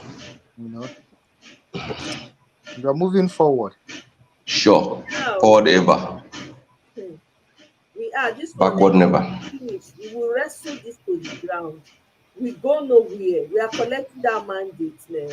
When we collect an like this, it go That be like is they go all of them go they go come, they go leave Twitter, they go leave social media I for it. say if you see the line of people that are eager to join EFCC, yo boy, when I attended Violence Church, man, oh boy, if you see line up, even the professor, even Professor Chris Nwokobia said, I am going to be that. We are going to show the pepper. Even Jimmy, they say, what people were saying, this person what Shawore, we should come and who is Shawore is outdated. If you see men, line Who up be men. so I beg not mention that name. I don't want to give am clout. No, I'm just telling people that He if you already see thrown men, himself under the nobody table. will even mention that name again. Honestly, we get people, regular people, when they go do the work, they go finish work. Hey, make people ready, they go finish work. You know anything here, Peter Obi no need to look too far. People go show up, they go say, oga we ready. Hey, we ready to do the work. Any department, we get them for ground. Oh my God, I cannot And wait. these men already they know where all these people property, They all their properties, know where the bodies are buried. everything with facts. They have the record. They are just waiting for appropriate time. We go collect all their everywhere where they get that. Make it be US, UK, it is Dubai, everywhere Dubai, where that. Kuwait, We will everywhere. collect all of them. We go collect that. No mercy. Sure. Sure. But what Peter Obi said in the past, one of his interviews in the past, he I think he wants to approach the whole thing like the Saudis, because when the new prince came and he wanted to instead of arresting and jailing all those the corrupt politicians, then he invited all of them to like 7-star hotel and kept them there and now brought in the charges against them. He's like, okay, we know you stole, for example, $10 million. Just give us 5 and you can go. That's how they actually got all the money back, and they actually got more than they were expecting to get. Peter Obi said That Saudi experience is different from you I see know. this obedient. I know. That Peter Obi go beg that. That Saudi Peter is Obi different. go beg. Yes, Even that's if Peter Obi's even kind if of Peter Obi no gree, approach. see Yeah. Dati, you see Dati. That no go agree. Wait, You when we collect the mandate first, just make first, una first, chill. first, Make una first. chill. This violence, where you go see violence, real violence. Mm. There is no hiding place for them. Oh. There is no hiding place. You will see violence. Wait now. Honestly Let's collect speaking, our mandate first. And that's all eyes are on the judiciary. No, they are on strike. yes. They All know. eyes. We If they must. do anyhow, their picture, everything they have done in the past will be in the public space. It will They be. It tell has to us be. It they has to no be. they don't go. You don't You see see, what the this is the people want. opportunity to redeem themselves and place themselves in that proper position that the judiciary should take in a country that has presidential system. If they think obedient are joking, they should go and ask the Chief Justice of Nigeria what he saw in UK. Not be I they wrong come back. He will tell his colleague that these people they are not playing. No, they are not playing at all. No, Make we never talk too much. Let's collect our mandate first. no, we go collect them. Not be we know Sure. they fear them now. We go collect them. This one now we go collect them. You know what? Yes. I kind of like what Dr. Obi said earlier. Dr. Obi, when you were talking and you said that the justices should redeem, sort of like, I'm paraphrasing, redeem their positions as the executive, Exactly. the judicial branch of government.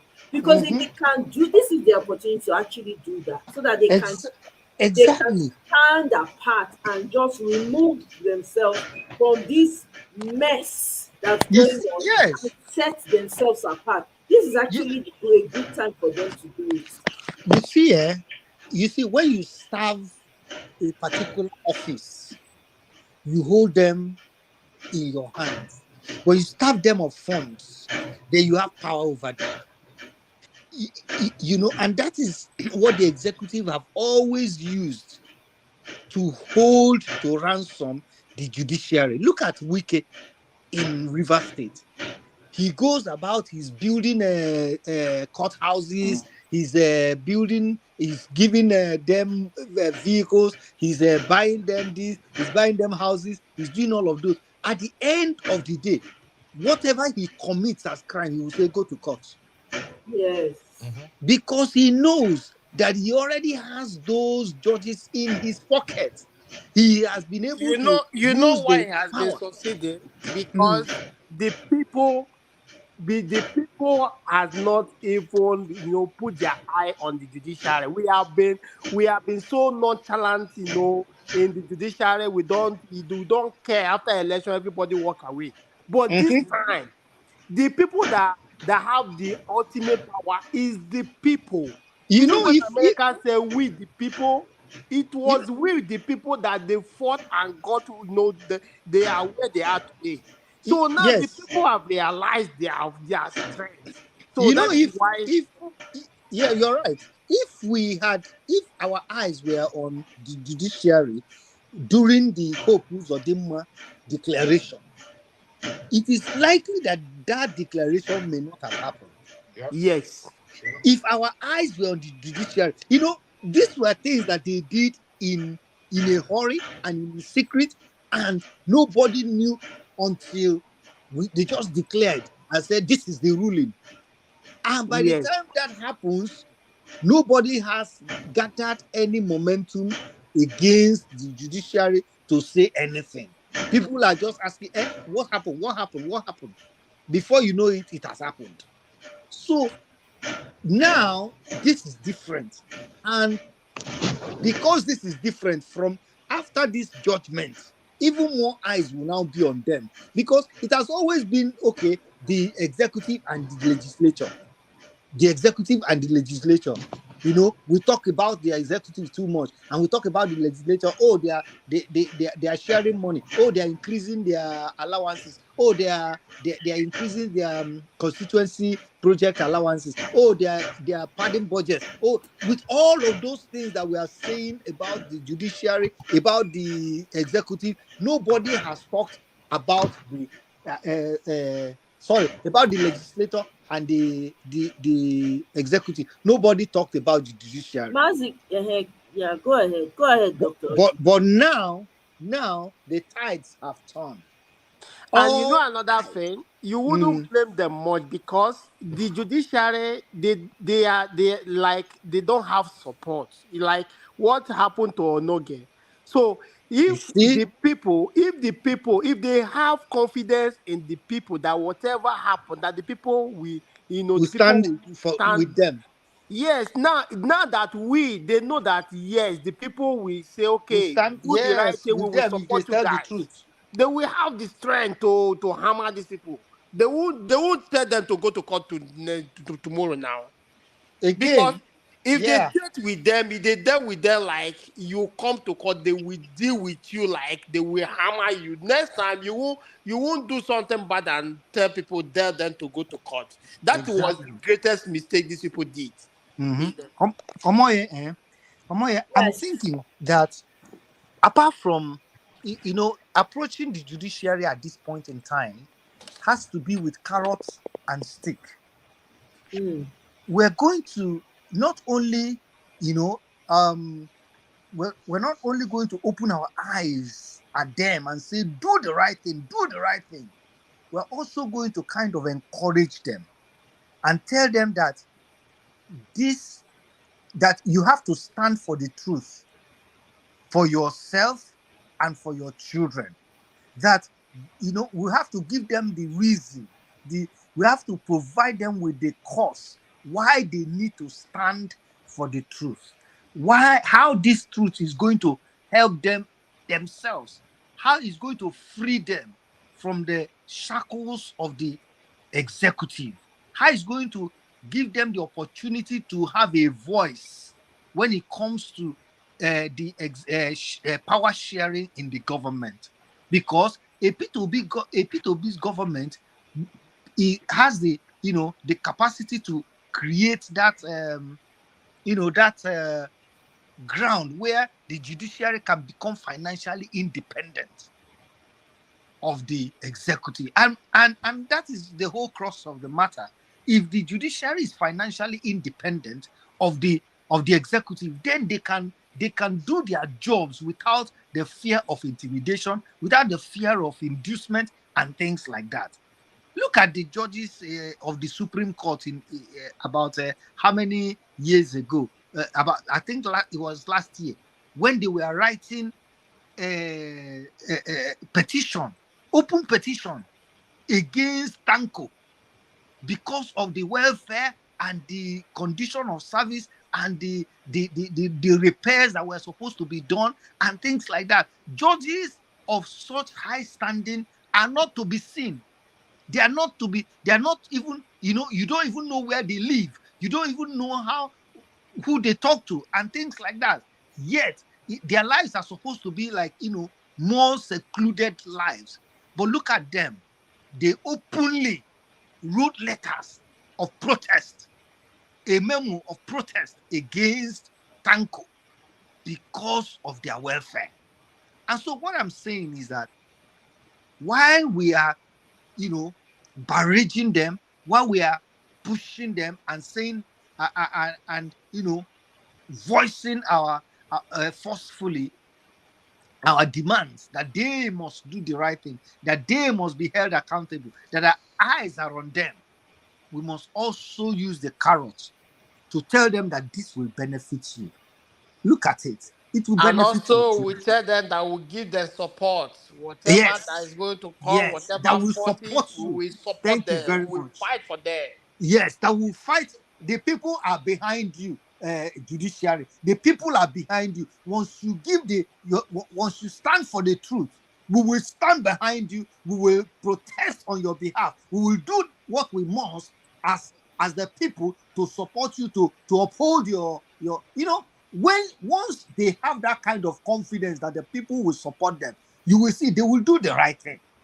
They will do the right thing. After all, is it not the same executives that will not listen to their rulings? Is it not the same executives that will pick and choose the kind of which rulings that they are going to obey and the ones that they are not going to obey, and still go back to them to court to even present material or present cases to them? Yet they will not obey the ones that these judges, the rulings that these judges have given. So we have to support them. We have to tell them that we, the people, will stand behind them if they stand for the truth. That the people will oppose them if they do not stand for the truth. So that way they will know that people are not just against them and saying that they must say the truth, they must, in spite of having been compromised or not, that people are also there to support them when they stand for the truth. You're Carrot actually, and stick. you're actually right about that. To be honest, you're actually right. It's Dr. Paul. You actually make there's a lot there. I agree with you. This is the time for the judiciary to redeem its image, because their image has been so seriously tainted with all these money bags. Nobody trusts them, nobody believes in them. Everybody doubts what they do. This is their time to renew, to reclaim, because if they do it now, it will set them up for a better system that will run, and it will help them clean out their system more effectively. And they have to NBA has to step up. To be honest, the National Bar Association needs to step up, and the Judicial Council, and whatever Exactly. judiciary bodies out there, they need to be withdrawing people's licenses. You cannot have lawyers in your organization misrepresenting themselves, creating a bad look for the entire judiciary. It is terrible. They have to learn to withdraw people's certificates, suspend, fine them hefty fines, right? That will make them Yeah. My, think. my sister, all those things will not happen if this all I this know, those I know. kind Right now, it won't happen. I'm just saying, it, they should use the opportunity to regain their image. That's all. Yeah. The realm of impunity is what is reigning right now. The impunity is the watchword in Nigeria right now. People do things without batting an eyelid. Why? and it has Because they ended. know This nothing is regime is going to the end happen. of that impunity now. Nobody is going to take it anymore. It has ended. Trust me. Amen. Amen. Let Peter Obi come on. Once he's sworn in as president, whether it takes 6 months or 1 year or 1.5 years, once we reclaim that mandate, once we do, then things are going to change. Things are going to change. I mean, look at the whole thing. Everybody was so hopeful. Nigeria was about to experience a kind of, change that has never been, that was My never. brother, I like it. I like it this round that he took us, because if he had gotten it that 25th of February, we wouldn't have seen all this rascality, all these people, this old order. We would have been taking that somebody like Wike, somebody like Fayoshe, we wouldn't have seen, Wale Soyinka, you will see three more Yeah, now. yeah, So I am yeah, happy that he took us to this round, that we'll be able to see the old order. yeah. They are true colors. So it's good that, because to change a system is not going to be easy. Easy. It's not just one day. It takes process, except all those military that will just eradicate them. But if it's a normal process, it take time. And the Right. man we are following understand, the Understands that. process. Understand. perfectly He understands understand that, that was that it why he takes said, time. just relax, I will get this. And you see, he defeated them because what these people has proposed, it did not happen. That is why these people are finding it difficult, because what they have planned this thing for 4 years. So what they plan is not happening because they don't have the atlas, they don't have the map. And this person they are dealing with, how is a master planner? He's planning ahead of these people, put all their heads together, all their brain together. They no equal this man.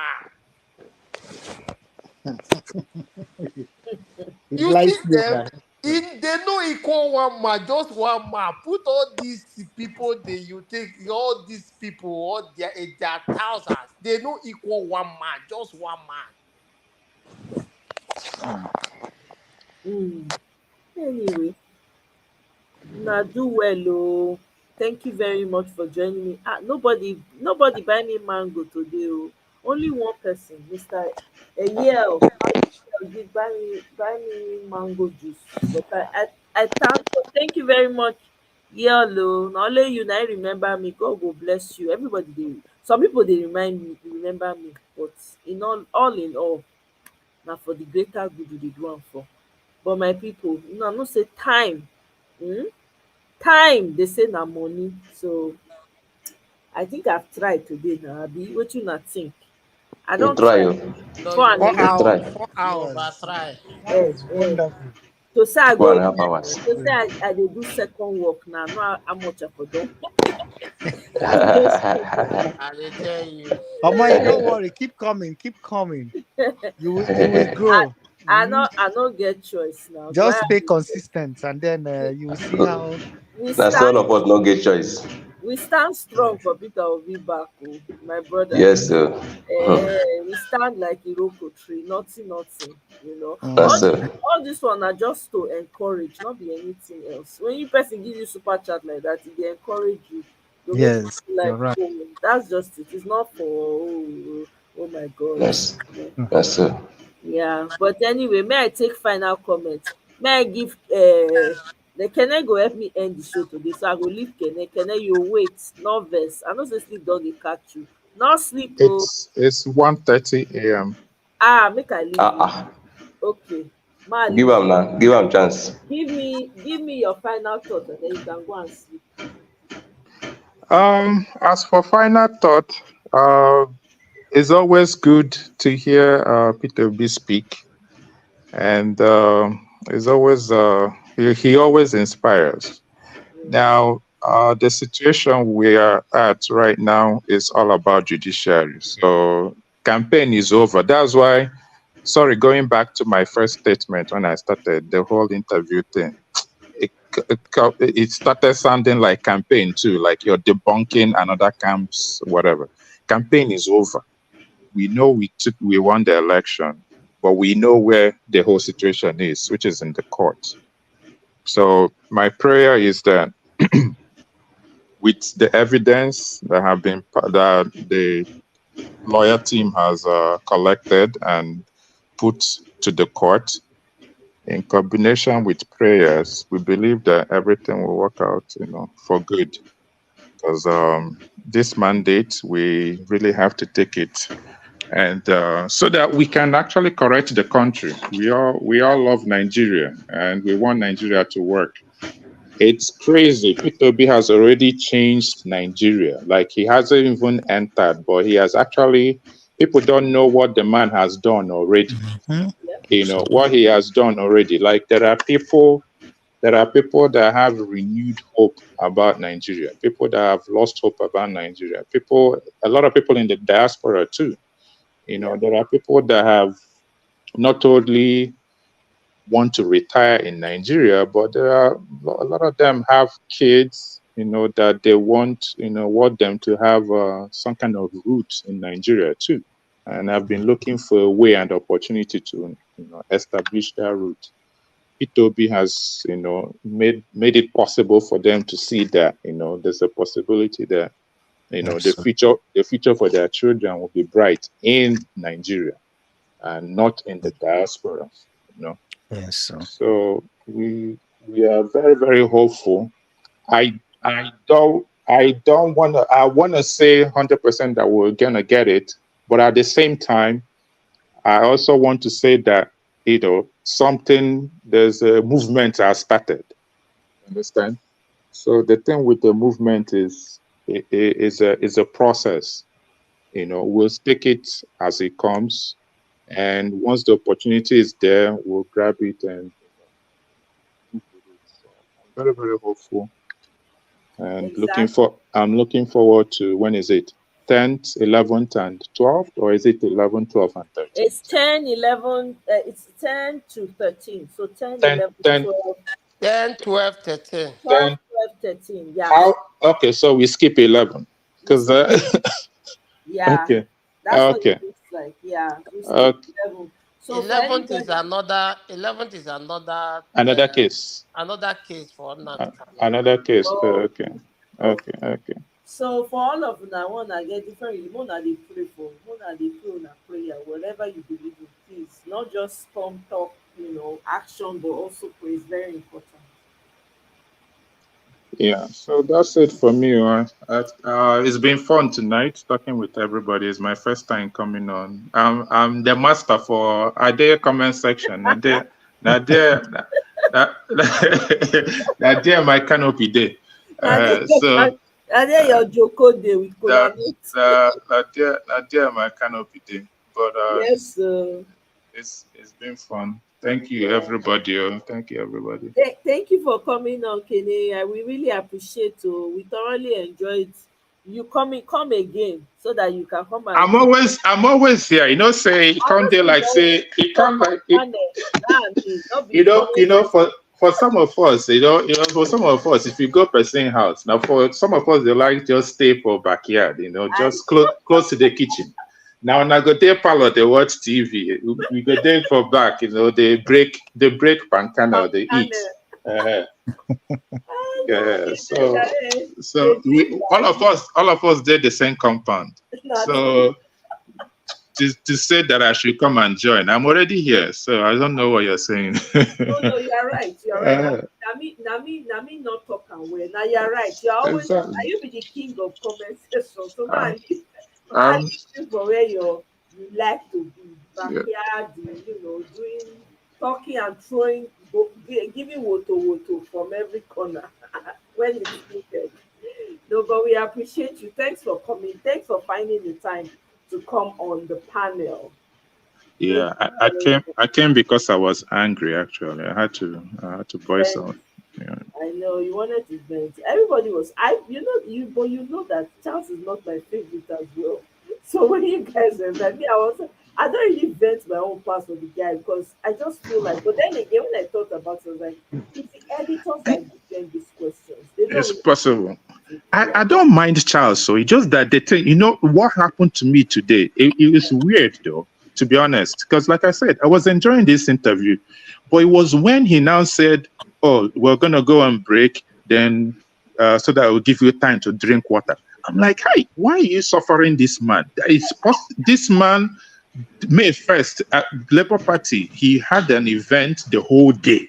Yeah. Then he comes to the studio. You can make this whole situation more productive. Present him as the president, pretty much by the way you ask the See, questions. my brother, this TV of a thing, they are into competition. You know what? These people, they saw it as an opportunity because they know that obedient don't cancel channel TV already, so they just want to overtake. Yeah, They you saw see it as the a views that they got. It's for the views. That's why I kept him. It was intentional. They know what they're doing. They know what they're Before the doing views, now. there were not that very many. I mean, they were like maybe 2.5, 2.6 people. After, as the thing explode, it even reached almost 5,000 views.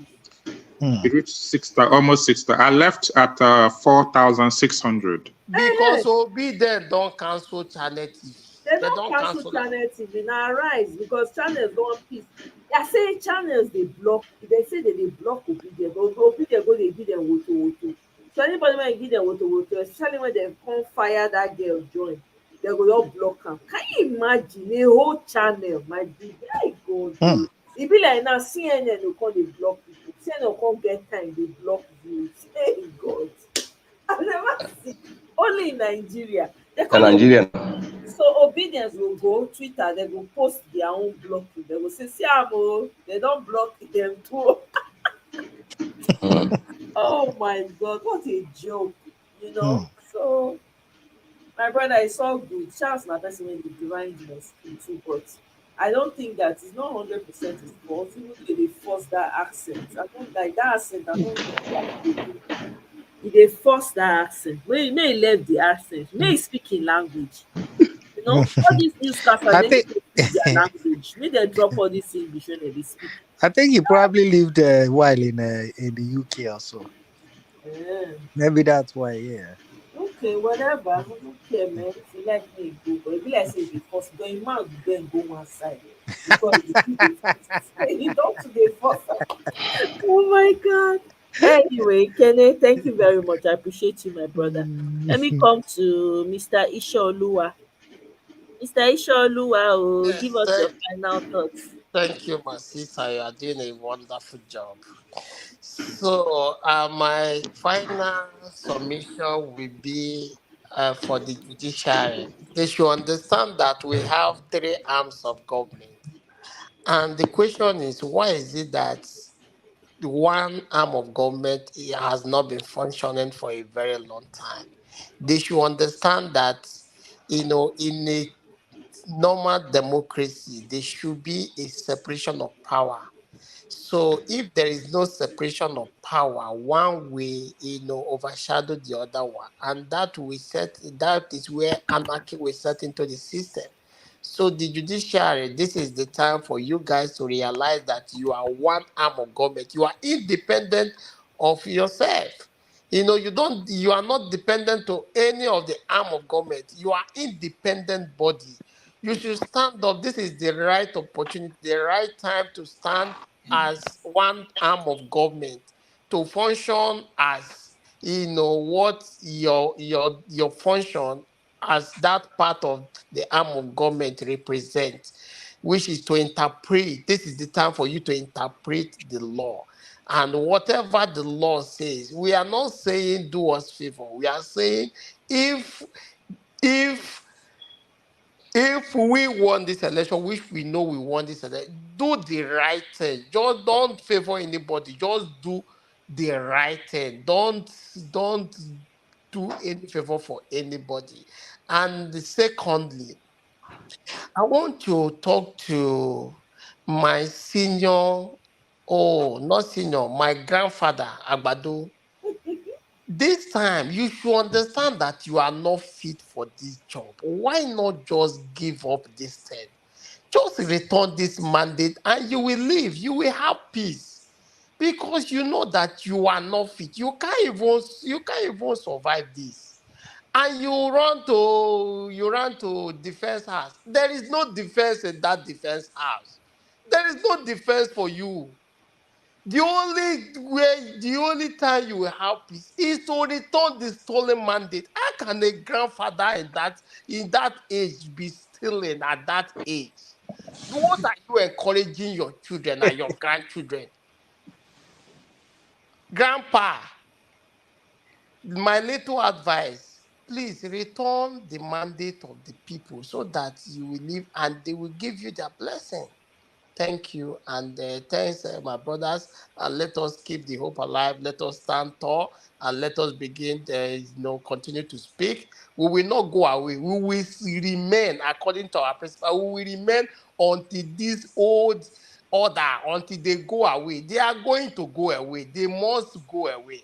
We will remain, and we will remain adamant until they go away. We are not going anywhere. We did here, can't we? My brothers and my sisters, I thank you all for being in this movement, and I'm happy to be among this great movements, because Obedient movement is one of the greatest movement in the world today. And God bless you all, and let us be hopeful, and we are going to be victorious at the end of this journey. He Thank you. said, thank you very much, Mr. Oshioluwa. Na so we dey here until we collect our property. Dr. Oji, let me have your final say.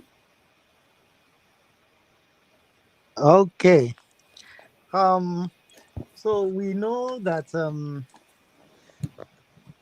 we won this election. We Yes. won the election fair and square. The only problem was that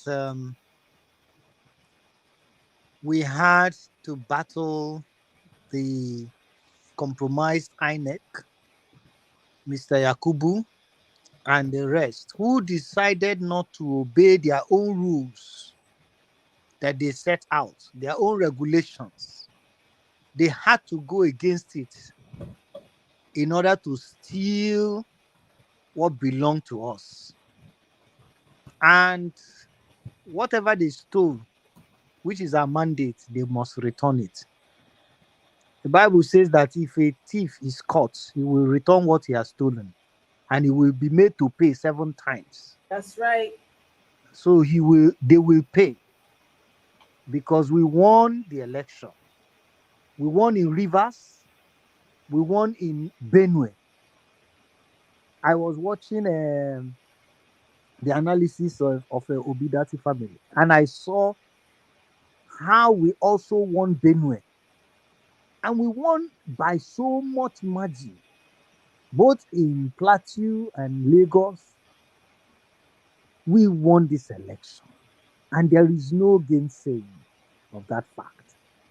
And that should give us the confidence that we need as we go into this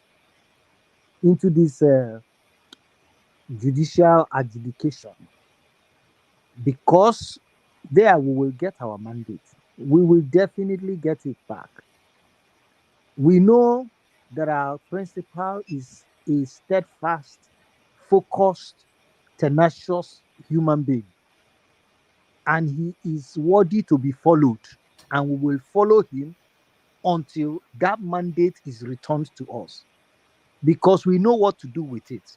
Those who stole it, they don't know what to do with it. They have no idea of how to lead. They have no plans on what to do. They are directionless, and they are just going to, sink the country further into the into the quagmire of failure that Buhari is, and Buhari has put the country into. So, because of our children, we are determined to get it back. I was speaking to an engineer back home today. He sent me a picture of a house. He said that the man who built this house is in Ohio, and that this man sent this picture, the picture of the house, so that he can build it. It was the same picture of the same house that he was living in Ohio. He said he wants to build it back home, and he built it back home for his child, for his son, because he said he wants his son to be coming home. He wants his son to when he comes back to Nigeria, he will feel at home, and he will be coming home more regularly.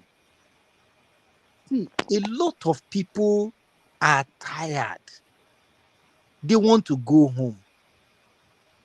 I want my children to go home. I want my children to visit home and be comfortable visiting home. And I want them eventually to know that home is better than abroad. And so, because of that, I'm not going to give up for my children. I am not. So please, let's continue to speak up, no matter the forum that we find ourselves. Let's speak up. Let's raise our voices, especially in this period, to speak to the judiciary that they must do the right thing. They must look at the evidence that is before them, and they must stand for the truth. We, the people, will stand behind them if they stand for the truth. Nobody is going to intimidate them anymore, anymore. If when Peter Obi comes in, the judiciary will have the independence that they deserve.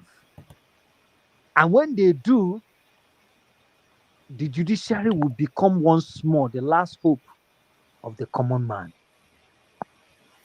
Let us continue to speak. Thank you so much, Omoye. God bless you. Thank you very much, Dr. Mama Oji. Echo, I greet you too. Thank you very much, Dr. Oji. I appreciate you. Thank you for stopping by. All right. Now, so my Okay. people, we must get our mandate back. Good evening, good morning, good all the good. Greetings, so Mama Echo. You just dey come when I dey end, though. So now only 2 minutes I go give you. I dey hear now since I dey sleep dey hear now. I know.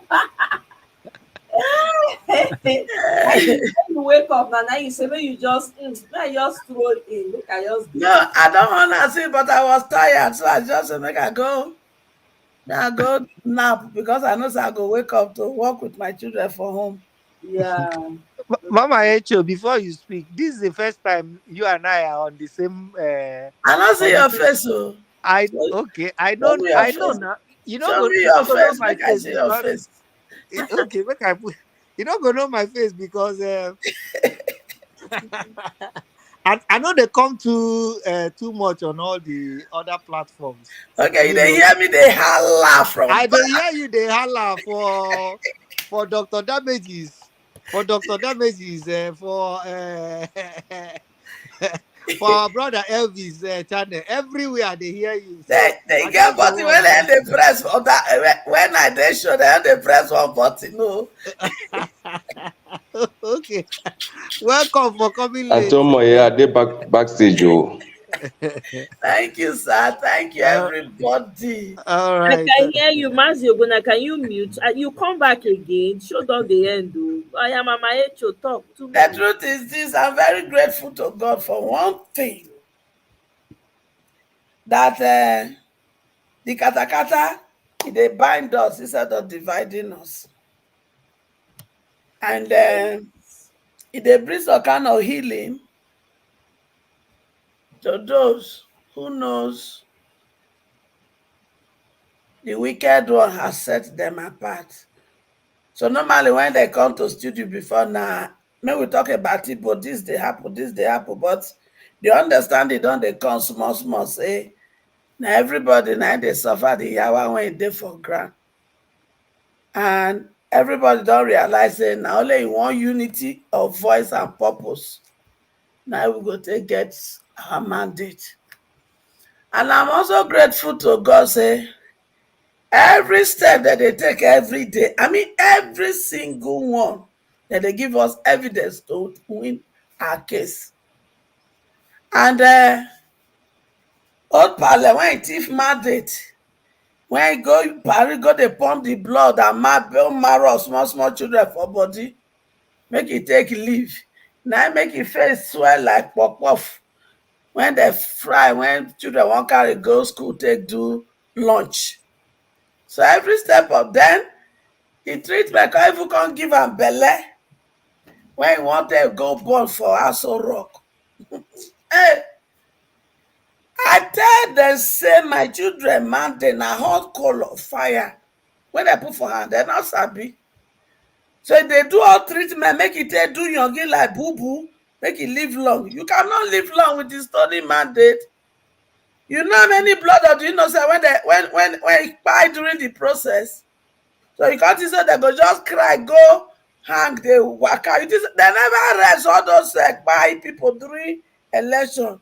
They hold round. Some of them don't even go sit down for Aso Rock. Now I make the House of Defense not reach the sit down when they run kitty kata kitty. But above all, let us be grateful to God. Because they thought it was business as usual. But with my pikins, they don't tell, they say not be business as usual. And as my man don't even declare from beginning, say not be business as usual. I even beg them, say, man, I not rig, man, I just let it flow. If he win, he take. If he not, the country on and the rigging on before. The rig are finished now, kata they go everywhere. Me, I know say confidently May 29 cannot happen. If it happen, not be two they enter. Now the people where my children want, I go enter. So these 3 days, I know say justice. Those when don't be senior advocate of non-entity will sabi them. Except the one when it's still there now. All the son, when read books, so they can become son. They won't come carry wig, put for head to do this judgment for these 3 days. Except them too be senior advocate of non-entity. Now they go take give up non-entity verdict. But I know all of them not be senior advocate of non-entity. So the correct son when there for this show, for this election, I trust una well o, make una finish una work according to the wig wey una put for head, because the wig not be everybody dey carry am and not be all I get am. So now join Kiamu to become senior advocate of non-entity. Thank you. Thank you so much, Mama Echu. I appreciate. Na true. May they not join am o, senior advocate of non-entity. Time for them to separate themselves and stand tall. Thank you so much. Mazi Ogbonna, you come back again. We don't end show. You don't end am. You never end. You still dey talk now. Mama Echo, I greet you. We don't Yeah, ma. talk your final talk. 1 minute. Make we dey go. Wetin I wan talk again when I don't see my mama? I don't finish everything. Okay now. All right. So Wait. You know, we say you finish am, say you don't finish the one where I won't talk. So okay now. That's thank God for everything. Thank God for you. Thank God for every one of us. We are here for our mandate, and surely we're going to get our mandate. So that is why some of us will not sleep. Some of us will go to bed, wake up again to come, join mind together, join heart together to deliberate on this matter. So I thank every one of you. I thank you at the same time. Then I wanted to appeal for something. If you can, I want your number. I wanted to talk to you privately. Atomoye. You can send me an email. Check my about. You see my email address today. Okay. Email. Yeah. So If you I check thank my you. channel, if you go my channel, you go see me. I just type am for private chat. Then you fit Okay. send me email. Okay. Or can I drop my WhatsApp number? No, just send me an email. It's better for me. Okay. All right. So I want to thank Mama. Mama, thank you very much for being there for me. I thank every one of you. I thank Mazi Oji, my brother from the East. God bless you, brother. All right. And Ekene and Omoye too, for giving us this opportunity. It's not easy. Thank you. So God will bless you. God will bless you all. Amen. Thank you very much. All right, Thank you. so I don't leave the email address for private. This you take up from there while I'm Okay. wrapping it up with everyone. Dr. Oji, thank you very much. Oh. We like your teddy bear. Oh. Teddy bear, good night. Oh. Thank you. Say bye. Say bye. Bye, teddy bear with red nose. Thank you so much. Oh. So I'm really happy that and Nigerians all over, Nigerians at home, both at home and in the diaspora, we're all standing strong and our numbers are increasing by the day. So no matter what they do, we're not giving up. So that's a huge plus. We have to really applaud ourselves for that, because if anybody told me that 2 months after the election we'll still be talking about this, I would say a lie. I will really, really hesitate. But for the True. first time in my life, I'm seeing Yes. Nigerians stand tall everywhere, Mm-hmm. pushing back, and using their social media the way it ought to be used. Yes. Yeah. You guys don't know. This is going to go down in history as one of the most powerful movements and groups ever to come out from the Nigerian political space. I'm telling you, And Absolutely. you know, celebrate the small wins, that you are one of those people standing for the truth and pushing for the truth. And I'm not even talking Nigerians now, Africa as a whole, that we're able to find somebody who's, because the truth is, when Peter Obi comes in here, there's a lot of things that will happen that will bring about so many changes within the African space. Mm. So we thank God for that. Thank God for, you know, bringing such a man like Peter Obi, that everybody, that people can emulate. Young children can go up and say, "Hey, I want to be like this man. I want to, you know, study him." You will study. People will take maybe appreciate his character and want to build their character the same way. You know, so there's so much good that's going to. He's not ready. He's not in office yet. But look at the change he's bringing about in the Mm. political space. Can you mute yourself if you down one? There's noise coming from somewhere, please. You know, look at the change. Look at how people are, the how he's bringing about so much change within that political space. It's amazing, you know. So I'm grateful. I'm happy that he gave that interview. Please, I hope that he comes out more often. I mean, not all the time, but you know, once in a while he can just drop an interview just to put fire behind us and keep us going. So we're thankful. We move, no retreat, no surrender. Oh, by the way, there's a protest coming. There's a protest coming up in Washington. Same place they held the protest the last time. So I don't know if they've already brought out the flyer. If somebody knows about the flyer, please, you can share the link with me. You know, so there's a protest coming up. I think it's the 6th of May. You guys can correct me if I'm wrong. It's the 6th of May. So please, if you're in that area, please show up. I beg. Show up, show out, because they intend for it to be bigger. So I want to say thank you all so much for joining me. Mr. Isholuwa, thank you so much for the super chat. So I really appreciate. You see, this is encouraging. You know, at least make it not be like the person just do live 5 hours. No water, nothing.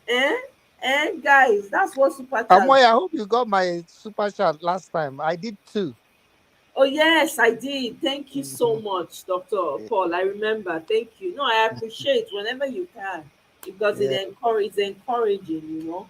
So I yeah. really appreciate it. Thank you so much, Dr. Oji. Thank you, Great. Mr. Ishaoluwa. And thank you to Tato, everyone that's given me a super chat. And Yell gave me a super chat today. Thank you so much. I don't take it for granted. This really helps me, you know, feel encouraged that I'm not spending 5 hours just ranting, you know. So I really appreciate everyone for joining today. We'll see. I hope that he rolls out more interviews, because I really look forward to them. And I hope that Ahmed Dati comes out too and gives an interview. I really want to hear from him again, because it's been amazing. You know, Ahmed Dati is more of fire. He's more, I don't care, in your face. And I like that about him. So we have great people on our side. We should be happy and congratulate ourselves for that. And we also should try to, you know, to look out for each other and keep the movement going. We must stand strong until the very moment where we get our mandate. When they don't get the mandate, hey, omo, hey, I don't know, my joy that day, I don't know what I go do. Fire go burst, firecrackers. You know. So thank you so much, guys. So That day we go, Ebere Male Kejo. Hey, this please, we go just put schedule, we go play music. Begin Ebere, Ebere Yes, Male Kejo. that's so. I know. Yeah. So thank you very much. I appreciate Mama Echo, you don't sleep, wake up. Energy don't fill your body. Maybe go sleep too. Thank you so much, guys. Good night, everyone. See you next Bye. time. Yes. Good night, Jenny. Thank you. Bye.